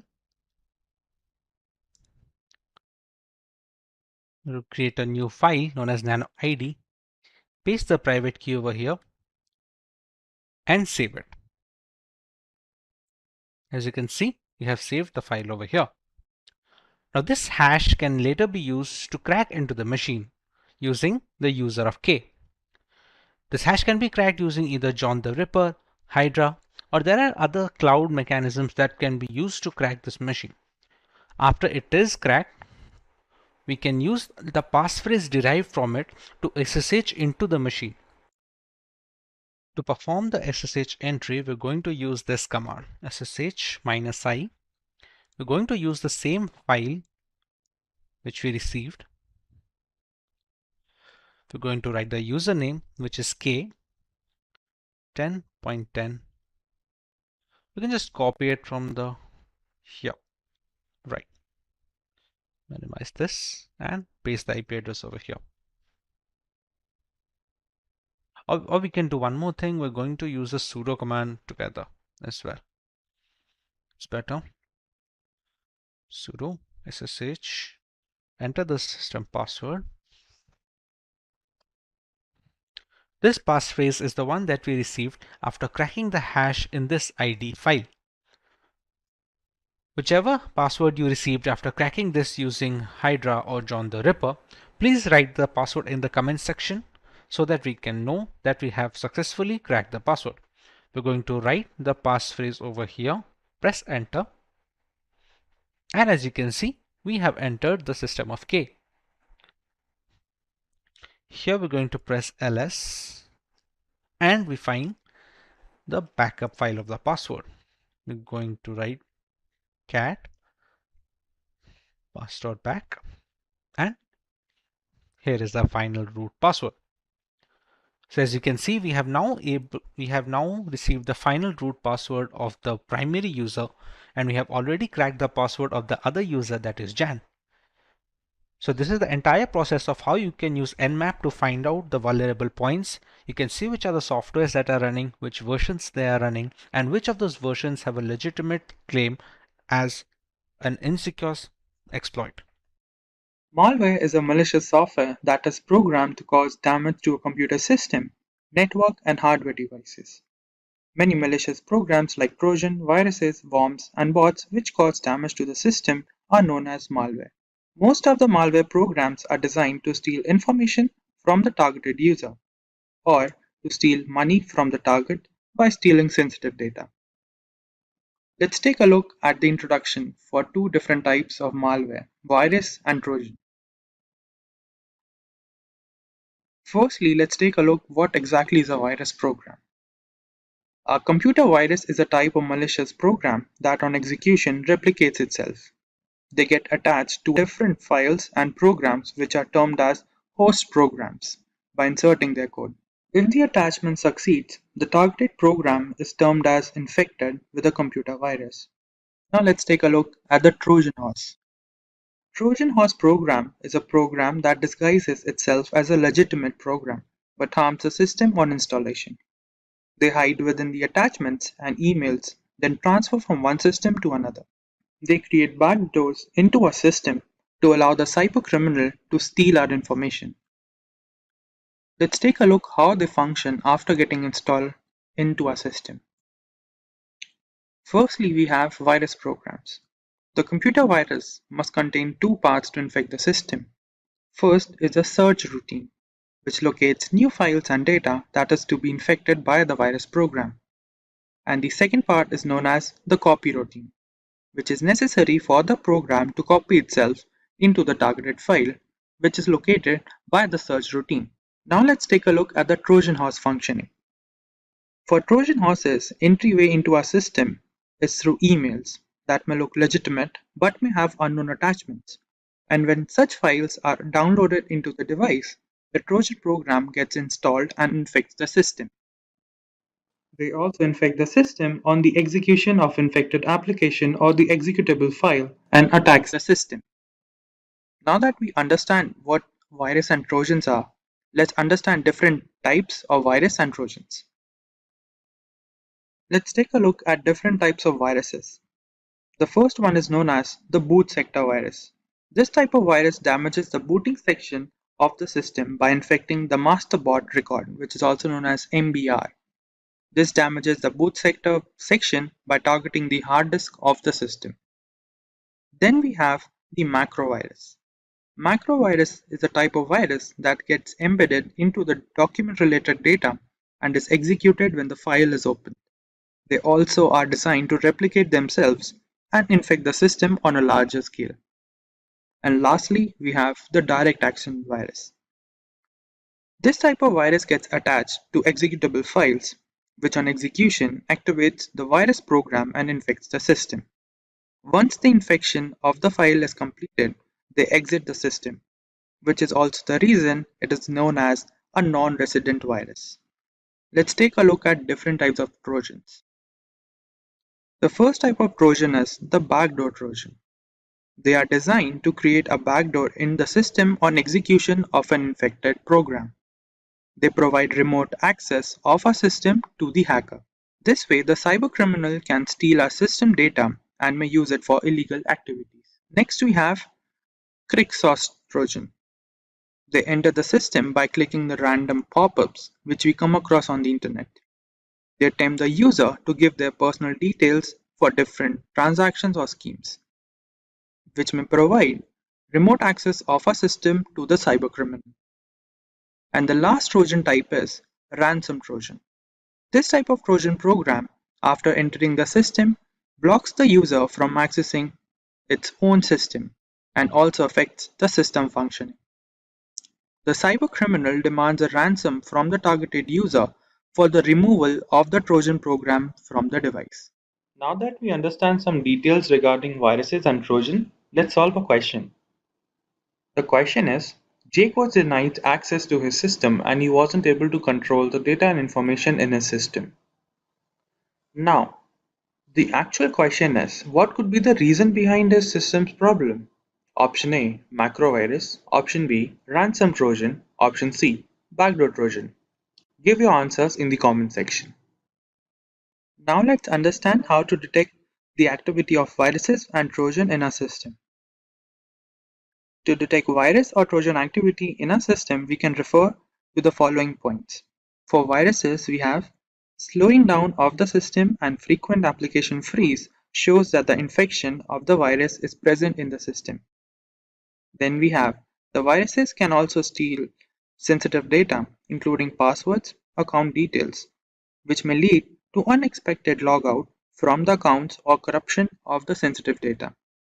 And lastly, we have frequent system crashes due to virus infection, which damages the operating system. For Trojan, we have frequent system crashes and system also faces slow reaction time. Then we have there are more random pop-ups from the system, which may indicate Trojan activity. And lastly, we have modification in the system application and change of the desktop appearance can be also due to the infection of a Trojan program. Next, let's take a look at a famous cyber attack for virus and a Trojan horse. For virus, we have the MyDoom virus, which was identified in the year 2004, which affected over 50 million systems by creating a network of sending spam emails, which was to gain backdoor access into our systems. Next, for the Trojan horse, we have the Emotet Trojan program, which is specifically designed for financial theft and for stealing bank-related information. Next, we have few points for how to prevent virus entry or Trojan attack for a system. The most basic way of virus protection is to using antivirus and do regular virus scan. This will prevent virus entry in the system, and also having more than one antivirus provides much better protection. Then avoid visiting uncertified websites can also prevent virus entry into our system. Then we have using regular driver updates and system updates to prevent virus entry. For Trojan, we have using certified softwares from legal sites to prevent any Trojan activity in our system. And also avoid clicking random pop-ups that we often see on the internet. And lastly, using antivirus and firewalls for protection against Trojan horses is a good habit. Now that we have reached the end of the video, let's take a look what we learned. For the first part, we saw the main objective of the virus is to harm the data and information in a system, whereas for the Trojan we have stealing of the data files and information. Effect of viruses is more drastic in comparison to the Trojan horses. Then we have viruses which are non-remote programs, whereas Trojan horses are remote accessed. And lastly, viruses have the ability to replicate itself to harm multiple files, whereas Trojan does not have the replication ability. Let's take a look at some of the famous botnet attacks.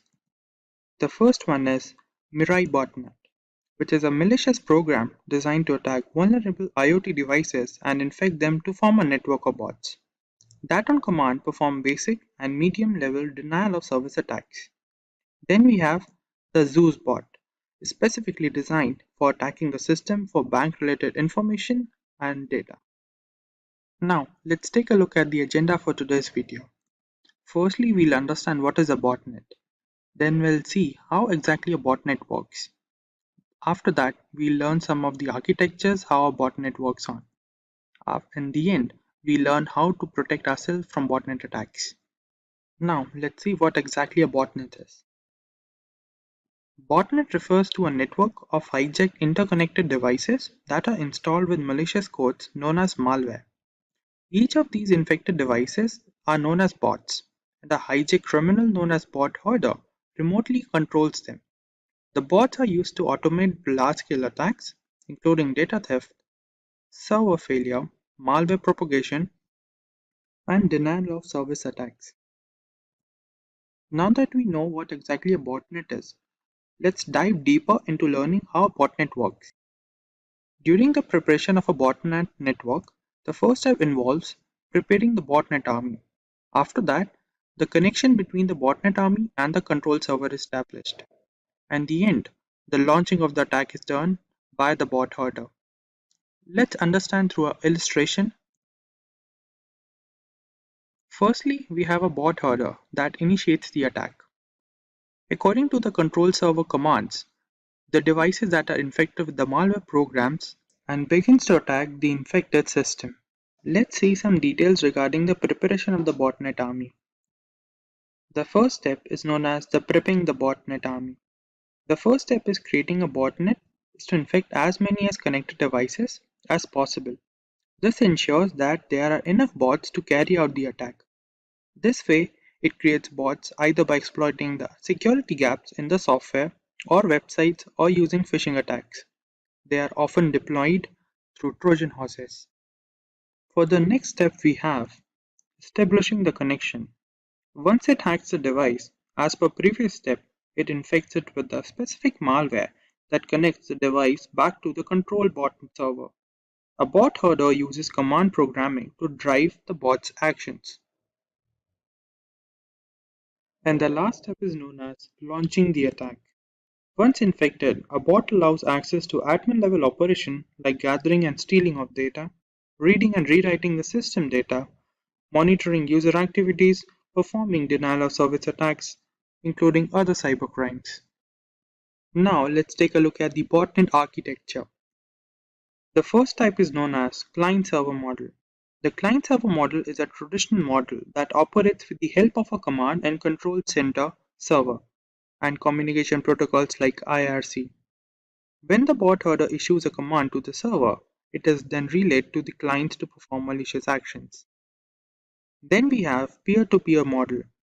Here controlling the infected bots involves a peer-to-peer network that relies on a decentralized approach.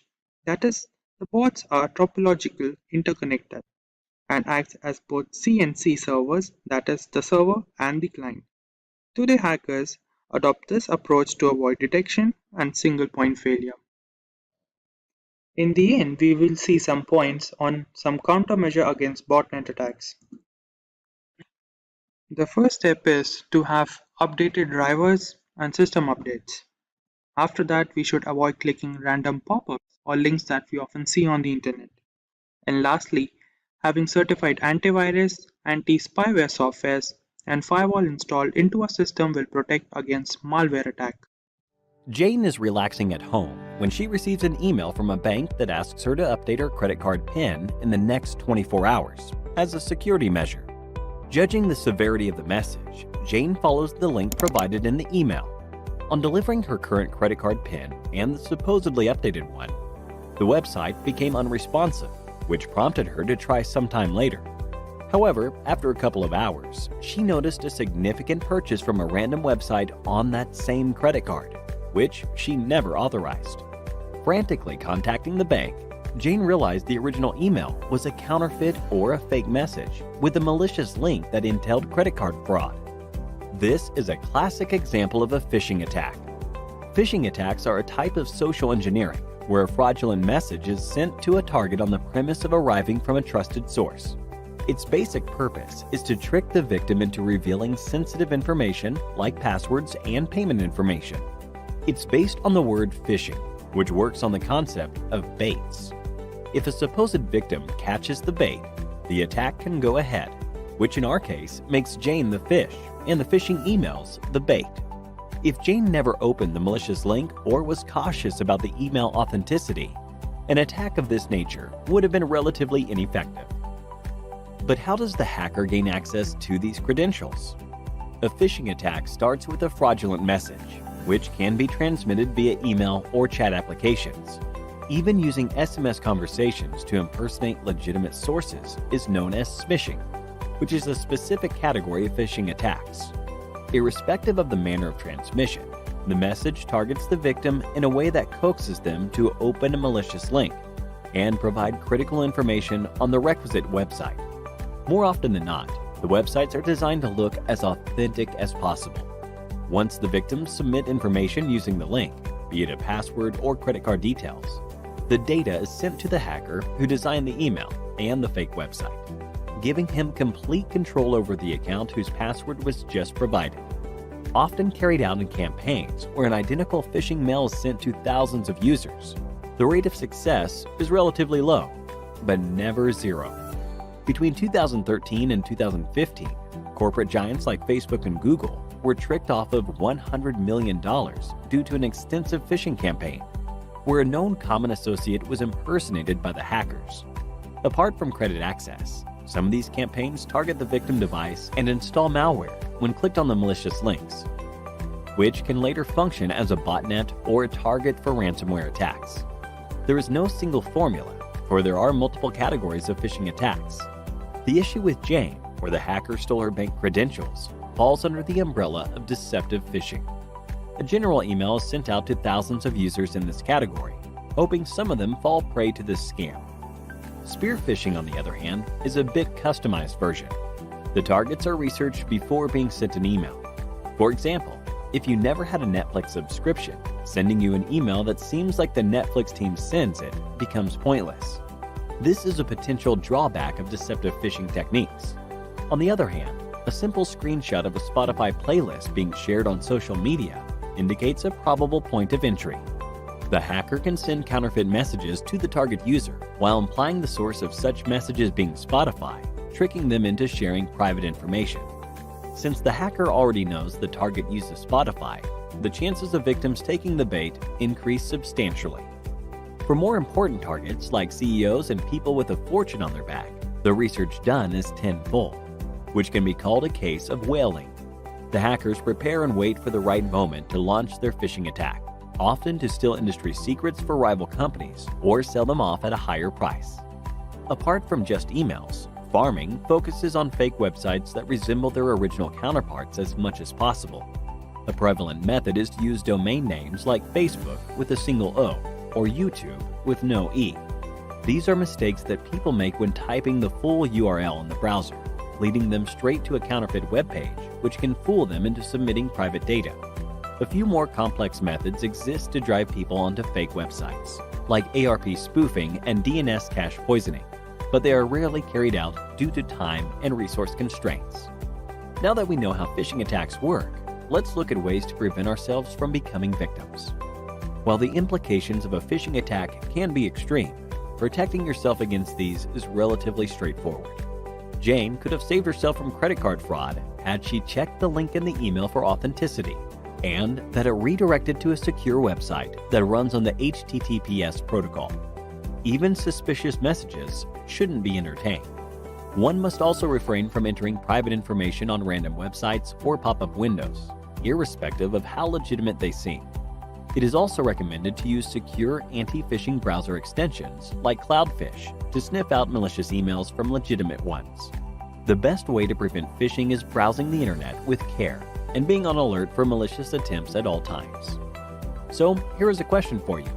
If both me and my friends receive the same email that instructs us to change our Spotify password before the end of the day, even though one of us never used Spotify, what bracket does this phishing attack fall under?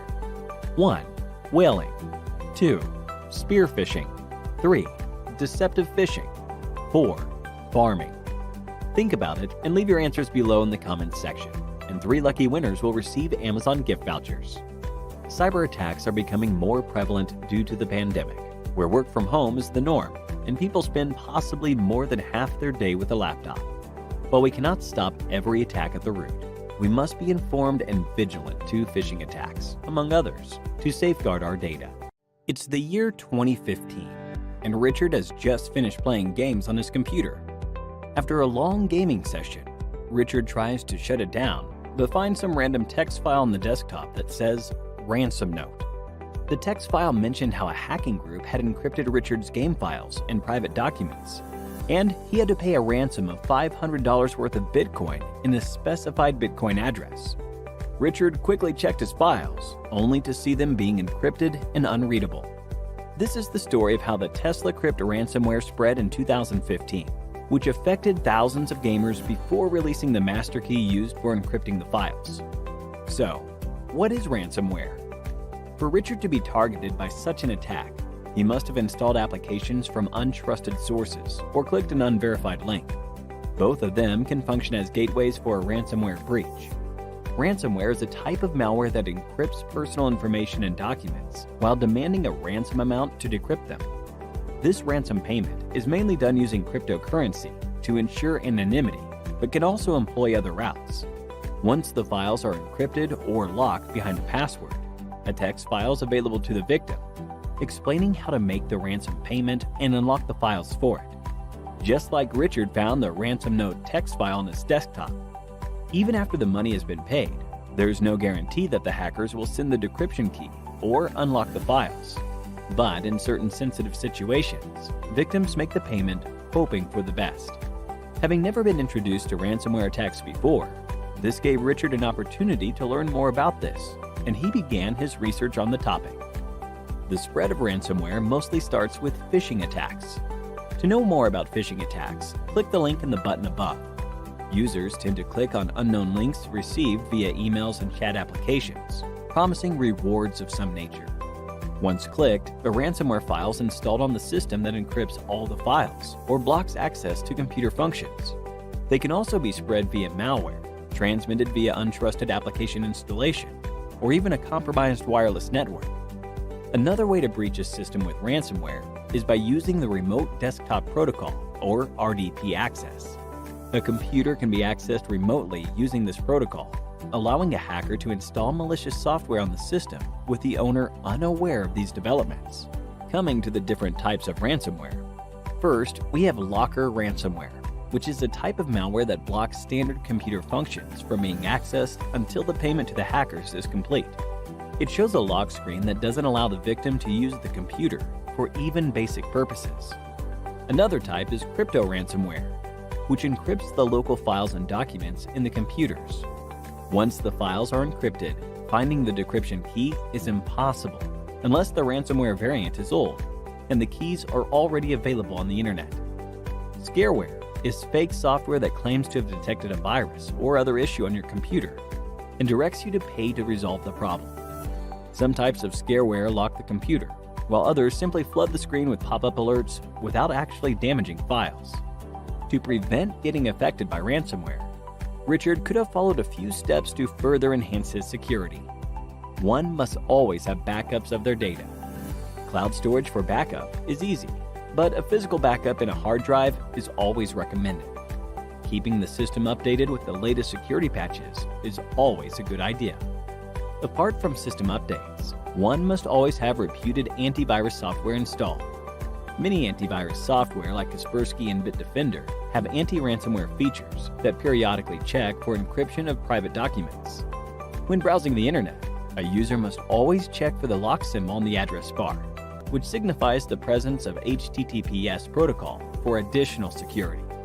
If a system is infected with ransomware already, there is a website, nomoreransom.org.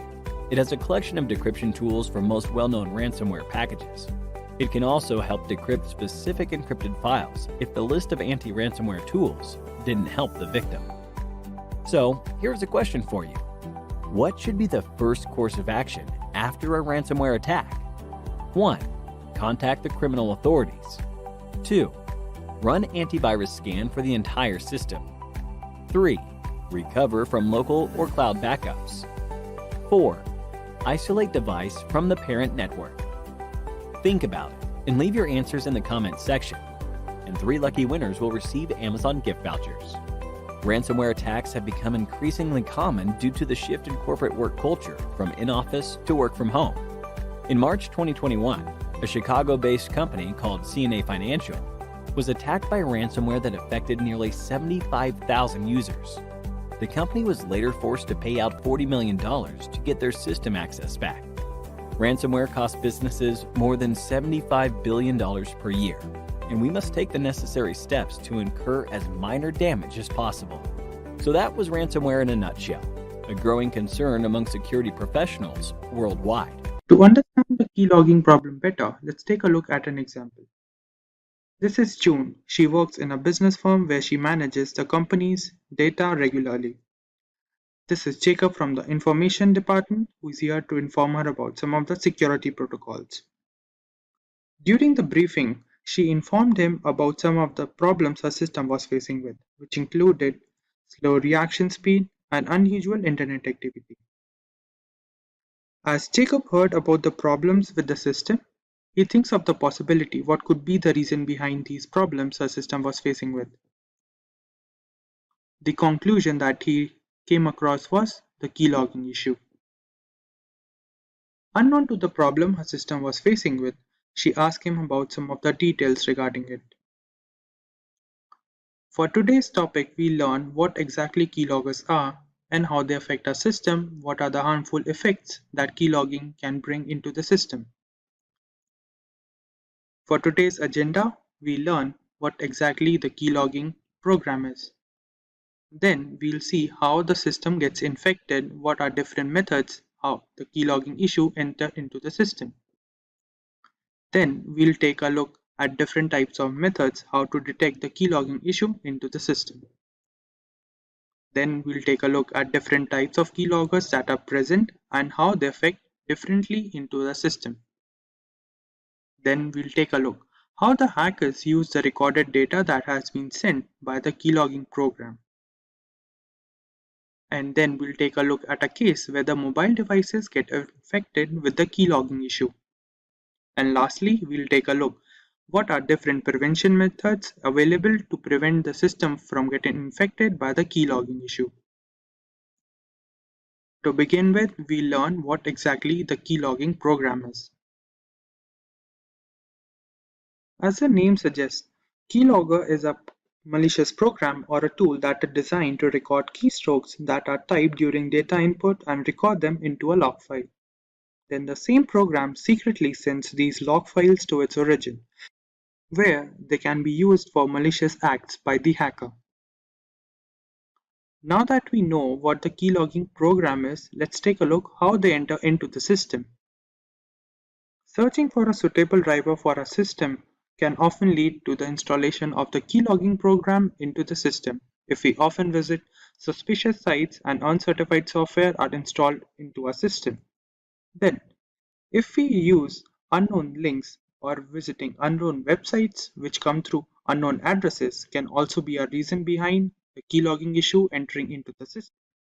And lastly, there are often cases where different pop-ups that we often see on social sites or different media sites can lead to the installation of keylogging program into our system.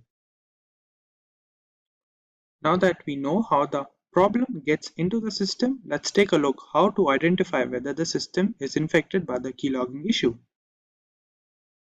The keylogging issue can be identified if there are often cases when our keyboard lags behind the system. The data that we enter sometimes is stuck in between when we type through the input.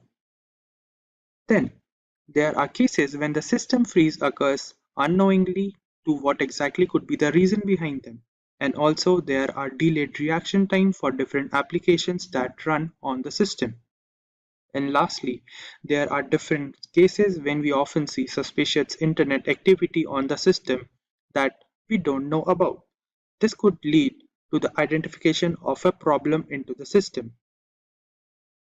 Now, we'll take a look at different types of keyloggers that are present on the net which can harm our system differently. The first problem that keyloggers arouse is API based. The most common keylogging case, which uses APIs to keep a log of the type data and share it to its origin for malicious purposes. Each time we press a key, the keylogger intercepts the signal and logs it. Then we have form grabbing based keyloggers. As the name suggests, they are a based keyloggers that store the form data. That is, if we often use web forms or different kinds of forms to enter different data, they can be recorded into the system by the program and sent it to its origin. Then we have kernel-based keyloggers. These keyloggers are installed deeply into the operating system, where they can hide from different antivirus if not checked properly, and they record the data that we type on the keyboard and send it to its origin. And lastly, we have hardware keyloggers. These keyloggers are present directly into the hardware, that is, they are embedded into system where they record the data that we type on the keyboard. Now let's take a look how hackers differentiate different type of recorded data and exploit them. When hackers receive information about the target, they might use it to blackmail the target, which may affect the personal life of the target and also blackmail them for different money related issues. Then, in case of company data that is recorded by the keylogging program can also affect the economic value of the company in the market, which may lead to the downfall of the company. Also, in some cases, the keylogging program can also log data about military secrets, which may include nuclear codes or security protocols which are necessary to maintain the security of a country. Now, let's take a look whether mobile devices get infected with the keylogging issue or not. In the case of hand devices, infection of keyloggers are low in comparison to the computer systems, as they use on-screen keyboard or virtual keyboard. But in some cases, we often see different kinds of malicious programs getting installed into the hand device if we often visit different uncertified websites or illegal websites or torrent sites. And also, the device that is infected with the keylogging issue or different kind of malicious program can often lead to the exploitation of data that includes photos, emails, or important files by the hacker or the cyber criminal that installed the particular malicious program into the system. Now, to prevent a system from getting infected by the keylogging program, let's take a look at different points. The first point includes using of different antivirus softwares or tools which can prevent the entering of malicious program into the system. Then, keeping system security protocols regularly updated is also a good habit. And lastly, using virtual keyboard to input our sensitive data, which may include bank details, login details, or different passwords related to different websites. Now that we have some understanding about the topic of keyloggers, let's take a look at the demo to further increase the knowledge about the topic. For the first step, we have to download some of the important libraries that are required into the system, which is this library. Now we'll run it. The system says the library is already installed into the system. Now let's take a look what exactly modules are required from the particular library. From this library, we'll import the keyboard module, which will help us to record the data that we type on the keyboard. Now, from the same, we'll also import key module and the listener module, and also the logging module, which will help us to record the data into a log file. For the next part, we'll write a piece of code that will allow us to save the data that is recorded by the program into a text file that will be named as key_log text file along with the date and time stamp. Let's take a look.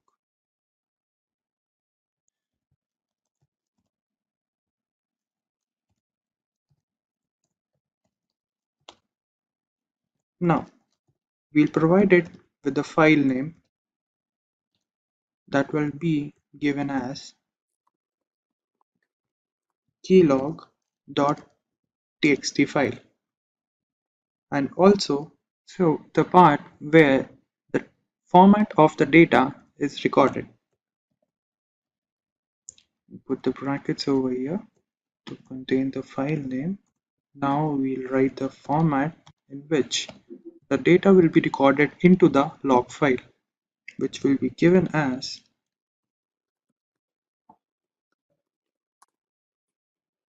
the format would be the message and the timestamp, which would be given as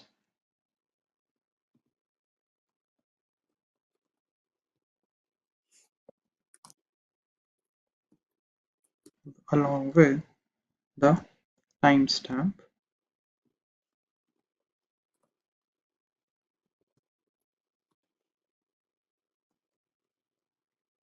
given as percentage and ending it with the bracket. Now, for the next step, we'll design two of the functions that will be used into the program that will be termed as while press function and while release function. Let's take a look. While press function would be a function that will come into play when the keyboard key has been pressed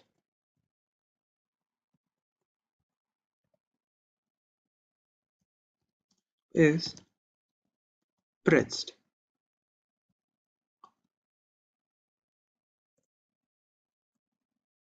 And this would go for the format that we designed in the above line, and logging the pressed key info, a string file to be recorded into the log file. Now we'll design a function that is while release.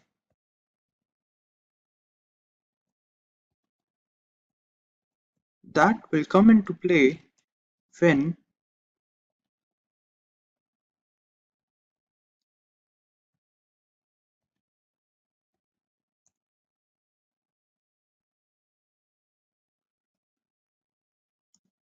the escape key has been pressed. That is, the program will terminate itself and the program will stop from running. And in the end, we require for the functioning of the program to loop these functions, that is while press and while release, to continue its cycle.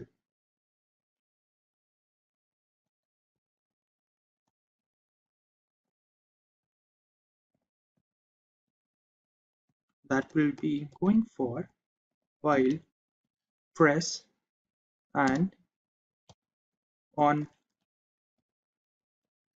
release will contain while release function.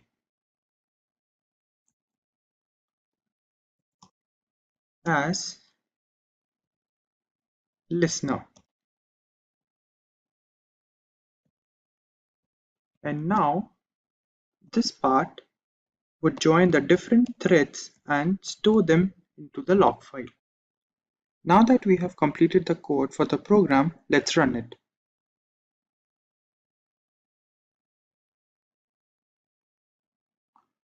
We have to wait for a moment so the program runs it. Now,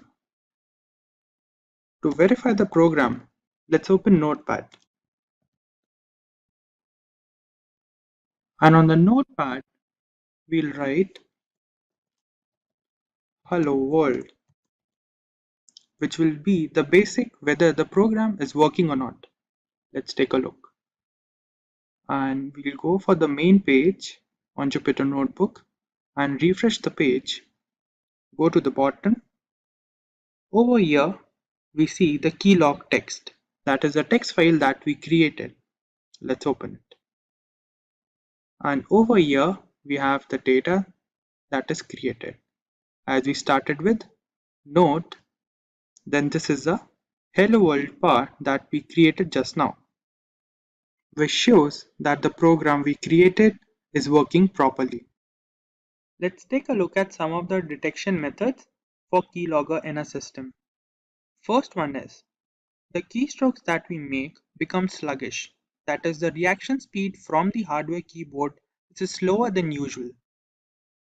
Then we have instances where our system gets hanged or freezes in between the work. There are also cases when there is suspicious, unusual activity in the internet. And lastly, there are some unknown programs that are running in the background of the system. These four are general cases where we can observe whether the system is infected with a keylogger program or not. To better understand keylogging activity in a system, let's take a look at the demo for the same. For the first step, let's execute the keylogging program in a system. Over here, I'm using a Python keylogging program, and if you want to know more about the keylogging program in Python, you can watch our previous video on what are keyloggers. Let's begin now. Let's execute the program and wait for a second or two for the program to continue execution. Okay, let's take a look whether the program is working properly. We can see that the keylogging program would create a text file named key_log. Let's take a look. Key_log. Seems like the program is working fine. Let's try typing something on the notepad.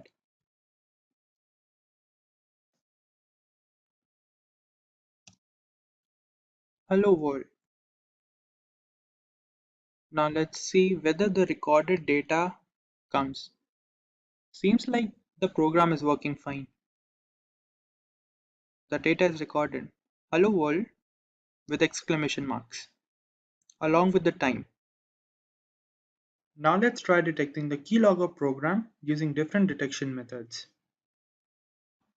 For the first step, you can access your settings where you should go for Windows Update.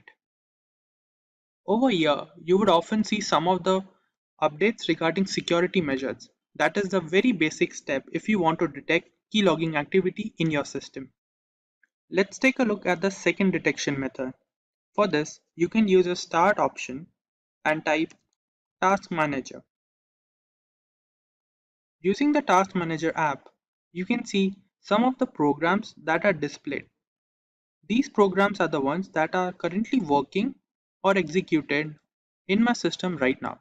If you see any unusual program that is being executed without your knowledge, may refer to a keylogger program. And if you find any unusual program that is being executed on your system right now, you should right-click on the program and choose the option End Task. This will immediately end the task that is being executed, which might protect your data from being recorded. Let's take a look at the third option, how we can detect the keyloggers. In the Task Manager, use the option Startup. In the Startup option, represents the softwares or programs that get executed when the system is turned on. If you see any unusual program or software mentioned in any of these in your system, you might have to disable that. This represents there's an unusual program or a malicious tool that is being executed when you start up your system, which may relate to a keylogger problem. And the last method to detect keylogger activity is to type something. If you feel there's some restrictions or there's a gap between when you type the key on your keyboard and the reaction speed becomes slow even by a millisecond, this might represent there is a program that is interfering with the keyboard. If you use the following detection methods, you might save yourself from being spied on or getting your data recorded that you type on your system. Jude is waiting at the airport to hop on her flight back home when she realizes that she missed making an important bank payment. She connects her laptop to the public Wi-Fi at the airport and goes ahead to carry out the bank transaction. Everything goes well, and Jude completes her transaction.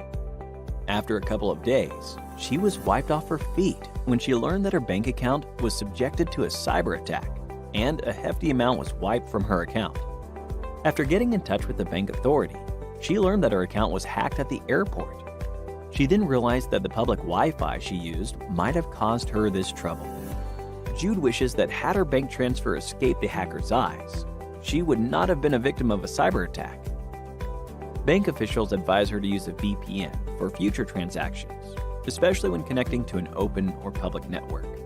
Like most of us, Jude had come across the term VPN several times, but didn't know much about it, and little did she think that the repercussions of not using a VPN would be this bad. Let's understand how the hacker would have exploited Jude's transaction in the absence of a VPN. In this process, Jude's computer first connects to the Internet Service Provider, ISP, which provides access to the Internet. She sends her details to the bank's server using her IP address. Internet Protocol Address, or IP address, is a unique address that recognizes a particular device, be it a laptop or a smartphone on the Internet. When these details pass through the public network, the hacker, who passively watches the network traffic, intercepts it. This is a passive cyber attack, where the hacker collects Jude's bank details without being detected. More often or not, in such an attack, payment information is likely to be stolen. The targeted data here are the victim's username, passwords, and other personal information. Such an unsecured connection exposed Jude's IP address and bank details to the hacker when it passed through the public network. So would Jude have been able to secure her transaction with the help of a VPN? Well, yes. Picture Jude's bank transaction to be happening in a tunnel that is invisible to the hacker. In such a case, the hacker will not be able to spot her transaction, and that is precisely what a VPN does. A virtual private network, more often known as VPN, creates a secure tunnel between your device and the Internet. For using a VPN, Jude's first step would be to install software-based technology known as the VPN client on her laptop or smartphone that would let her establish a secure connection. The VPN client connects to the Wi-Fi and then to the ISP. Here, the VPN client encrypts Jude's information using VPN protocols. Data is encrypted to make sure it is secure. Next, the VPN client establishes a VPN tunnel within the public network that connects to the VPN server. The VPN tunnel protects Jude's information from being intercepted by the hacker. Jude's IP address and actual location are changed at the VPN server to enable a private and secure connection. Finally, the VPN server connects to Jude's bank server in the last step, where the encrypted message is decrypted. This way, Jude's original IP address is hidden by the VPN, and the VPN tunnel protects her data from being hacked. This explains how VPN makes your data anonymous and secure when it passes through the public network, and the difference between a normal connection and a VPN connection. After learning about this, Jude was certain that she should start using a VPN to carry out her online transactions in the future. This is also applicable to each one of us. Even if you work remotely or connect to public Wi-Fi, using a VPN is the safest option. In addition to providing a secure encrypted data transfer, VPNs are also used to disguise your whereabouts and give you access to regional web content. VPN servers act as proxies on the Internet.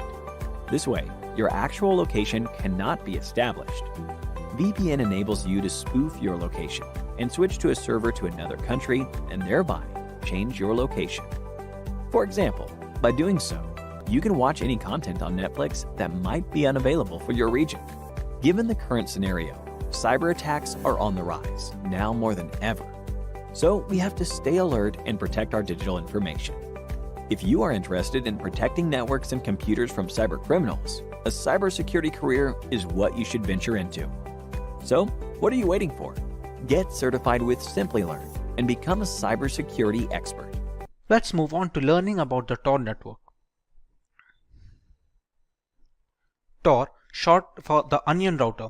It's an open source privacy network that permits users to browse the web anonymously.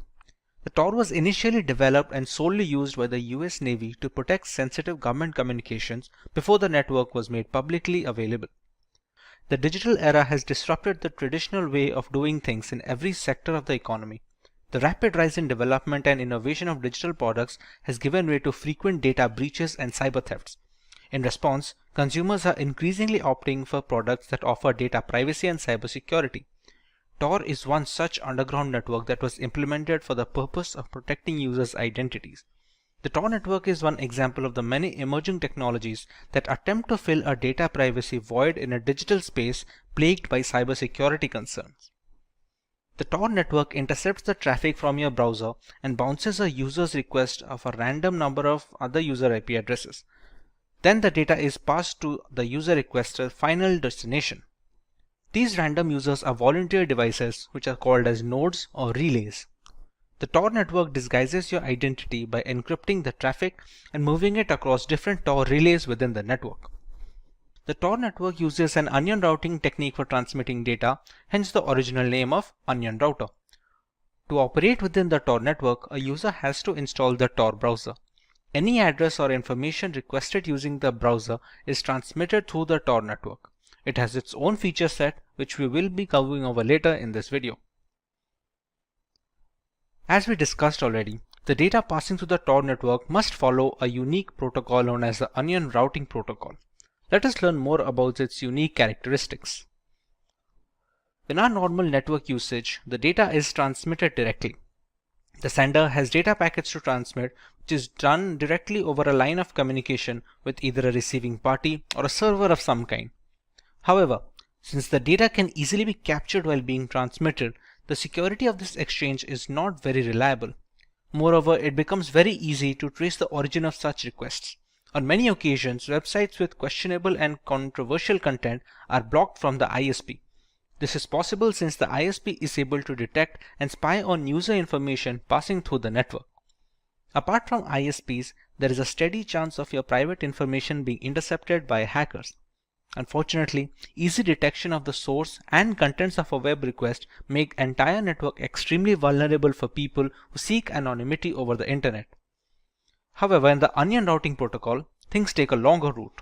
We have a sender with the Tor browser installed on the client system. The network sends the information to node 1's IP address, which encrypts the information and passes it on to node 2's address, which performs another encryption and passes it on to node 3 address. This is the last address, which is also known as the exit node. This last node decrypts the encrypted data and finally relays the request to the final destination, which can be another device or a server end. This final address thinks the request came from the exit node and grants access to it. The encryption process across multiple computers repeats itself from the exit node to the original user. The Tor network obfuscates user IP addresses from unwanted surveillance by keeping the user's request untraceable. With multiple servers touching the data, it makes the tracking very difficult for both ISPs and malicious attackers.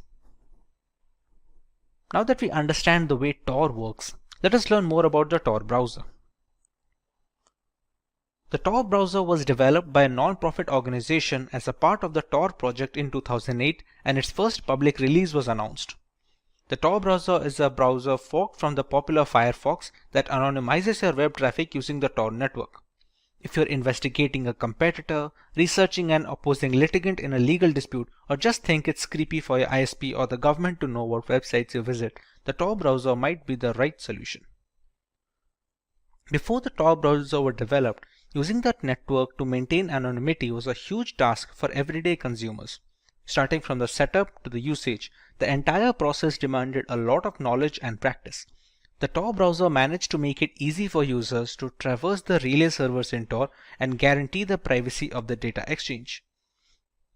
A major feature of the Tor browser is the ability to delete all browser history, cookies, and tracking data the moment it is closed. Every new launch of the browser opens an empty slate, having your usage habits from being tracked and singled out. A major feature that is the highlight of the Tor network is the availability of onion links. Only a small portion of the World Wide Web is available to the general public. We have the deep web that contains links that are not allowed to be indexed by standard search engines like Google and Bing.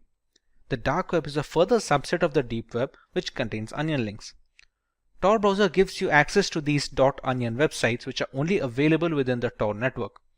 Onion is a special use top-level domain which designates an anonymous onion service, which is also known as a hidden service. Similar to the links of the deep web, these onion links provide services like online shopping, cryptocurrency, and many other products not available in the consumer internet space.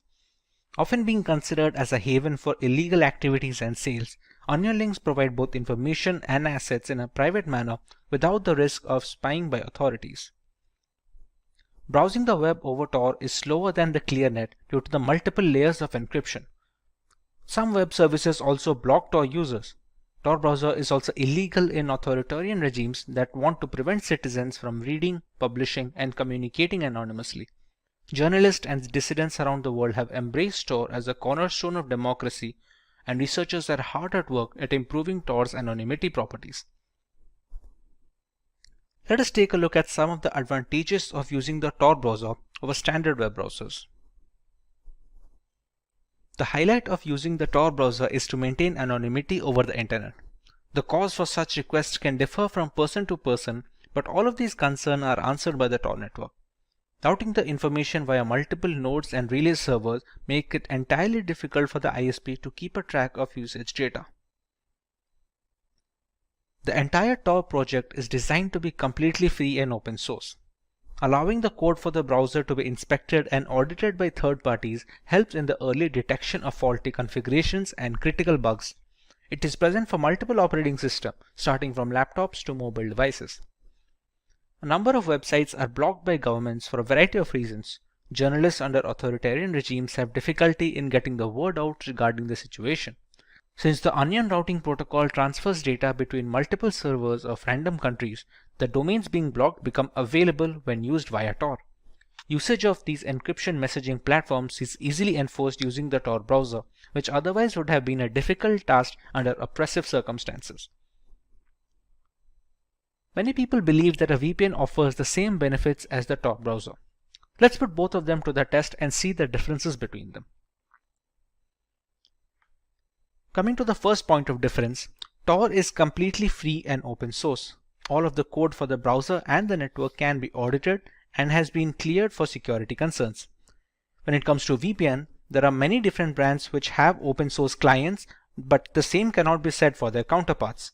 Some have partly open source, while some have completely locked up their code so that they cannot be stolen further. Moving on, Tor has multiple relay points in its data transfer protocol. Between the server and the receiver, there are 3 different IP nodes. That number can increase, but it will always be more than 2. Once the data is passed from the sender, it goes through all of those relay points, while in the case of a VPN, the connection is made from the client device to the VPN server and then to the requested destination. There is no other IP node that comes into work here, thereby making the connection a one-to-one between the client and a VPN. As a next point, since Tor handles multiple layers of encryption and the data passes through multiple systems along the way, the performance is slow compared to a VPN, where the performance is relatively fast due to the less number of nodes the data passes through. Similarly, the multi-layer encryption of Tor is consistent. If you use Tor browser, every single request passes through the same layer of encryption and follows the same routing protocol. In the case of a VPN, different companies offer different levels of encryption. Some have multi-hop, some prefer a single one-to-one connection, and these kind of differences make the choice much more variable. Finally, the nodes and relays being used in the Tor network are volunteer. There is no company holding over them, so jurisdiction becomes relatively straightforward. Whereas in the case of VPNs, many such VPNs are hosted by adware companies or are being monitored by central governments to note the usage information. Now that we have a better understanding of the Tor browser and its routing, let us take a look at how the Tor browser can anonymize and protect our internet usage. On opening up the Tor browser for the first time, this is the page that you are going to be welcomed with. You have the option of connecting to the Tor network before we start our browsing. So let's press connect, and we can see that it is connected. Coming to the anonymization, let's check my current location on Google Chrome.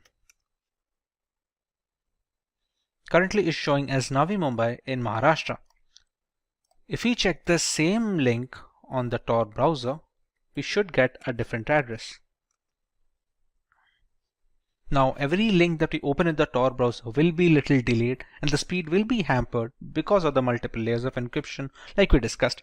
Now as you can see, it's showing a German IP and the state of Bavaria. This is how the anonymization works.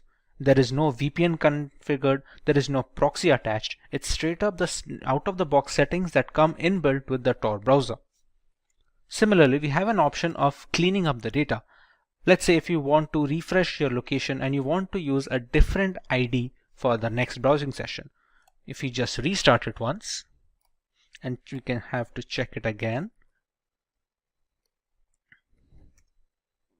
we should be seeing a different country this time. As you can see, we have Netherlands right now. So this is how you can keep refreshing your address, you can keep refreshing your host location so that you cannot be tracked when in browsing the internet. Like we discussed, we have some onion links that can only be used on the Tor network. As you can see, these kind of links do not open in the Google Chrome browser. But once we copy these over to the Tor browser,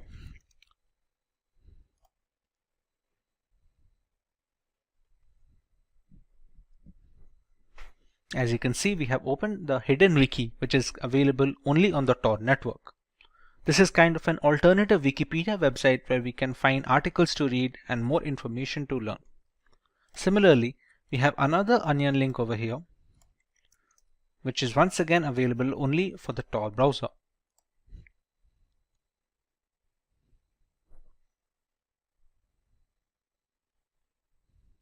Now these kind of delays are expected, but they are a valid compromise because they maintain the anonymity that many people desire. Similarly, we have found a hidden wallet, which is a cryptocurrency wallet, which is specifically for dark web members. This operates over the Tor network, and this is used by mostly journalists and people who want to anonymize their internet transactions when it comes to dealing money. All of the transactions that occur over the Tor network are almost impossible to track. Therefore, these kind of cryptocurrency wallets are very big on the deep web. This is just one example while having multiple different wallets for every single cryptocurrency available. With every aspect of corporate culture going online and embracing cloud computing, there is a plethora of critical data circulating through the internet, all worth billions of dollars to the right person. Increasing benefits require more complex attacks, and one of these attacks is a brute force attack. A brute force, or known as brute force cracking, is the cyber attack equivalent of trying every key on your keyring and eventually finding the right one. Brute force attacks are simple and reliable. There is no prior knowledge needed about the victim to start an attack. Most of the systems falling prey to brute force attacks are actually well secured. Attackers let a computer do the work, that is trying different combinations of usernames and passwords until they find one that works. Due to this repeated trial and error format, the strength of password matters a great deal. Although with enough time and resources, brute force will break a system since they run multiple combinations until they find the right passcode. Hey everyone, this is Vaibhav from Simplilearn and welcome to this video on what is a brute force attack. Let's take a look at the topics we need to cover today. We start by learning about what a brute force attack is and its reliability as a hacking technique. Next, we take a look at a step-by-step approach to how the hackers can take control of a system using brute force techniques. Moving on, we learn about the harmful effects of getting our personal devices brute forced or compromised and how it can affect not only our devices but our friends and family as well. We also understand a few steps that we can enforce to make a better security system against brute force attacks specifically. And finally, we have a demonstration that explains how the brute force mechanism works in a real-world situation. But before we begin, make sure you're subscribed to our Simplilearn channel and click the bell icon to never miss an update from us. Let's begin with learning about brute force attacks in detail. A brute force attack, also known as an exhaustive search, is a cryptographic hack that relies on guessing possible combinations of targeted password until the current password is discovered. It can be used to break into online accounts, encrypted documents, or even network peripheral devices. The longer the password, the more combinations that will need to be tested. A brute force attack can be time consuming and difficult to perform if methods such as data obfuscation are used, and at times downright impossible. However, if the password is weak, it could merely take seconds with hardly any effort. Dictionary attacks are an alternative to brute force attacks, where the attacker already has a list of usernames and passwords that need to be tested against the target. It doesn't need to create any other combinations on its own. Dictionary attacks are much more reliable than brute force in a real-world context, but the usefulness depends entirely on the strength of passwords being used by the general population. There is a three-step process when it comes to brute forcing a system. Let's learn about each of them in detail. In step 1, we have to settle on a tool that we are going to use for brute forcing. There are some popular names on the market like Hashcat, Hydra, and John the Ripper. While each of them has its own strengths and weaknesses, each of them perform well with the right configuration. All of these tools come pre-installed with certain Linux distributions that cater to penetration testers and cybersecurity analysts like Kali Linux and Parrot Security. After deciding what tool to use, we can start generating combinations of alphanumeric variables whose only limitation is the number of characters. For example, while using Hydra, a single 6-digit password will create 900,000 passwords with only digits involved. Add alphabets and symbols to that sample space and that number grows exponentially. The popular tools allow customizing this process. Let's say the hacker is aware of the password being a specific 8-digit word containing only letters and symbols. This will substantially increase the chances of being able to guess the right password since we remove the time taken to generate the longer ones. We omit the need for including digits in such combinations. These small tweaks go a long way in organizing an efficient brute force attack since running all the combinations with no filters will dramatically reduce the odds of finding the right credentials in time. In the final step, we run these combinations against the file or service that is being broken. We can try and break into a specific encrypted document, a social media account, or even devices at home that connect to the internet. Let's say there is a Wi-Fi router. The generated passwords are then fed into the connection one after the other. It is a long and arduous process, but the work is left to the computer rather than someone manually clicking and checking each of these passcodes. Any password that doesn't unlock the router is discarded and the brute force tool simply moves on to the next one. This keeps going on until we find the right combination which unlocks the router. Sometimes reaching the success stage takes days and weeks, which makes it cumbersome for people with low computing power at their disposal. However, the ability to crack any system in the world purely due to bad password habits is very appealing, and the general public tends to stick with simple and easy to use passwords. Now that we have a fair idea about how brute force works, let's see if we can answer this question. We learned about how complex passwords are tougher to crack by brute force. Among the ones listed on the screens, which one do you believe will take the longest to be broken when using brute force tools? Leave your answers in the comment section and we will get back to you with the correct option next week. Let's move on to the harmful effects of getting a system compromised due to brute force attacks. A hacked laptop or mobile can have social media accounts logged in, giving the hackers free access to the victim's connections. It has been reported on multiple occasions where compromised Facebook accounts are sending malicious links and attachments to people on their friends list. One of the significant reasons for hacking, malware infusion is best done when spread from multiple devices, similar to distributing spam. This reduces the chance of circling back the source to a single device which belongs to the hacker. Once brute forced, a system can spread malware via email attachments, sharing links, file upload via FTP, etc. Personal information such as credit card data, usage habits, private images and videos are all stored in our systems, be it in plain format or root folders. A compromised laptop means easy access to these information that can be further used to impersonate the victim regarding bank verification, among other things. Once a system is hacked, it can also be used as a mail server that distributes spam across lists of victims. Since the hacked machines all have different IP addresses and MAC addresses, it becomes challenging to trace the spam back to the original hacker. With so many harmful implications arising from a brute force attack, it's imperative that the general public must be protected against such. Let's learn about some of the ways we can prevent ourselves from becoming a victim of brute force attacks.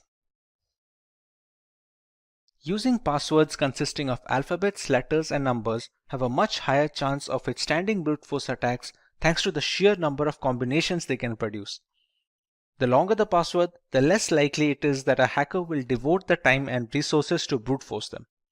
Having alphanumeric passwords also allows the user to keep different passwords for different websites. This is to ensure that if a single account or a password is compromised due to a breach or a hack, the rest of the accounts are isolated from the incident. Two-factor authentication involves receiving a one-time password on a trusted device before a new login is allowed. This OTP can be obtained either via email, SMS, or specific 2FA applications like Authy and Aegis.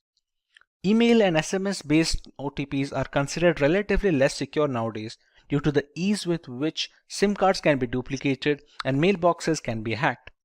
Applications that are specifically made for 2FA cores are much more reliable and secure.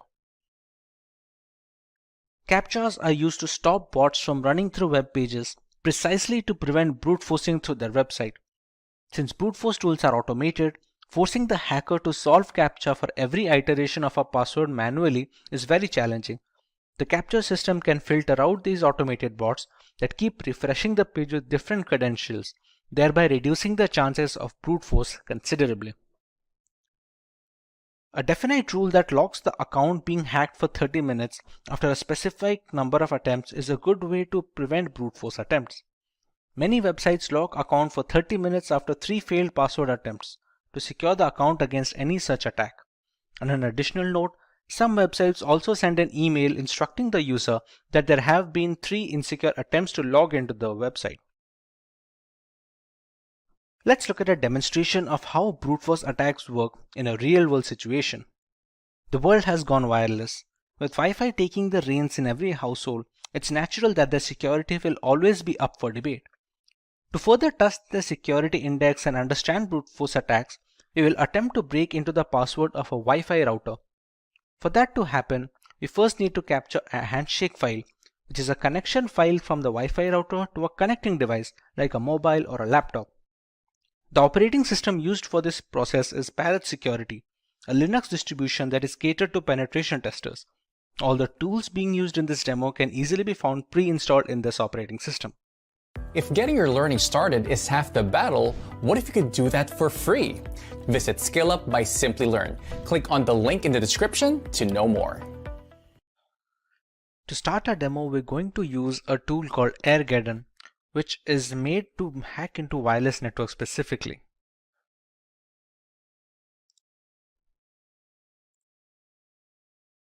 At this point, it's going to check for all the necessary scripts that are installed in the system. To crack into a Wi-Fi and to capture the handshake file, we're going to need an external network card. The significance of the external network card is a managed mode and a monitor mode. For now, the WLX1 named card is my external network adapter, which I'm going to select. To be able to capture data over the air, we're going to need to put it in monitor mode. As you can see above, it's written it is in managed mode right now. So we're going to select option 2, which is to put the interface in monitor mode. And its name is now WLAN 0 monitor. The monitor mode is necessary to capture data over the air. That is the necessary reason why we need an external card, since a lot of inbuilt cards that come with the laptops and the systems, they cannot have a monitor mode installed. Once we select the mode, we can go into the 5th, which is the handshake tools menu. In the first step, we have to explore for targets, and it is written that monitor mode is necessary to select a target. So let's explore for targets and press enter.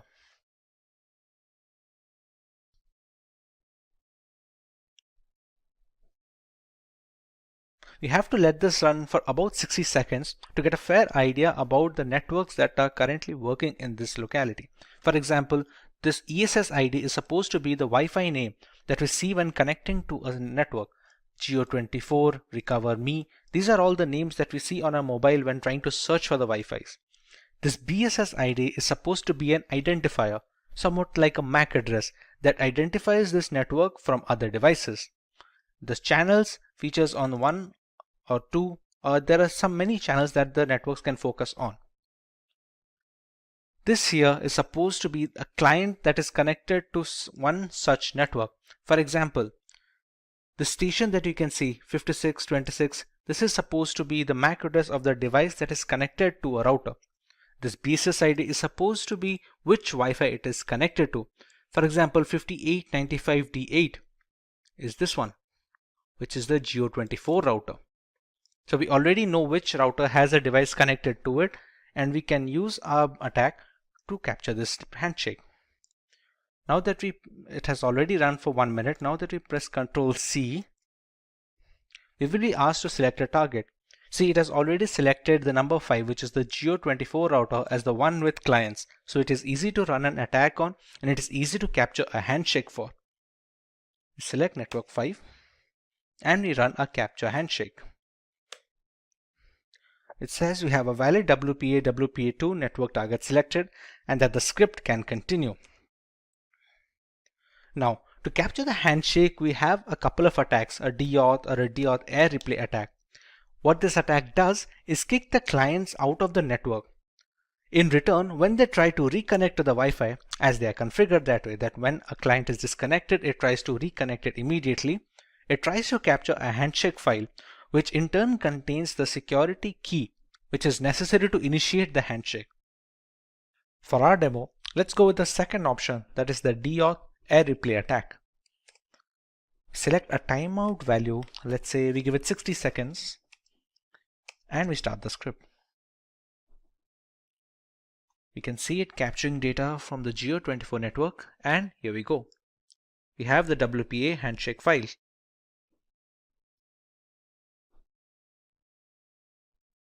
Once the handshake file is captured, you can actually close this, and here we go. Congratulations. In order to capturing a handshake, it has verified that a PMK ID from the target network has successfully been captured.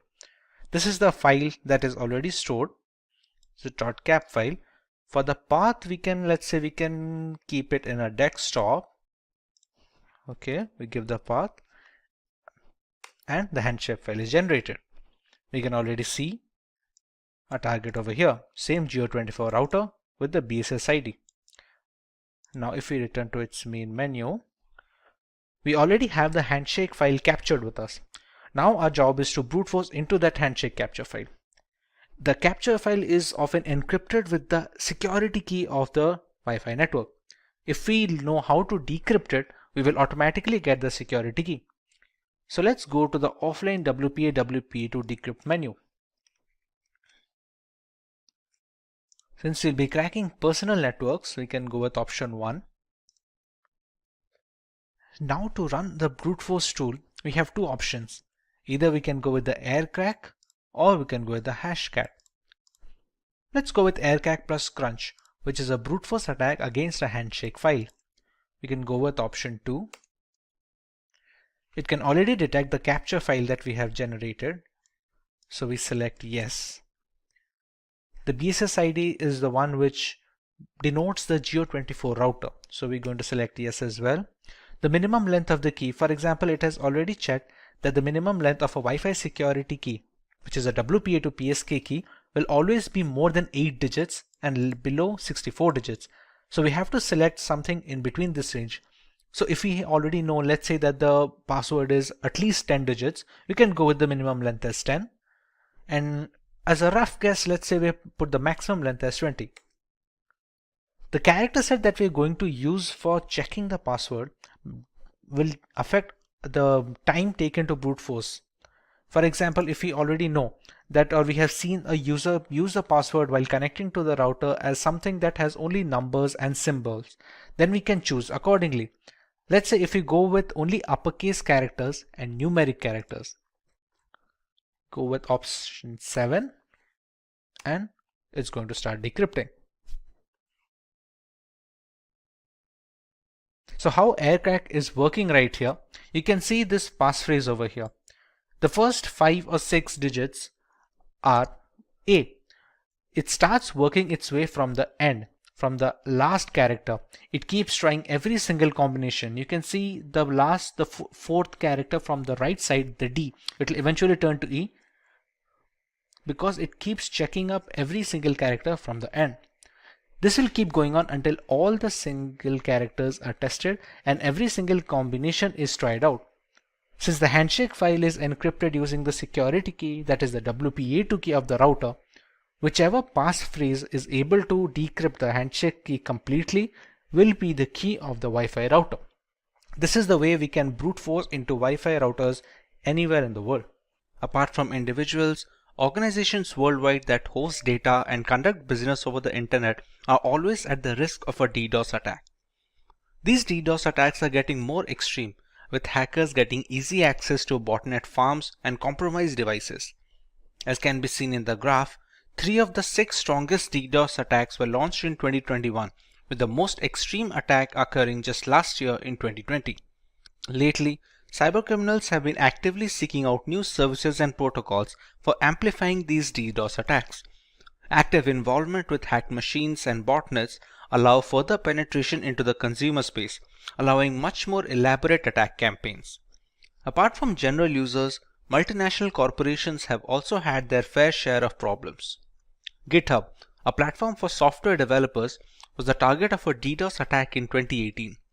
Widely suspected to be conducted by Chinese authorities, this attack went on for about 20 minutes, after which the systems were brought into a stable condition. It was the strongest DDoS attack to date at the time and made a lot of companies reconsider the security practices to combat such attacks.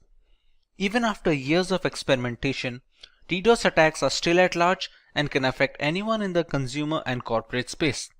Hey everyone, this is Vaibhav from Simplilearn, and welcome to this video on what is a DDoS attack. Let's take a look at the topics we will be covering today. We start by learning what is a DDoS attack and how it works on a phase-by-phase level. We learn about the distinct categories in DDoS attacks and the potential aim of hackers when they launch a DDoS attack campaign. We also look at some preventive measures that can be taken to protect oneself from these DDoS attacks. Finally, we have a demonstration of how such attacks can hamper the working of a server system using VMware and Parrot security operating system. But before moving forward, make sure you are subscribed to the Simplilearn YouTube channel. Don't forget to hit the bell icon to receive updates about more informative videos from our channel. So let's learn more about what is a DDoS attack. A distributed denial of service attack, or DDoS, is when an attacker or attackers attempt to make it impossible for a service to be delivered. This can be achieved by thwarting access to virtually anything: servers, devices, services, networks, applications, and even specific transactions within applications. In a DOS attack, it's one system that is sending the malicious data or requests. A DDoS attack comes from multiple systems. Generally, these attacks work by drowning a system with requests for data. This could be sending a web server so many requests to serve a page that it crashes under the demand, or it could be a database being hit with a high volume of queries. The result is available internet bandwidth, CPU, and RAM capacity become overwhelmed. The impact could range from a minor annoyance from disrupted services to experiencing entire websites, applications, or even entire businesses taking offline. More often than not, these attacks are launched using machines in a botnet. A botnet is a network of devices that can be triggered to send requests from a remote source, often known as the command and control center. The bots in the network attack a particular target, thereby hiding the original perpetrator of the DDoS campaign. But how do these devices come under a botnet? And what are the requests being made to the web servers? Let's learn more about these and how DDoS attacks work.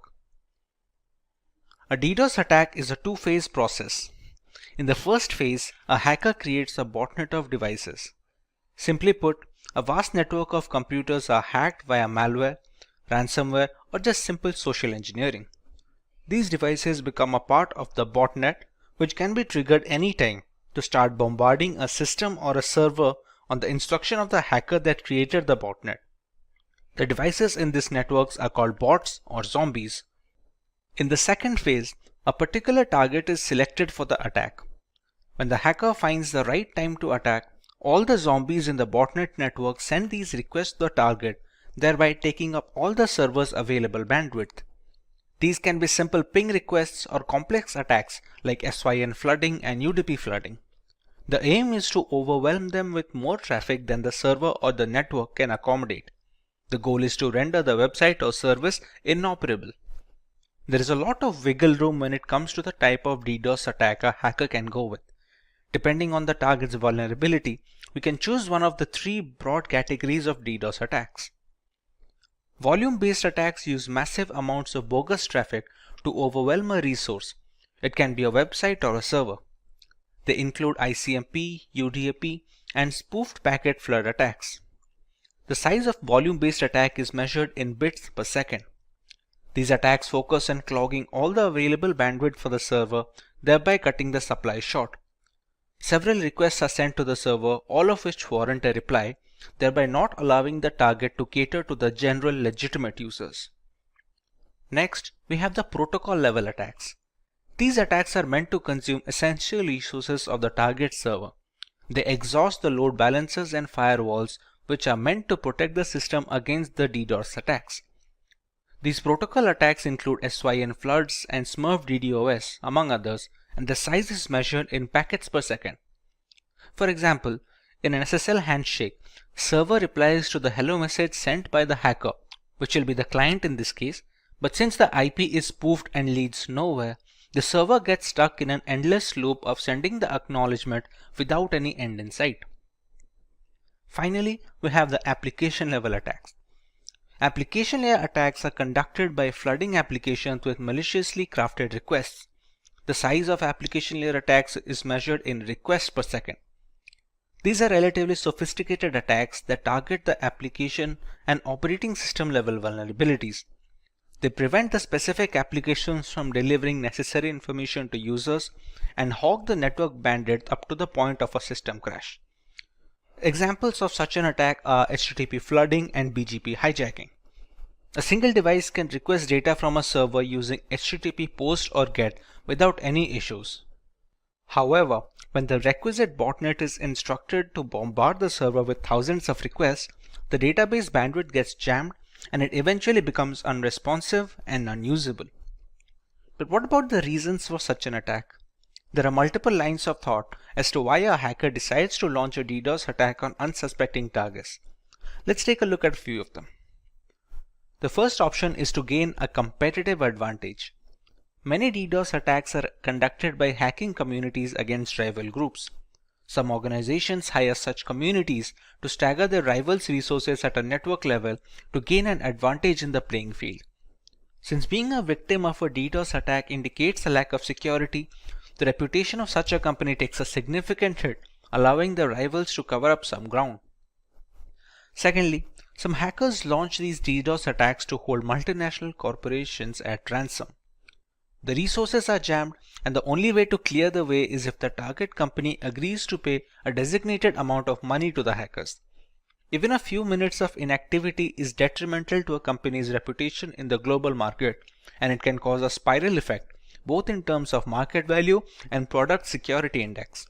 Most of the time, a compromise is reached and the resources are freed after a while. DDoS attacks have also found use in the political segment. Certain activists tend to use DDoS attacks to voice their opinion. Spreading the word online is much faster than any local rally or forum. Primarily political, these attacks also focus on online communities, ethical dilemmas, or even protests against corporations. Let's take a look at a few ways that companies and individuals can protect themselves against DDoS attacks.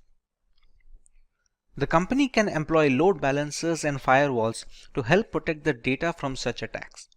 Load balancers reroute the traffic from one server to another in a DDoS attack.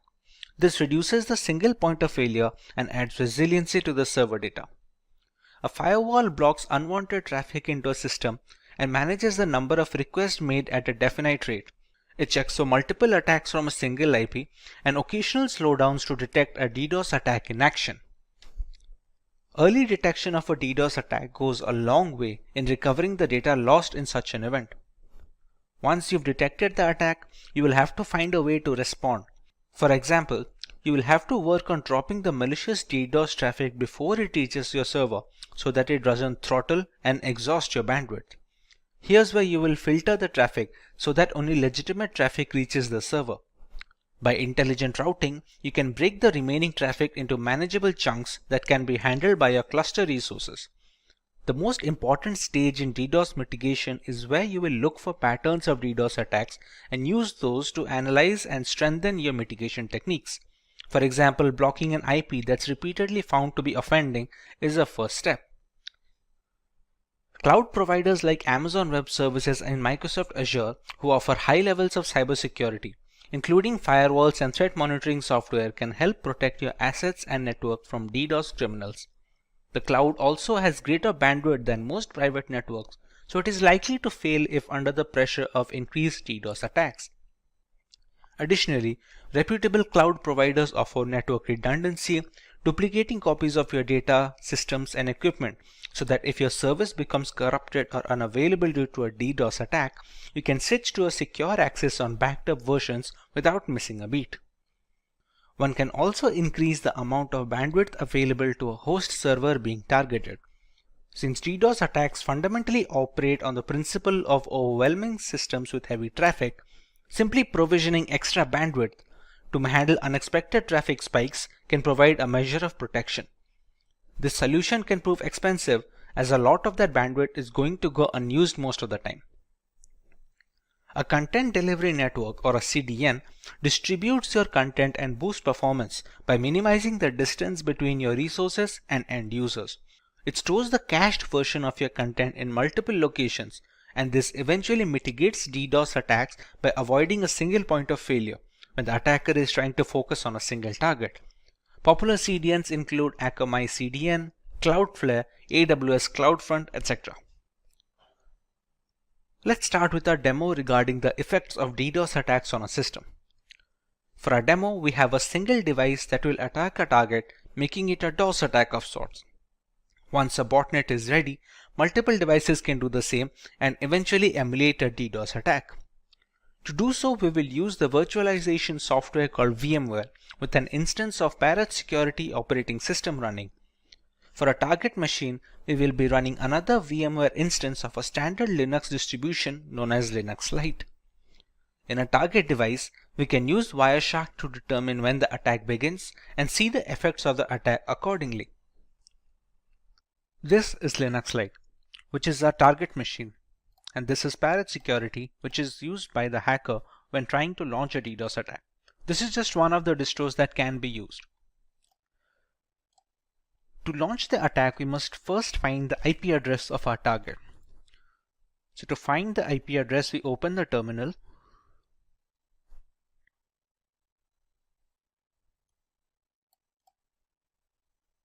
We use the command ifconfig.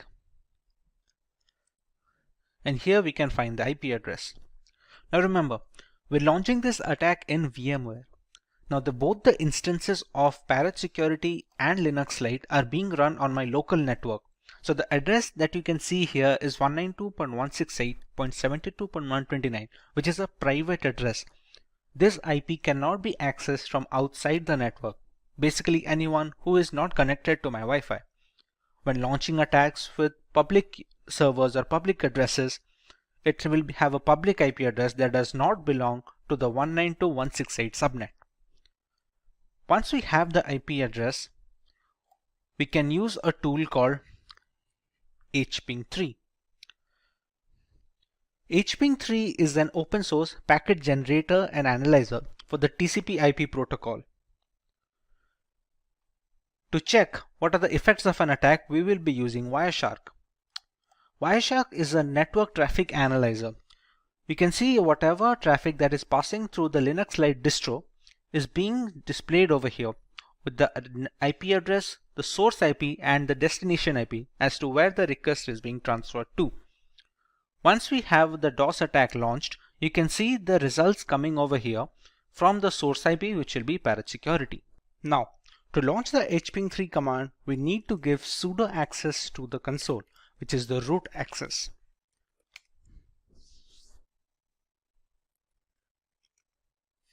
Now, we have the root access for the console. The hping3 command will have a few arguments to go with it, which are, as you can see on the screen, -s and a flood, a -v, -p18, and the IP address of the target, which is 192.168.72.129.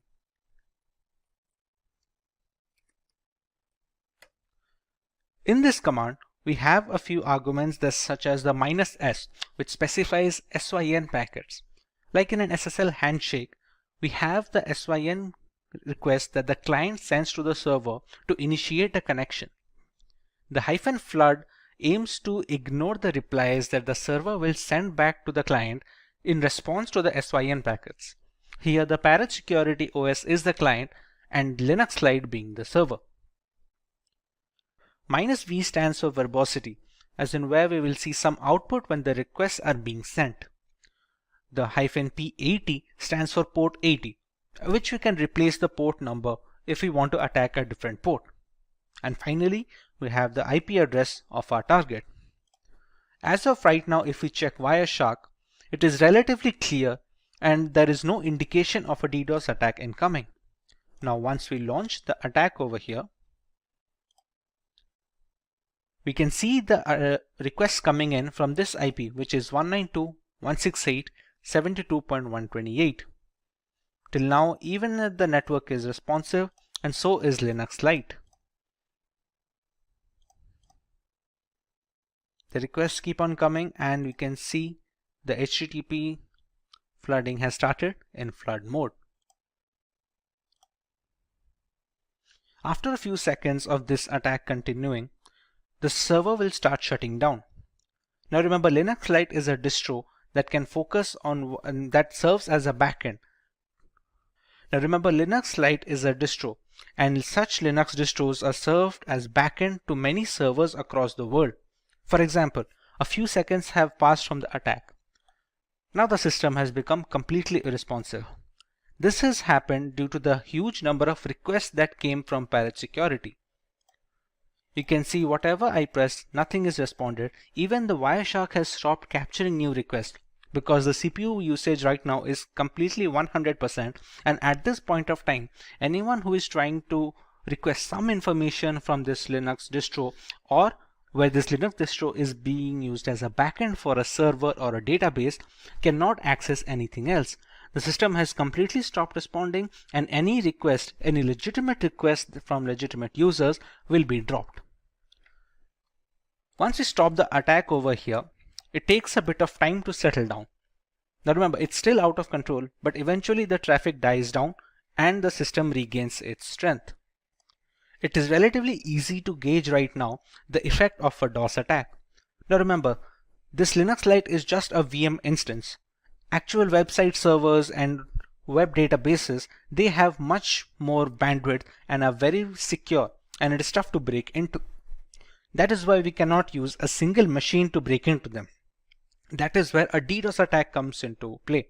What we did right now is a DOS attack, as in a single system is being used to penetrate a target server using a single request. Now, when a DDoS attack, multiple systems such as multiple Parrot Security instances or multiple zombies or bots in a botnet network can attack a target server to completely shut down the machine and drop any legitimate request, thereby rendering the service and the target completely unusable and inoperable. As a final note, we would like to remind that this is for educational purposes only, and we do not endorse any attacks on any domains. Only test this on servers and networks that you have permission to test on. The important question is how to become a certified ethical hacker. In order to become a certified ethical hacker, you need to pass the Certified Ethical Hacker or the CEH exam from EC Council, which tests the broad knowledge of subject matter that is required for someone to be an effective ethical hacker. Well, since its inception in 2003, the Certified Ethical Hacker has been the absolute choice of the industry globally. It is recognized worldwide and has been endorsed by governmental agencies like the NSA, The CEH exam is accredited by ANSI, which adds credibility and value to the credential members. The CEH exam is computerized, proctored exam. You will have 4 hours to complete 125 questions. There are some sources of information that mentions that in order to pass, you need to score about 60 to 80%. The actual percentage of questions that you must answer correctly varies from exam to exam and depends on the difficulty of the exams delivered when you take the exam. The harder the questions that are asked, the fewer questions you need to get right to pass the exam. If you get easier questions, then you will need to get more of the questions right to pass the exam. However, keep in mind that when you take the actual exam at the testing center, the passing grade may vary. The CEH certification exam costs $500 plus an additional eligibility fee of $100. The exam duration is for 4 hours. The questions are all multiple choice. The exam is only available in English as of today. Candidates can take the CEH exam online using a remotely proctored service from anywhere in the world 24/7 as long as they have a computer equipped with a webcam and a microphone. Let's discuss the exam outline. The exam is broken into 7 domains. Networking and information background covers about 22%. Analysis assessment covers 12%, security covers 23%, tools system programs 29%, procedures methodology 9%, regulation policy 2%, and ethics 3%. Let's discuss these domains a little more in detail. Networking and information background. This first domain of the CEH exam is designed to test your knowledge of everything that you need to know to practice ethical hacking, which isn't specific to any information security domain. The objectives of this domain include network and communication technologies. Next is information security threats and attack vector, such as malwares, OWASP top 10, etc. The final objective covers information security technologies such as mobile technologies, telecommunication technologies, backups, archiving, etc. Analysis assessment. This domain of the Certified Ethical Hacker exam is designed to test your knowledge of what goes into performing a penetration test or ethical hacking. The objectives of this domain are information security assessment and analysis and information security assessment process. Combination of ethics and regulation policy domains covers 5% of the total exam weightage. The objectives of these domains are ethics of information security, which covers what is considered ethical and unethical from the perspective of the CEH certification. Not only you will be expected to behave ethically, you will be expected to adhere to a code of ethics. Next objective is information security policies, laws, acts, which covers some of the major information security regulations and the evaluation of organizational security policies. This is an important procedures methodology. This is an important domain and carries a weightage of 9%. There are 2 objectives. The first objective covers information security procedures, which is the step-by-step methods that is used to identify, prevent, and enforce security controls against unwanted behavior. The next objective is information security assessment methodologies, which covers security assessments to determine security gaps that may pose a risk to the organization. Tools, systems, programs. This domain carries the maximum weightage of 29%, and so you should expect the maximum number of questions from here. This domain is heavily focused on knowledge of the specific systems, programs, and tools used in ethical hacking. There are 3 objectives. First objective covers information security systems such as firewalls, intrusion detection and prevention systems, SIEM solutions, etc. Next objective covers information security programs that are used to secure a host system against malicious attackers. These programs include antivirus, anti-spyware, anti-riskware, ad blockers, anti-rootkit, etc. The final objective covers information security tools used for performing footprinting and reconnaissance, performing enumeration, conducting network scanning, performing web application hacking, etc. This security domain is the second largest domain on the exam with 23% weightage. This domain is divided into 3 objectives. The first objective covers information security controls such as administrative controls, technical controls, and physical controls. The second objective, information security attack detection, covers various methods to detect attacks against an organization's information security. The final objective, information security attack prevention, covers proactive methods that organizations can use to protect themselves from malicious attackers. Let us understand the importance of the CEH certification before getting to know about its content. So why should you take up the CEH version 11? The Certified Ethical Hacker is the most trusted ethical hacking certification and a recommended one by employers around the globe. Since the introduction of the CEH certification in 2003, it is globally recognized as a standard within the information security field. The CEH version 11 by EC Council continues to keep up to the standard, and it familiarizes the latest hacking techniques and teaches you advanced hacking tools and exploits used. The CEH version 11 aligns with the current cybersecurity market requirements and adds the latest advancements in the cybersecurity field. The CEH certification helps and trains you to think like a hacker, and this in turn helps you beat a hacker and defend your network. After obtaining the CEH certification, you'll be a certified ethical hacker. A certified ethical hacker is a skilled professional working in a red team environment who safeguards networks and understands attack strategies and mimics the skills of malicious hackers. Certified ethical hackers discover vulnerabilities in a system and operate with permission from the system owners only. So who can become a certified ethical hacker and who can take up the CEH certification? Let us have a look at that now. In the first case, to be eligible for the CEH certification exam, you need to attend the official training from authorized EC Council training partners. It can be an online training or tutor-led training from EC Council learning partners. Only then are you eligible to take up the CEH certification exam. So a candidate who has completed an official EC Council training is eligible to take up the exam without going through the application process. Or in the second case, in order to be considered for this credential, you need to have at least 2 years of work experience in the information security domain, and you must pay a non-refundable application fee and submit an eligibility application form. Once it is approved, you can take up the CEH exam. After the application is approved, you can purchase the test voucher. In the latest version of the CEH, we will see the addition of various core concepts. Moving on to our next topic, let us see how different the CEH version 11 is and few of its objectives. Firstly, it outlines ethical hacking concepts, cyber kill chain concepts, an overview of information security, and various laws and regulations related to information security. This certification briefs you about the phases of system hacking, attacking techniques, and how you can maintain access.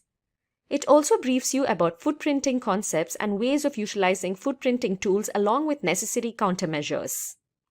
The next objective is to familiarize with vulnerability assessment along with a hands-on experience of various scanning tools. Next, we have cybersecurity threats like malware threats, analysis of various worms, viruses, and trojans. Various malware concepts, packet sniffing concepts, and techniques have been introduced into this domain. It also highlights the concepts related to social engineering, denial of service attacks, SQL injection, and evasion techniques. It also speaks about wireless hacking concepts and mobile device management. The concept of operational technology is a new addition this time. Next is getting acquainted with security solutions like firewalls, honeypots, IPS, their evasion, and protection. Our fifth point is knowing various topics in cryptography like encryption algorithms, public key infrastructure, and cryptanalysis. Moving on, the next objective is to incorporate Parrot Security OS as it offers better performance on lower-powered laptops and machines when compared to Kali Linux. Next is to learn to recognize and deal with IoT-based vulnerabilities and attacks with the CEH version 11 course that covers the latest IoT hacking tools. You would be required to ensure the safety of IoT devices. Our next point is with respect to the evolving cloud industry. You would need to learn how to identify and defend cloud-based threats and attacks. The latest version of CEH includes new operating systems and Windows 10 configured with domain controller and vulnerable web applications for improving hacking skills. Finally, what is different is that more than 50% of the CEH version 11 course is dedicated to practical skills in live ranges via EC Council labs. EC Council leads in this aspect of the industry. Now that we saw the CEH exam objectives, let us look into the CEH exam topics weightage. As you see on your screens, this is a pie chart with 9 domains in CEH along with their weightages. You can prepare for your exam accordingly.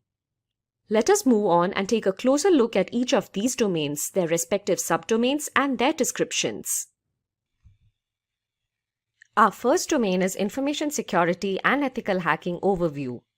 This domain consists of questions from information security, cyber kill chain concepts, ethical hacking concepts, various hacking concepts, and information security laws and standards. You can expect a total number of 8 questions from this domain. The weightage of this section is 6%.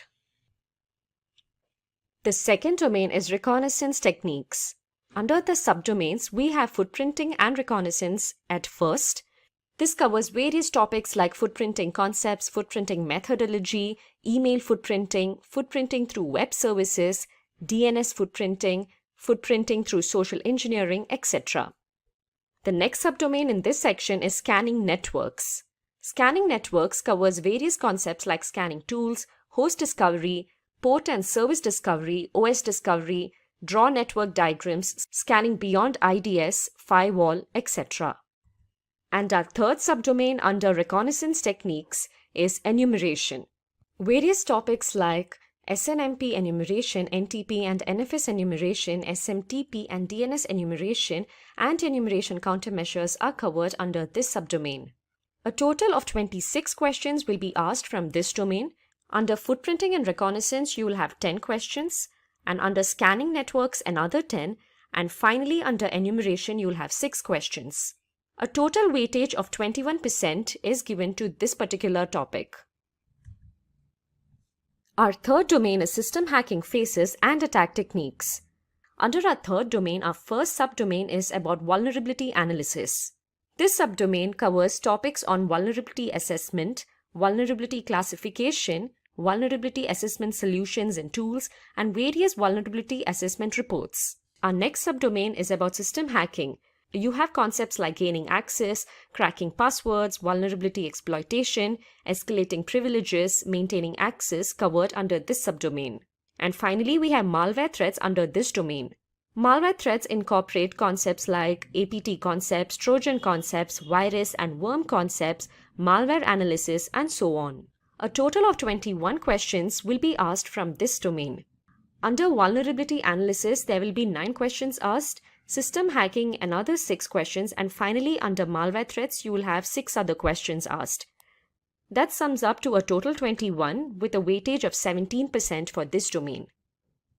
Our fourth domain is about network and perimeter hacking. Here you have various subdomains and one of it is social engineering. Under social engineering, you will be asked questions based on social engineering techniques, insider threats, impersonation on social, networking sites, identity theft, and so on.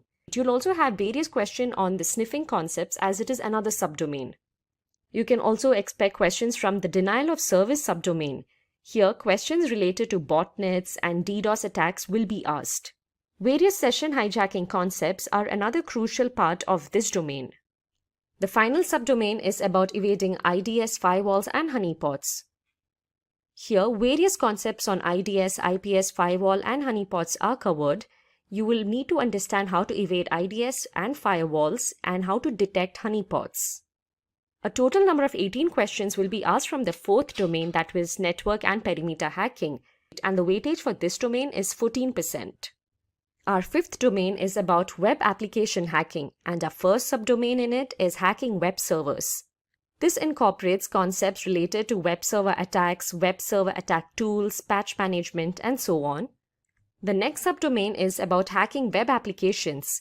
Here you have various concepts related to bypass client-side controls, analyze web applications, footprint web infrastructure, attack access controls, and how to perform injection attacks, and so on. Finally, under the SQL injection subdomain, you'll have questions based on SQL injection, the types of SQL injection, the SQL injection methodology, SQL injection tools, evasion techniques, and SQL injection countermeasures. Here, a total of 20 questions will be asked from this domain. And that is, a weightage of 16% will be given to the web application hacking domain. Our sixth domain is solely devoted to wireless network hacking. This domain focuses on hacking wireless networks, various wireless concepts, wireless encryption, wireless threats, wireless hacking tools, various hacking methodologies, Bluetooth hacking, and wireless countermeasures are covered. A total of 8 questions will be asked from this domain with a weightage of 6%. Our seventh domain is all about mobile platform IoT and OT hacking. Our first subdomain here is hacking mobile platforms. Here, the concepts that are touched upon are mobile platform attack vectors, hacking Android OS, hacking iOS, mobile device management, and mobile security guidelines and tools. Our next subdomain here is about IoT and OT hacking, which covers concepts on IoT hacking tools, its methodologies, countermeasures, and it also speaks about OT concepts, OT attacks, OT hacking tools, and OT countermeasures. You have a total of 10 questions asked from this domain with a weightage of 8%. The next domain is very interesting and it is all related to cloud. The cloud computing domain covers concepts based on cloud computing, serverless computing, cloud computing threats, cloud hacking, and cloud security. The weightage given to this domain is 6% with a total number of questions of 7. And finally, we have cryptography as our ninth domain. As the name suggests, this domain covers topics based on cryptography concepts, encryption algorithms, cryptography tools, public key infrastructure, email encryption, disk encryption, cryptanalysis, and countermeasures. And 7 questions will be asked from this domain with a weightage of 6%. Now that you saw the CEH exam topics weightage, let us have a closer look at the CEH exam details. Let us first have a look at the CEH exam based on MCQs. The exam title is Certified Ethical Hacker with the exam code of 312-50. This exam will have 125 questions with a time limit of 4 hours. The test format is multiple choice questions. The pass percentage varies ideally between 60% to 85%. Now let's have a look at the CEH practical exam details.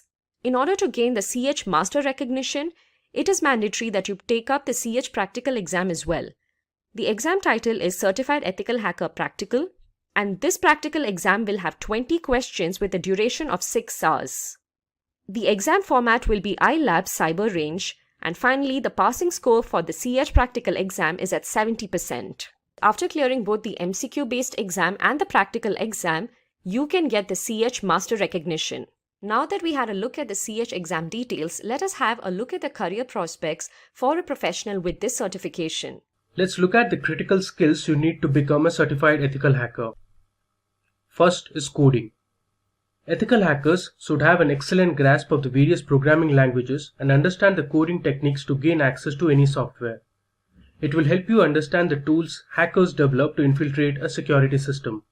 Some of the popular coding languages ethical hackers need to know are Python, JavaScript, PHP, and SQL. Coming to the second skill, so ethical hackers should know the basics of different operating systems, specifically Linux, as it is more secure than any other operating system. Most web servers run on Linux operating system. Gaining access to this server to check for faults is another must-have skill for ethical hackers. Now they also need to understand how firewalls work as well. Coming to the third skill, so to become an ethical hacker, you must understand both wired and wireless networks. They must know networks like DHCP, NAT, and subnetting to investigate the different interconnected machines in a network and the possible security threats that this may create. Now moving on to the fourth skill, having good knowledge of wireless technologies like Wired Equivalent Privacy or WEP, Wi-Fi Protected Access or WPA, and Wi-Fi Protected Setup or WPS will help ethical hackers guard systems against sending information via hidden streams. Ethical hackers need to grasp how to write SQL statements for inbound, out-of-band and blind SQL attacks, which can swiftly compromise a database operation and the data it holds. Cryptography deals with transforming a normal text message to a non-readable form during the transmission to make it incomprehensible for hackers. An ethical hacker ensures that conversation between different people within the organization does not leak. Now coming to the final skill, ethical hackers additionally require analytical thinking and problem-solving skills to succeed at this job. They should be able to reverse engineer security frameworks, come up with uncommon ways to break into a network. This also requires thinking outside the box. Now, companies across various industries hire ethical hackers for several job roles. So once you become a certified ethical hacker, you can get into multiple job roles. Let's look at a few of them. First, we have security analyst. The security analysts execute security systems to safeguard the organization's networks, data, and also help to maintain security standards. They document the security breaches and measure the damage caused. Security analysts also analyze the security issues thoroughly to identify the root cause. The second job role we have is penetration tester. So penetration testers conduct tests and purposefully try to exploit existing computer systems and software to identify and correct system weaknesses. They implement solutions to enhance data security and provide recommendations based on an assessment of hardware and software systems. The third job role we have for a certified ethical hacker is security engineer. So security engineers understand complicated technical issues and manage them with a fast-paced business environment. They also conduct proactive research to investigate security vulnerabilities and recommend suitable strategies. And finally, we have the job role of a security consultant. Cybersecurity consultants are highly in demand today and are amongst the heavily paid professionals. A cybersecurity consultant is responsible for protecting sensitive data that come from various aspects of the digital world. They evade security risks and prevent cyber attacks. Security consultants study security criteria or cybersecurity criteria, security systems, and validation procedures. Now, before we go further, I have another question for you people. So, which role do you think is the most exciting? Do let us know your responses in the comment section of the video. We would be glad to hear from you. Now, moving ahead. With the increasing number of cyber attacks across the globe, ethical hackers are in demand like never before. Very recently, a United Nations official warned that cybercrime went up by 600% during the COVID-19 pandemic. As per the government data presented in Parliament, India alone reported 1.16 million cyber attacks in 2020. That's almost 3x times more than 2019. Now, according to Cybersecurity Ventures, cyber threats will cost nearly $6 trillion in 2021. Cybersecurity Ventures also expects global cybercrime costs will grow up by 15% per year over the next 5 years and reach $10.5 trillion annually by 2025. Now, there is a huge shortage of ethical hacking professionals globally. According to the Bureau of Labor Statistics, the information security industry is expected to grow 32% in the next decade. Another report by Cybersecurity Ventures tells that the world will have 3.5 million unfilled cybersecurity jobs by the end of 2021.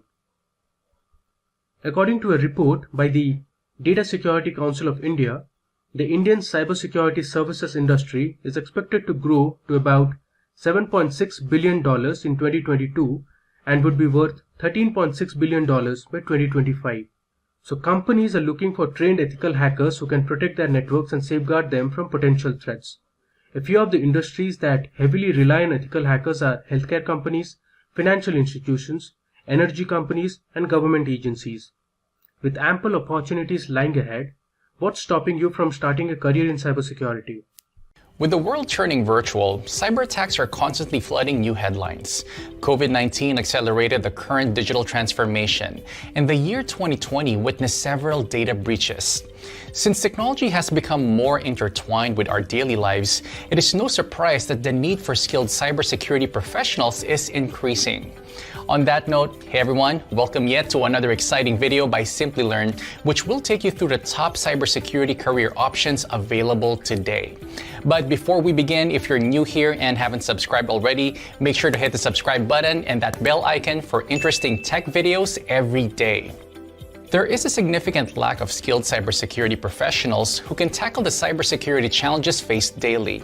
Hence, a career in cybersecurity is demanding and equally rewarding. Finding the right career path in the cybersecurity industry isn't always easy. We are here to help you with that. There are a few prerequisites for a career in cybersecurity, the basic one being a bachelor's degree in a subject relating to cybersecurity. However, if you don't have a relevant degree, you can always take up relevant cybersecurity certifications and kickstart your cybersecurity journey. A few other skills like networking, knowledge of operating systems, and cloud security are required to start and grow your cybersecurity career. You can check out our video on the top 5 cybersecurity skills to know more. Cybersecurity jobs vary from entry-level to executive management and everything in between. There are several cybersecurity paths available today. It is best if you start with entry-level and then move on to the next level with the help of certifications and relevant experience. Here, let us have a look at the top 5 cybersecurity job roles today. The first job role is that of a network engineer. Network engineers construct and administer a company's computer networks. They are responsible for installing, configuring, and supporting network equipment. They also configure and maintain firewalls, switches, and routers. This entry-level cybersecurity job can help you start your journey to become an ethical hacker. The annual average salary of a network engineer in the US is $85,098, and in India it is around 510,000 rupees.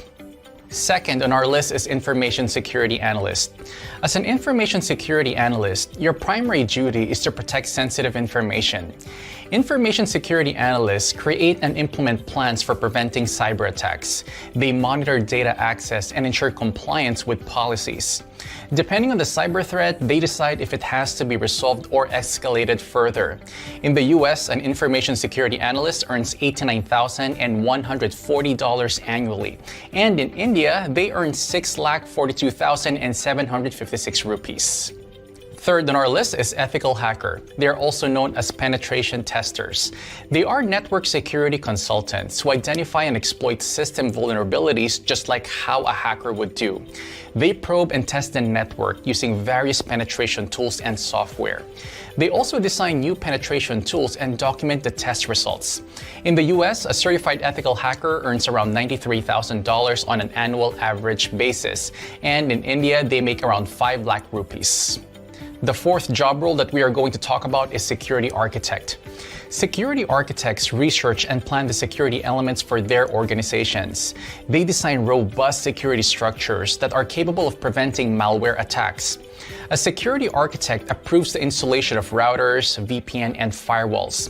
Their duties go beyond just architecture building and including formulating company procedures, guidelines, and user guides. Security architects in the US make a handsome sum of $124,000 a year on an average, and in India, they make nearly 21,80,000 rupees. And finally, fifth on our list is Chief Information Security Officer, CISO. They are senior level officers in an organization. They ensure the safety of the information they develop, implement and maintain information security and risk management programs.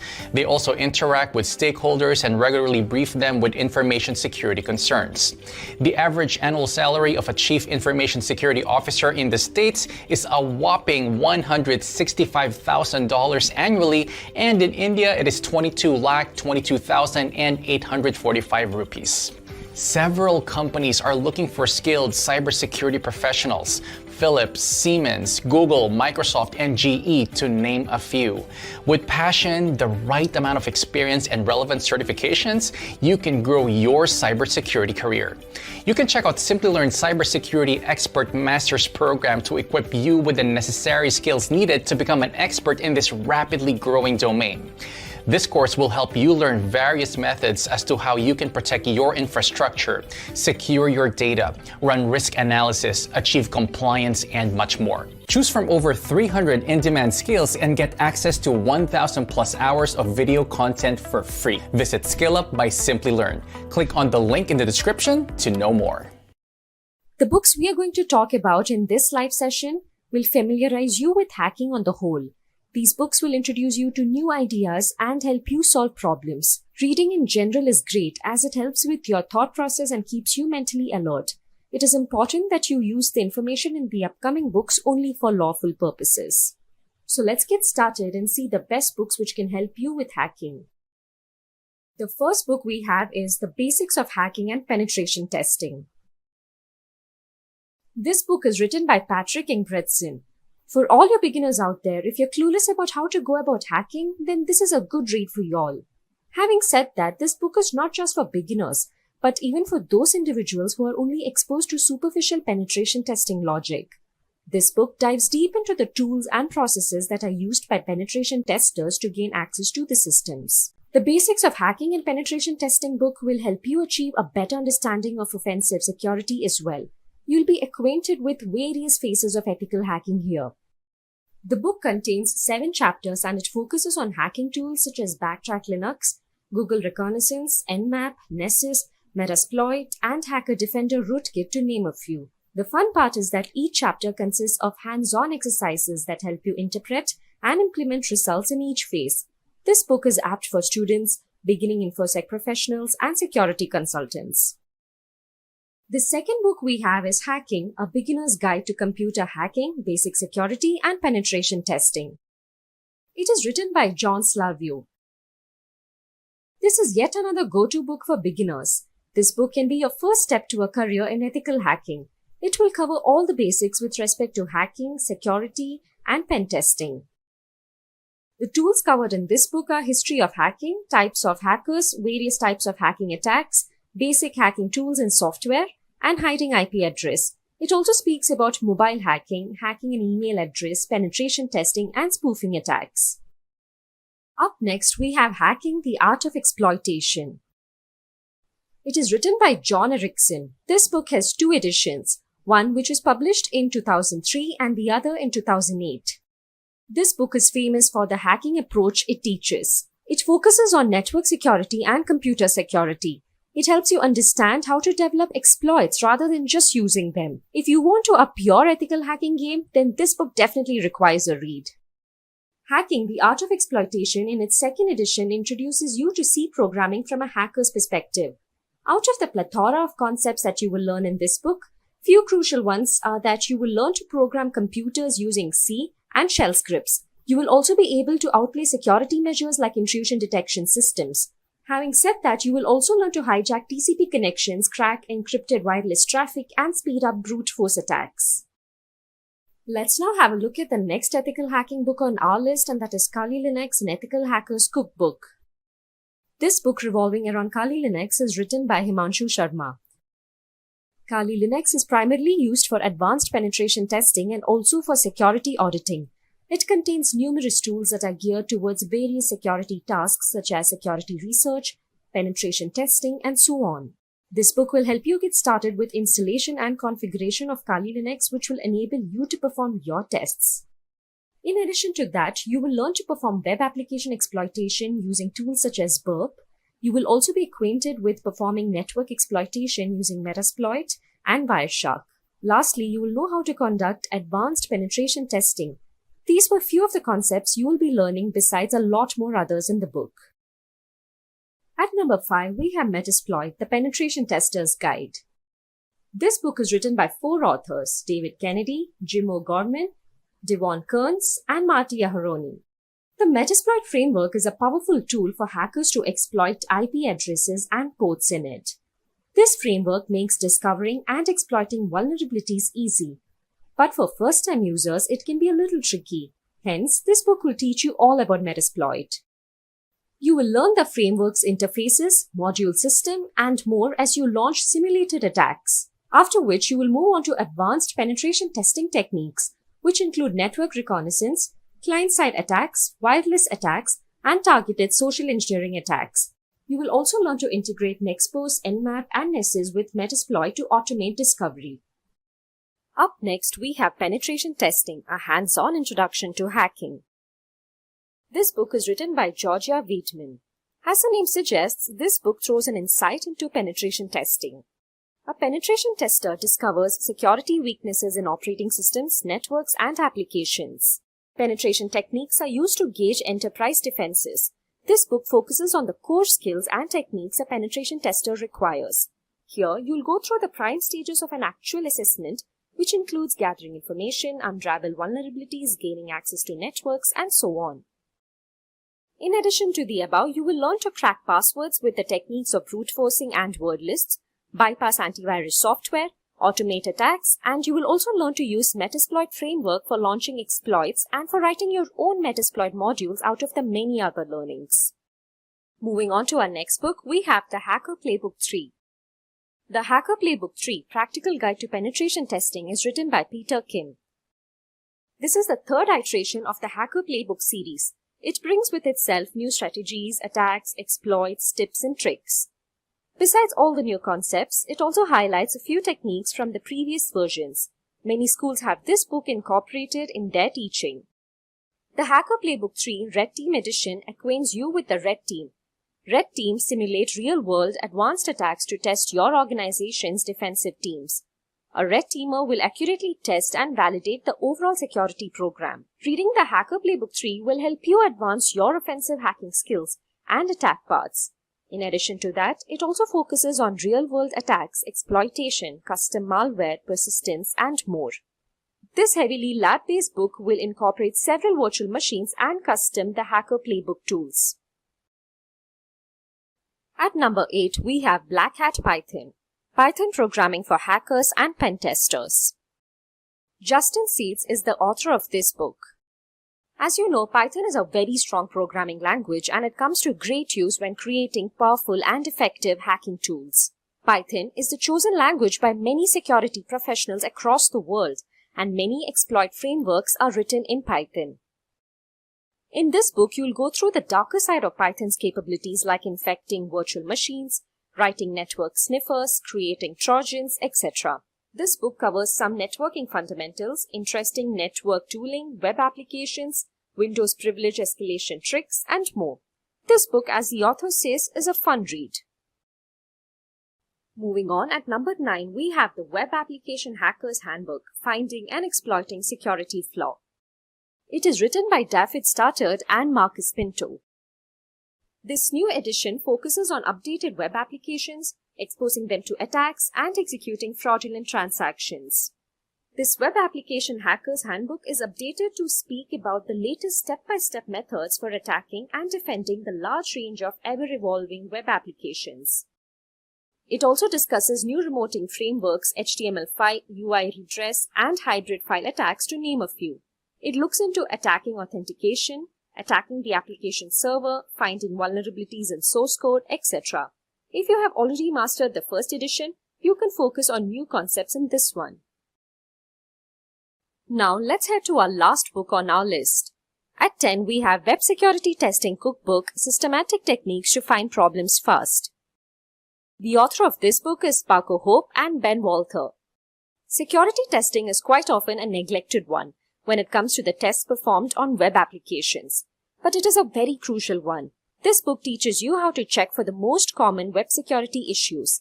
It also acquaints you with installing and configuring free and good security testing tools. You will also understand how your application communicates with users, and this book will help you build tests pinpointed at AJAX functions and help you automate the tests. With the knowledge of this book and the free tools used here, you can defend your site. So those were the top 10 books for ethical hacking. Now that you had a look at the books, let's move on and see how Simplilearn can help you become an ethical hacker. Simplilearn provides a Certified Ethical Hacker CEH version 10 course. This CEH certification training course provides you hands-on training that will help you master the techniques used to penetrate network systems and defend your system against it. Simplilearn's ethical hacking course is aligned with the latest CEH version 10 by EC Council. Here, you will learn about trojans, backdoors, and countermeasures, IDS, firewalls, and honeypots, advanced hacking concepts, network packet analysis, mobile and web technologies, and advanced log management. This course content includes an introduction to ethical hacking, penetration testing, and ethical hacking concepts. It also speaks about SQL injection, IoT hacking, and cryptography, to name a few. There are no prerequisites to take up this certification training course. In this video, we will run you through the top 20 ethical hacking interview questions based on concepts like networking, software and programming, operating system and applications, cyberattacks, and cryptography. So let's get started. But before we begin, make sure to subscribe to our YouTube channel and hit the bell icon to never miss an update from Simplilearn. Let's start off with question 1. What is a firewall? Now, this is a very good question, and normally a very basic answer that I've ever heard is that a firewall is a hardware and a software firewall. But that's the functionality of a firewall. That is how you can install a firewall. But there are different types of firewalls, and there is a specific functionality that a firewall is created for. Right? So a firewall is either a hardware or software, but its responsibility is for blocking either incoming or outgoing traffic from the internet to your computer. They secure a network. So essentially, the firewall will allow a connection to happen or disallow a connection to happen. It won't go beyond that. That's the basic functionality of a firewall. Okay. So based on the configurations that you have done, based on the rules that you have created on the firewall, it will then, based on those rules, identify whether some traffic is allowed in that network or some traffic is to be blocked from entering that network. So as the screen shows, the firewall rules will analyze whether the traffic is good. If yes, it will allow. If the traffic is bad, it will block the traffic and not allow that connection from happening in the first place. Now, there are a few common types of firewalls that also need to be included in the answer to this question. And the first one is a packet filtering firewall. These are the most common types that you will come across, which analyze packets and let them pass through only if they match an established security rule set. Now here people do get confused when we say that we analyze packets. People think that these firewalls will analyze the contents of that packet, which is not correct. When a definition for a packet filtering firewall says that these firewalls analyze packets, it means that they are only analyzing the source and destination IP addresses, port numbers, and the protocols that are mentioned in those packets. These firewalls do not have the capability of deep packet inspection, or DPI as it is known. If that capability comes into the picture, you're basically looking at an intrusion detection system or an intrusion prevention system in today's world called as a next-gen firewall. Okay, so a packet filtering firewall essentially will only analyze data packets for its source and destination IP addresses, port numbers, and the protocol that is being utilized. It will then map that information to the rules that are there on the firewall. And based on those rules, it will either allow that connection to happen or disallow that connection from happening. The second type is a proxy firewall. These firewalls filter network traffic at the application level. So when you say application level, they work at the layer 7 of the OSI model. Packet filtering firewalls, since we have mentioned that they worked on IP addressing and port numbers, will work on the network layer of the OSI model. Also on the transport layer, because they also look at protocols. Proxy firewalls will work at layer 7, which is the application layer of the OSI model, and will deal with application level protocols such as HTTP, HTTPS, FTP, SMTP, and so on and so forth. And the third one is a stateful multi-layer inspection firewall. These filter packets at the network, transport, and application layers. So they basically do the job of the first and the second type of firewalls. The packets are compared to known trusted packets. But now the first question is, if there is a stateful multi-layer inspection firewall, why do we have type 1 and type 2 firewalls like packet filtering and proxy firewalls? That is because that is how the firewalls have evolved. We started off with the packet filtering, then we added functionality to it, and so on and so forth. So if a question comes, what is a firewall? You start off with the option saying it is a hardware or software. This is the responsibility, the functionality of a firewall is to allow good traffic and disallow bad traffic based on the rules that have been configured on the firewall. And then you've got basically 3 types of firewalls: packet filtering, proxy, and stateful multi-layer. And just include a brief description of each of these firewalls. So that's question 1. Moving on to the question 2. What is a VPN? VPN is also called a virtual private network. It is a connection between a VPN server and a VPN client. So it basically creates an encrypted tunnel between the client and the VPN server, which is then utilized to secure the connections that you're making with the internet. So as you can see in the diagram, the user has a VPN client installed on their machine. The VPN client then creates an encrypted tunnel to the VPN server.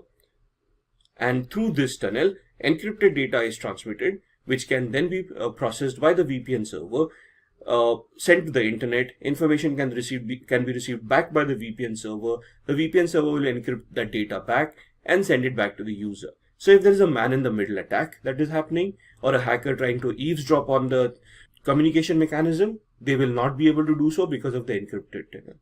It is very difficult to decrypt this or hack through this encrypted tunnel.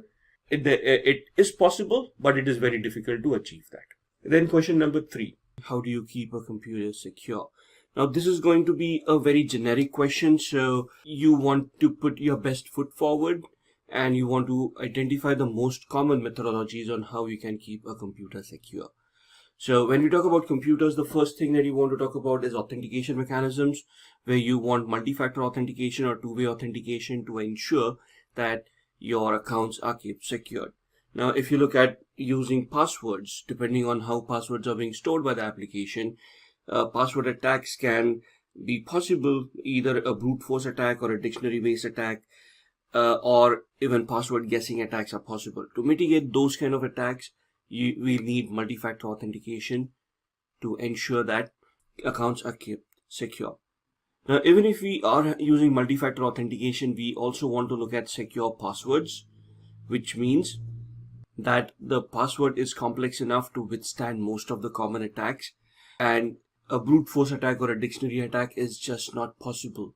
So we want to randomize our passwords. We want to create a complexity where a password meets standards such as has at least one lowercase, one uppercase character, has numerics and special characters, and is randomized, is not based on a dictionary word, doesn't contain usernames, email addresses, phone numbers, or anything that is personal to that particular user. Third, keep regular updates, which means that there will be patches that will be released for the application, for the software that you're utilizing. Download the patches, install them on a regular basis to ensure that you are secured against the most recent attacks that have been identified. Install a good antivirus.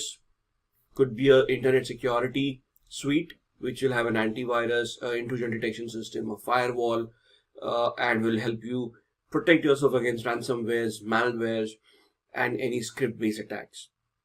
Also have a specialized firewall on your system. Could be a host-based firewall or a network-based firewall to ensure that attacks are kept at a minimum, and you have your network definitions in place to allow or disallow connections from happening to your devices.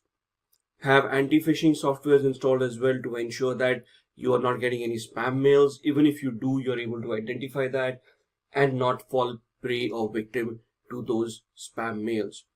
Phishing attacks are generic, where they are directed towards individuals and they prey on the gullibility of that particular individual. So our Nigerian frauds, or the lotteries that we win on a regular basis of hundreds of $1 million, those messages, the emails that we receive, they are all phishing emails where they're basically prone to victimize the user and then rob them of money or install some malware or do some other malicious activity.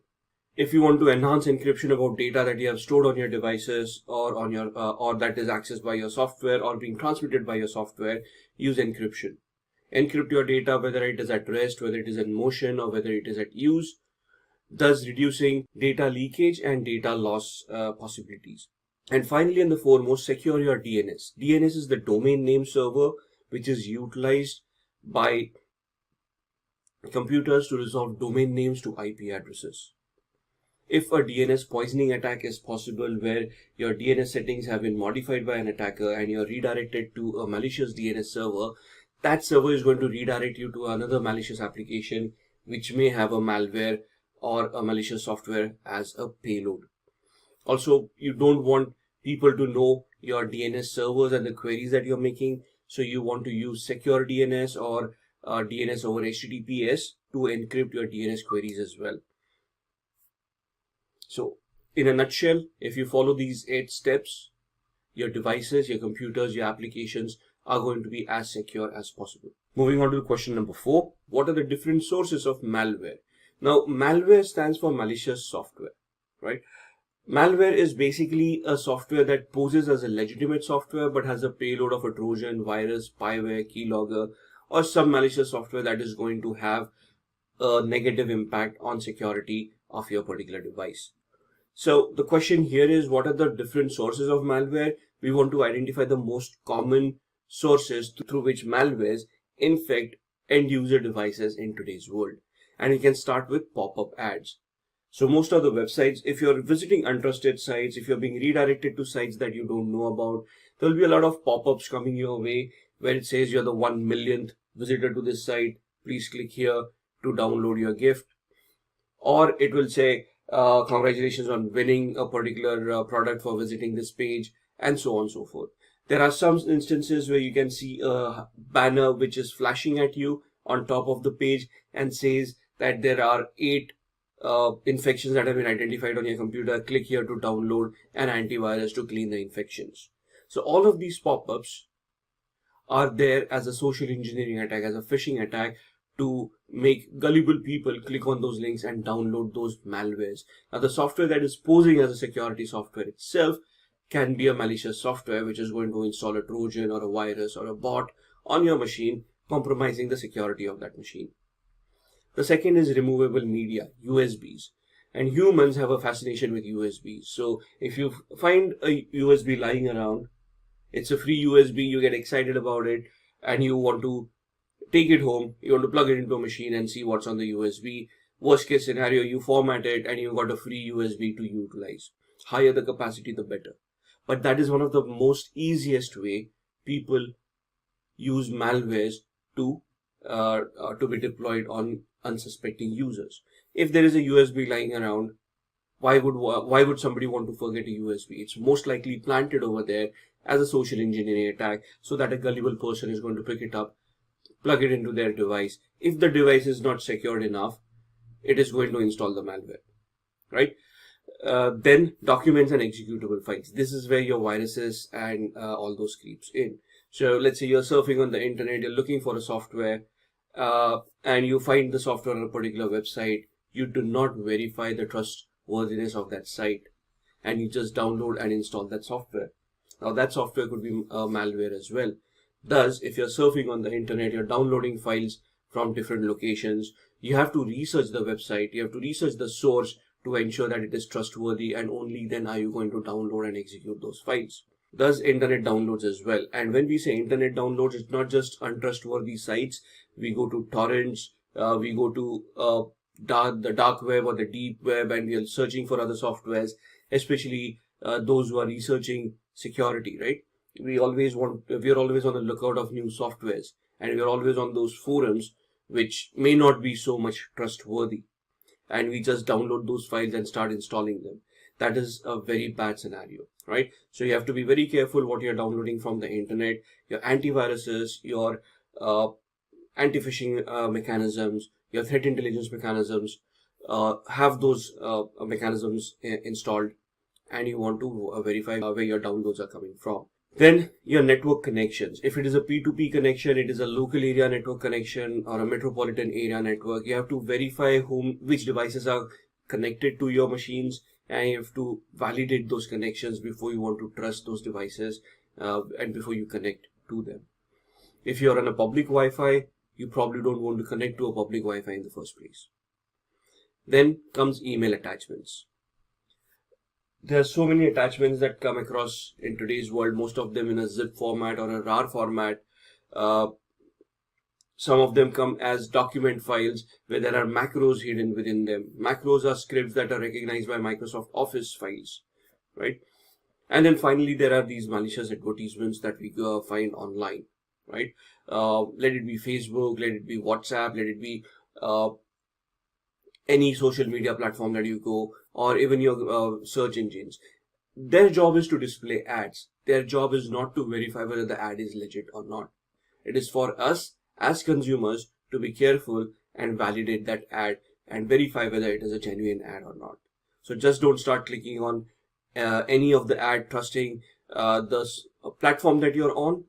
Be sure that you are investigating that ad. So these are the most common sources of malware, and the end user will always get infected by one of these mechanisms. Then moving on to question number 5, how does email work? Now this is a very can be a complex question, but we have to keep it as simple as possible, and we have to identify that there are two servers, both of them either using SMTP, which is the simple message transfer protocol, where in this scenario John wants to send an email. Thus they've got an email client installed on their machine, which is connected to the mail exchange server, which has a DNS server which maps the routing and which maps the exchange server and inboxes. So when John composes that message and clicks on send, John should be connected to a mail exchange server where the email is sent through that particular person's inbox. So John's inbox will then be validated, and that email will then be sent through the DNS server through the internet and will be received by the recipient mail server. So at this point in time, John also requires the recipient's email address. So in this case, this is Jack. So jack@something.com would be the email address. So while John is composing, the to field will have Jack's email address. The from field will have John's email address. The subject field will have whatever they want to convey as a message. The message body will have the message itself. And then when John clicks on send, it will go to their exchange server. The exchange server will then validate the inbox and identify where that inbox is located for Jack. And then through the internet, it will be sent to the mail server of Jack. The mail server will then identify the proper inbox that that email needs to be sent to, and it will store that email in that particular inbox. When Jack opens their computer and accesses their inbox, this email from John will be already waiting for them, and they can respond to it the same way John had sent that email. Moving on to question number 6, what is black box and white box testing? So when you are testing a software or you're testing your infrastructure, there are two different tests that you can conduct. The first one is a black box. The second one is a white box. In a black box test, there is no knowledge that is shared with the tester. So let's say you're an ethical hacker and you have been awarded a contract by an organization to test their current application that they have developed. Now, they are not going to give you any information. They are not going to tell you what the application is. They just probably give you an IP address and a port number where the application is hosted. And now you have to fire in your own queries and try to figure out what the application is, try to gather information, see what information can be gathered in the first place. And based on that, you're going to figure out your way, identify vulnerabilities, and see if any of those vulnerabilities can lead to a security incident. So without any knowledge, zero knowledge of the IT infrastructure or the source code, that's a black box attack or a black box test. A white box test, on the other hand, is where full knowledge of the IT infrastructure or the source code is shared. So the ethical hacker has complete knowledge, and based on the knowledge, they are then going to test out the system to see if there are any flaws that they can identify, right? So why would these two audits be important? Because the first one, a black box audit, emulates the attack of an outsider, an external hacker sitting outside the organization trying to figure their way in. Whereas a white box attack can emulate the attack of an insider. So a disgruntled employee within that organization misusing their access controls or their access rights to make unvalidated profits, right? So somebody who's corrupt, who has been bribed, who wants to sell out company secrets so they're going to try to find out vulnerabilities, try to steal data and try to sell it on the gray market, right? So a white box would emulate an internal attack, a black box would emulate an external attack. The next question is, what are the steps involved in hacking a server or a network? So this is more of an ethical hacking question. You're looking at devices, and the interviewer asks you what kind of steps are involved. What are the activities that you would do in hacking a server or a network? Now, there are no specific steps that you would define because every hack is going to be unique. But it has a hack can be classified in 5 different steps, which are quite generic, right? So the first step will always be the reconnaissance step, also known as information gathering phase, also known as footprinting or fingerprinting, depending on what exactly you're doing. But in this phase, the attacker gathers all the evidence, all the information that is possible about the targets that they want to attack. So here you're trying to get to know the victim so you can launch specific attacks towards them. You want to identify what operating system they are utilizing, what IP addresses, MAC addresses, the versions of the operating systems and applications, the patch levels, find out vulnerabilities, find out whatever information is possible, find out the information about the person who's using those computers so you can launch social engineering attacks and so on and so forth. So the first step is all about gathering enough information based on which you can launch further attacks. Once you have that information comes the second phase, which is known as the scanning phase. This is more of a technical phase. So you have in the first step you've got your IP addresses, domain names, maybe even network maps, and you have identified which devices are available. Now in the scanning phase you're going to identify live devices, and then you're going to scan them for open ports, processes, protocols, services. You're going to identify vulnerabilities. You're going to enumerate them to identify more information from them. Thus, at this point in time, you will have identified a certain set of vulnerabilities or a certain set of security loopholes that you can misuse. Once you have identified those, you're going to the next step, which is the gaining access step. In this, you're actually going to execute your attacks based on the vulnerabilities that you have found, and you're either going to gain access to that particular system by installing a trojan, or destroy the system by installing a virus, or install a spyware or a keylogger, whatever you wanted to achieve. So in the gaining access phase, you would have, based on the knowledge that you have gained in the first and the second phase, you're going to launch your attacks and you're going to try to gain access to that particular device. Then the next step is where you're going to maintain that access. Now that you have hacked into that device, it is not necessary that you will always be able to get access to that device. Suppose you have cracked the password of that particular user and the user changes that password after a few days. Your attack is worthless. So what you're going to do here is you're going to maintain your access.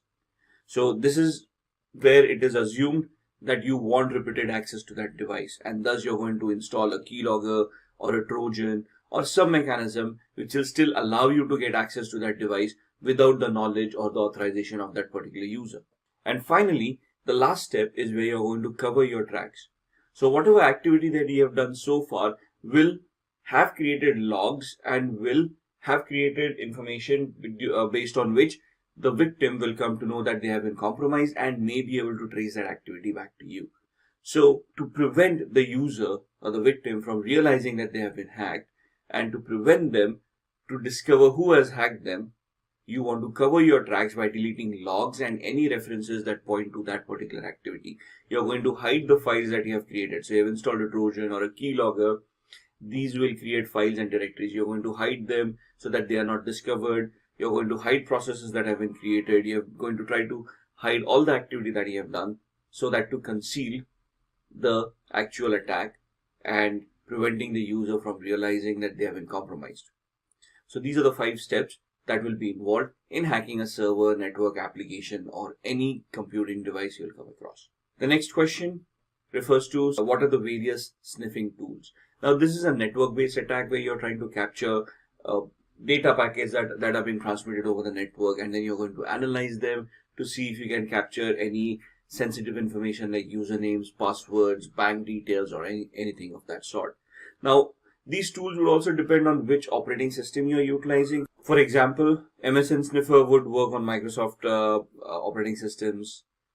EtherCap would be based on Linux, and so on and so forth. So on the screen, you'll see 6 different sniffing tools that work on different operating systems. Wireshark is something that is common both on Windows and Linux. It is used to analyze network in detail. It is the de facto tool that you will come across in most of your ethical hacking trainings, in most of your organizations when they want to do data captures. Now, data capturing or packet capturing is not only done by hackers to gather more information, but it is also a known troubleshooting technique used by administrators and network administrators to analyze any issues that may be going on in the network, right? So the first tool you see on the screen is Wireshark. Like we stated, is available for Windows, Linux as well. Then there is TCP dump, which again has the same capability of Wireshark, but is a command line version, whereas Wireshark also has a GUI, a graphical user interface. TCP dump is available on Linux.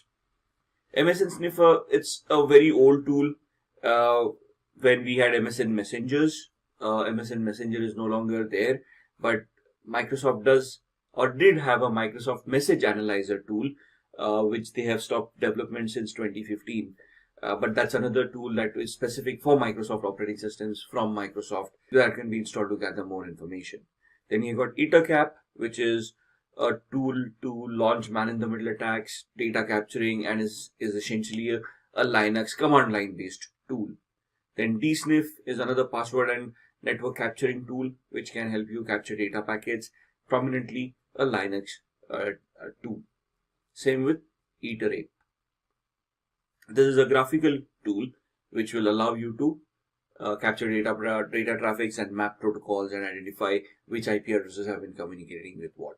Essentially, all of the tools have similar functionality, except that some have additional functionality like launching man-in-the-middle attacks or capturing or having specific filters that will help you identify and troubleshoot some network issues that you may be facing. Question 9. What is SQL injection? SQL stands for Structured Query Language, which is a language that is used by most of your databases or your relational databases. The variations of your database would be MySQL, Microsoft SQL, Oracle SQL. You'll have IBM databases. All of these databases utilize the structured query languages to interact with the applications. Now, all of these databases have their own syntax, so you'll have to study most of these databases based on which applications and which databases you want to provide security for. But as the name suggests, SQL injection vulnerability or a structured query language injection vulnerability is where a user can maliciously inject a SQL input or a SQL statement in a query and send it to the database and evoke a response out of it. So this vulnerability is not specifically to the database. The vulnerability lies more in the application and the coding of that application. So when the application receives a query which it needs to be forwarded to the SQL database, we need to configure at the application level of what queries are allowed and what queries are not allowed. So there are different various aspects of how to manage a SQL injection vulnerability. But the basic flaw lies in the application where invalidated input is accepted and sent forward to the database, where the database might confuse it into an executable statement and thus create a response that was not warranted. There are various types of SQL injections as shown on the screen. Inbound SQL injection, where you can look at an error-based or a union-based injection. A blind SQL injection, where it is either Boolean-based or a time-based attack. And then an out-of-bound SQL injection. Essentially, you're looking at databases and you're looking at application security, where you want to encourage secure coding practices so unvalidated input is mitigated. Then the next question is, what is spoofing? Now in spoofing, you're basically assuming the identity of another person. So here the attacker pretends to be some other person or an organization and sends you an email that appears to be a legitimate email. It looks almost genuine. It has been constructed to replicate what a genuine email would have been, and it is very difficult to spot a fake one. There are different ways to identify whether an email is genuine or not. If getting your learning started is half the battle, what if you could do that for free? Visit Skill Up by Simplilearn. Click on the link in the description to know more. Moving on to the next question, what is a distributed denial of service attack or a DDoS attack? Now, generally a denial of service attack is an attack where legitimate users are prevented access to the resources that they legitimately can access, right? So, for example, if it is a bandwidth-based attack, the attacker consumes the bandwidth of the network in such a way that there is no more bandwidth left for legitimate users to access the network. Now, a single device may not be able to generate that much amount of traffic to consume the bandwidth of a huge server. Thus, the attacker will construct a botnet and through that botnet they will launch a distributed denial of service attack to the target victim, right? So a botnet, there are two terms that we want to look at over here. The first term is a bot, and the second one being the botnet itself. Bot is a software that once installed on a victim's machine allows the hacker to send remote commands to that machine that will make it do generate some activity.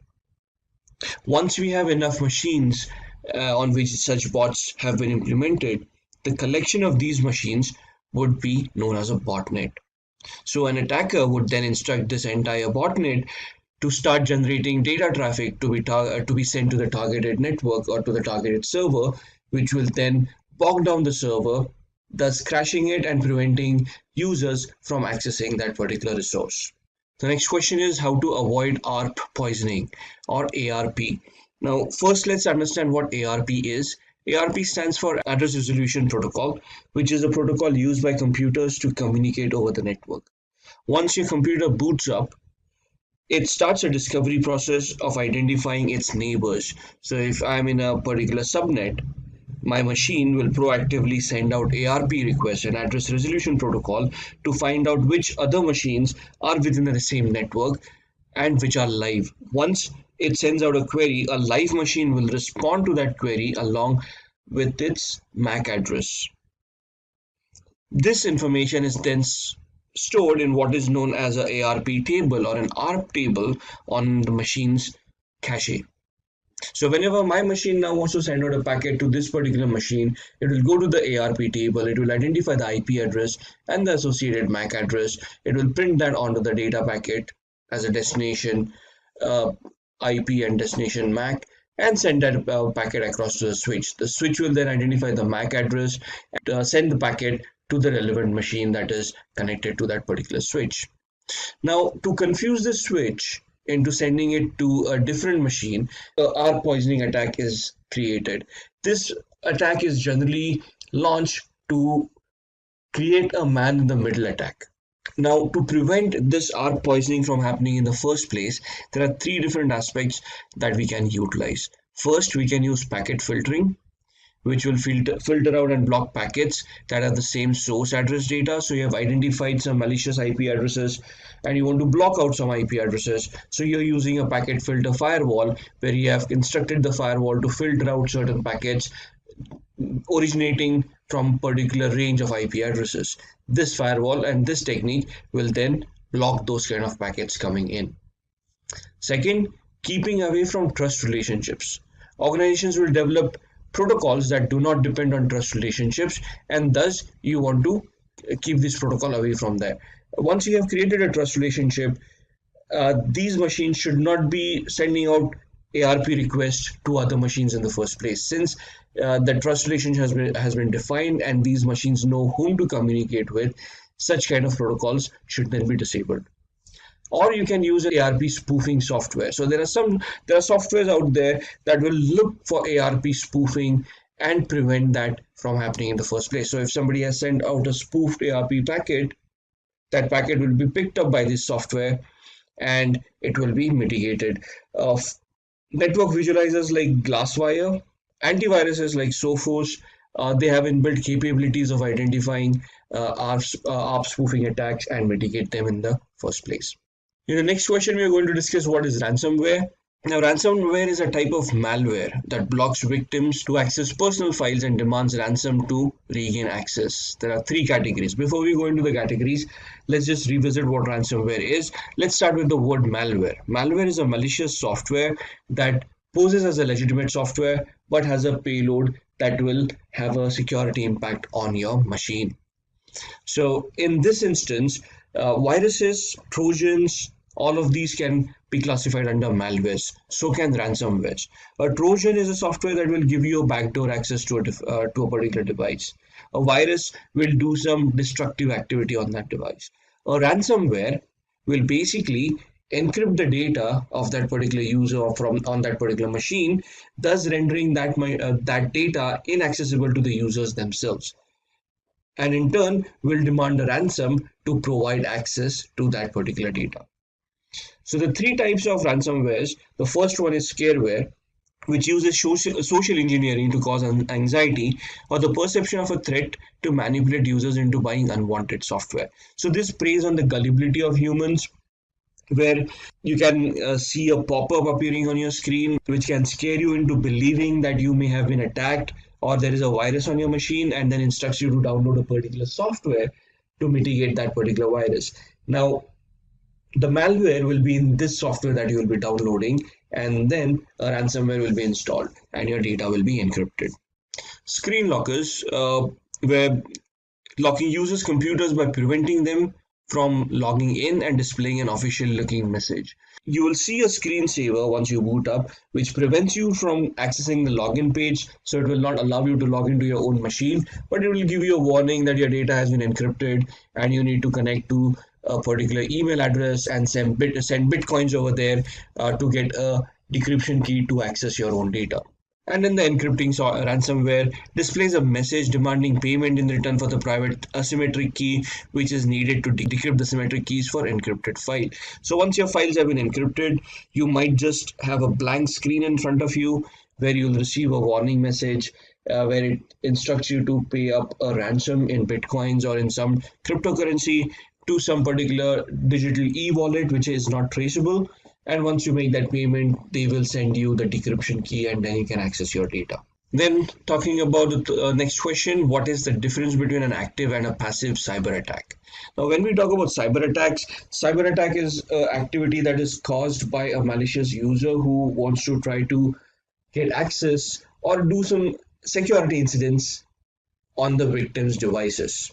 So there are two ways that can happen. It's either in an active manner or a passive manner. In an active manner, the intruder attempts to disrupt a network's normalcy, modifies data, and tries to alter the system's resources. So this is more active, where the attacker will proactively try to destroy the network so that communications fail, or they might try to modify the data where we're using a ransom where they can encrypt it, or they might delete that data using a virus, or steal that data using a trojan, or they might even alter the data so that it is no longer trustworthy.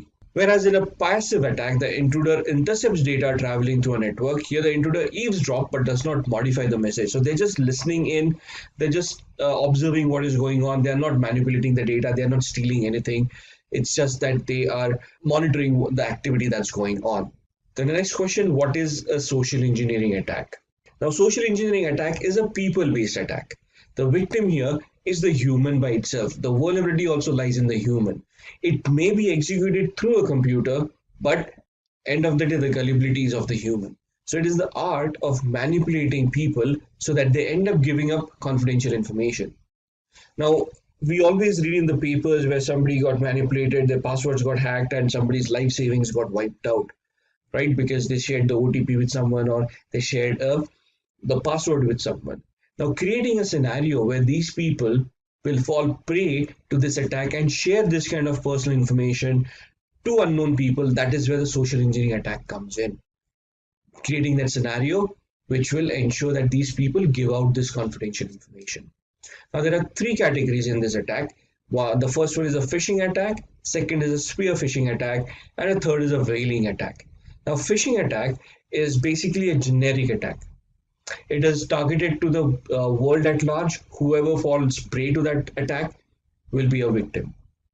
Whereas a spear phishing attack is a targeted attack towards a specific individual or a group of individuals or towards an organization. So there is a lot more research that goes into spear phishing, where you analyze the victim, you try to figure out what their vulnerabilities are, and you tailor make or you customize the attack to that particular vulnerability. Once you have that attack, you launch it against those people will then fall prey to this attack. And a veiling attack is where you're attacking top level executives. So the C-level executives of an organization, politicians, movie stars, wealthy and powerful people. So any of these people, when they're attacked, it will be known as a veiling attack. Next question, what is man-in-the-middle attack? Now, this is something that we had touched base when we talked about ARP, where the ARP poisoning attack needs to be executed to leverage a man-in-the-middle attack. Now, in the man-in-the-middle attack, the attacking computer takes the IP address of the client Unaware of this, the server continues to communicate with the attacker. Now, if you remember in a previous question, we have also talked about spoofing. So in this scenario, attacker has spoofed their IP address to replicate themselves as a genuine client. And now with that spoofing in mind, they might either through a R poisoning attack or just because of the spoofed IP address become a man in the middle. That means that they are now eavesdropping on the conversation between the actual client and the server by posing themselves as a server. In this scenario, the attacker is now a go-between between the client and the server and can eavesdrop and can copy the data. If they want, they can modify the data as well. So as you can see on the screen, the attacker becomes man in the middle, which means that they are now eavesdropping on the conversation that is happening between the client and the server. The next question, who are black hat hackers and white hat hackers? The main thing is the differentiation between a black hat hacker and a white hat hacker. Now, a black hat hackers are skilled individuals who illegally hack into a system. The motive behind such an attack is mostly for monetary gain. These individuals are also known as security crackers. Now, if you look at your criminal hackers, those who have malicious intent, those who do hacking for the intent of personal gain or for the matter of disruption. The main thing that black hat hackers lack is authorization.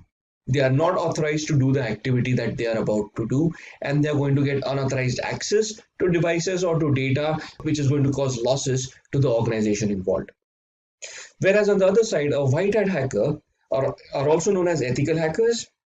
These are the individuals who discover vulnerabilities in a computer network, and they help the organizations mitigate these vulnerabilities.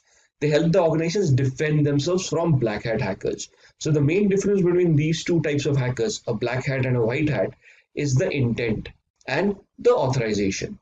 So black hat hackers will have malicious intent. They will try to personally gain from that attack by finding out vulnerabilities. They also will not have authorization to conduct whatever activity they are doing.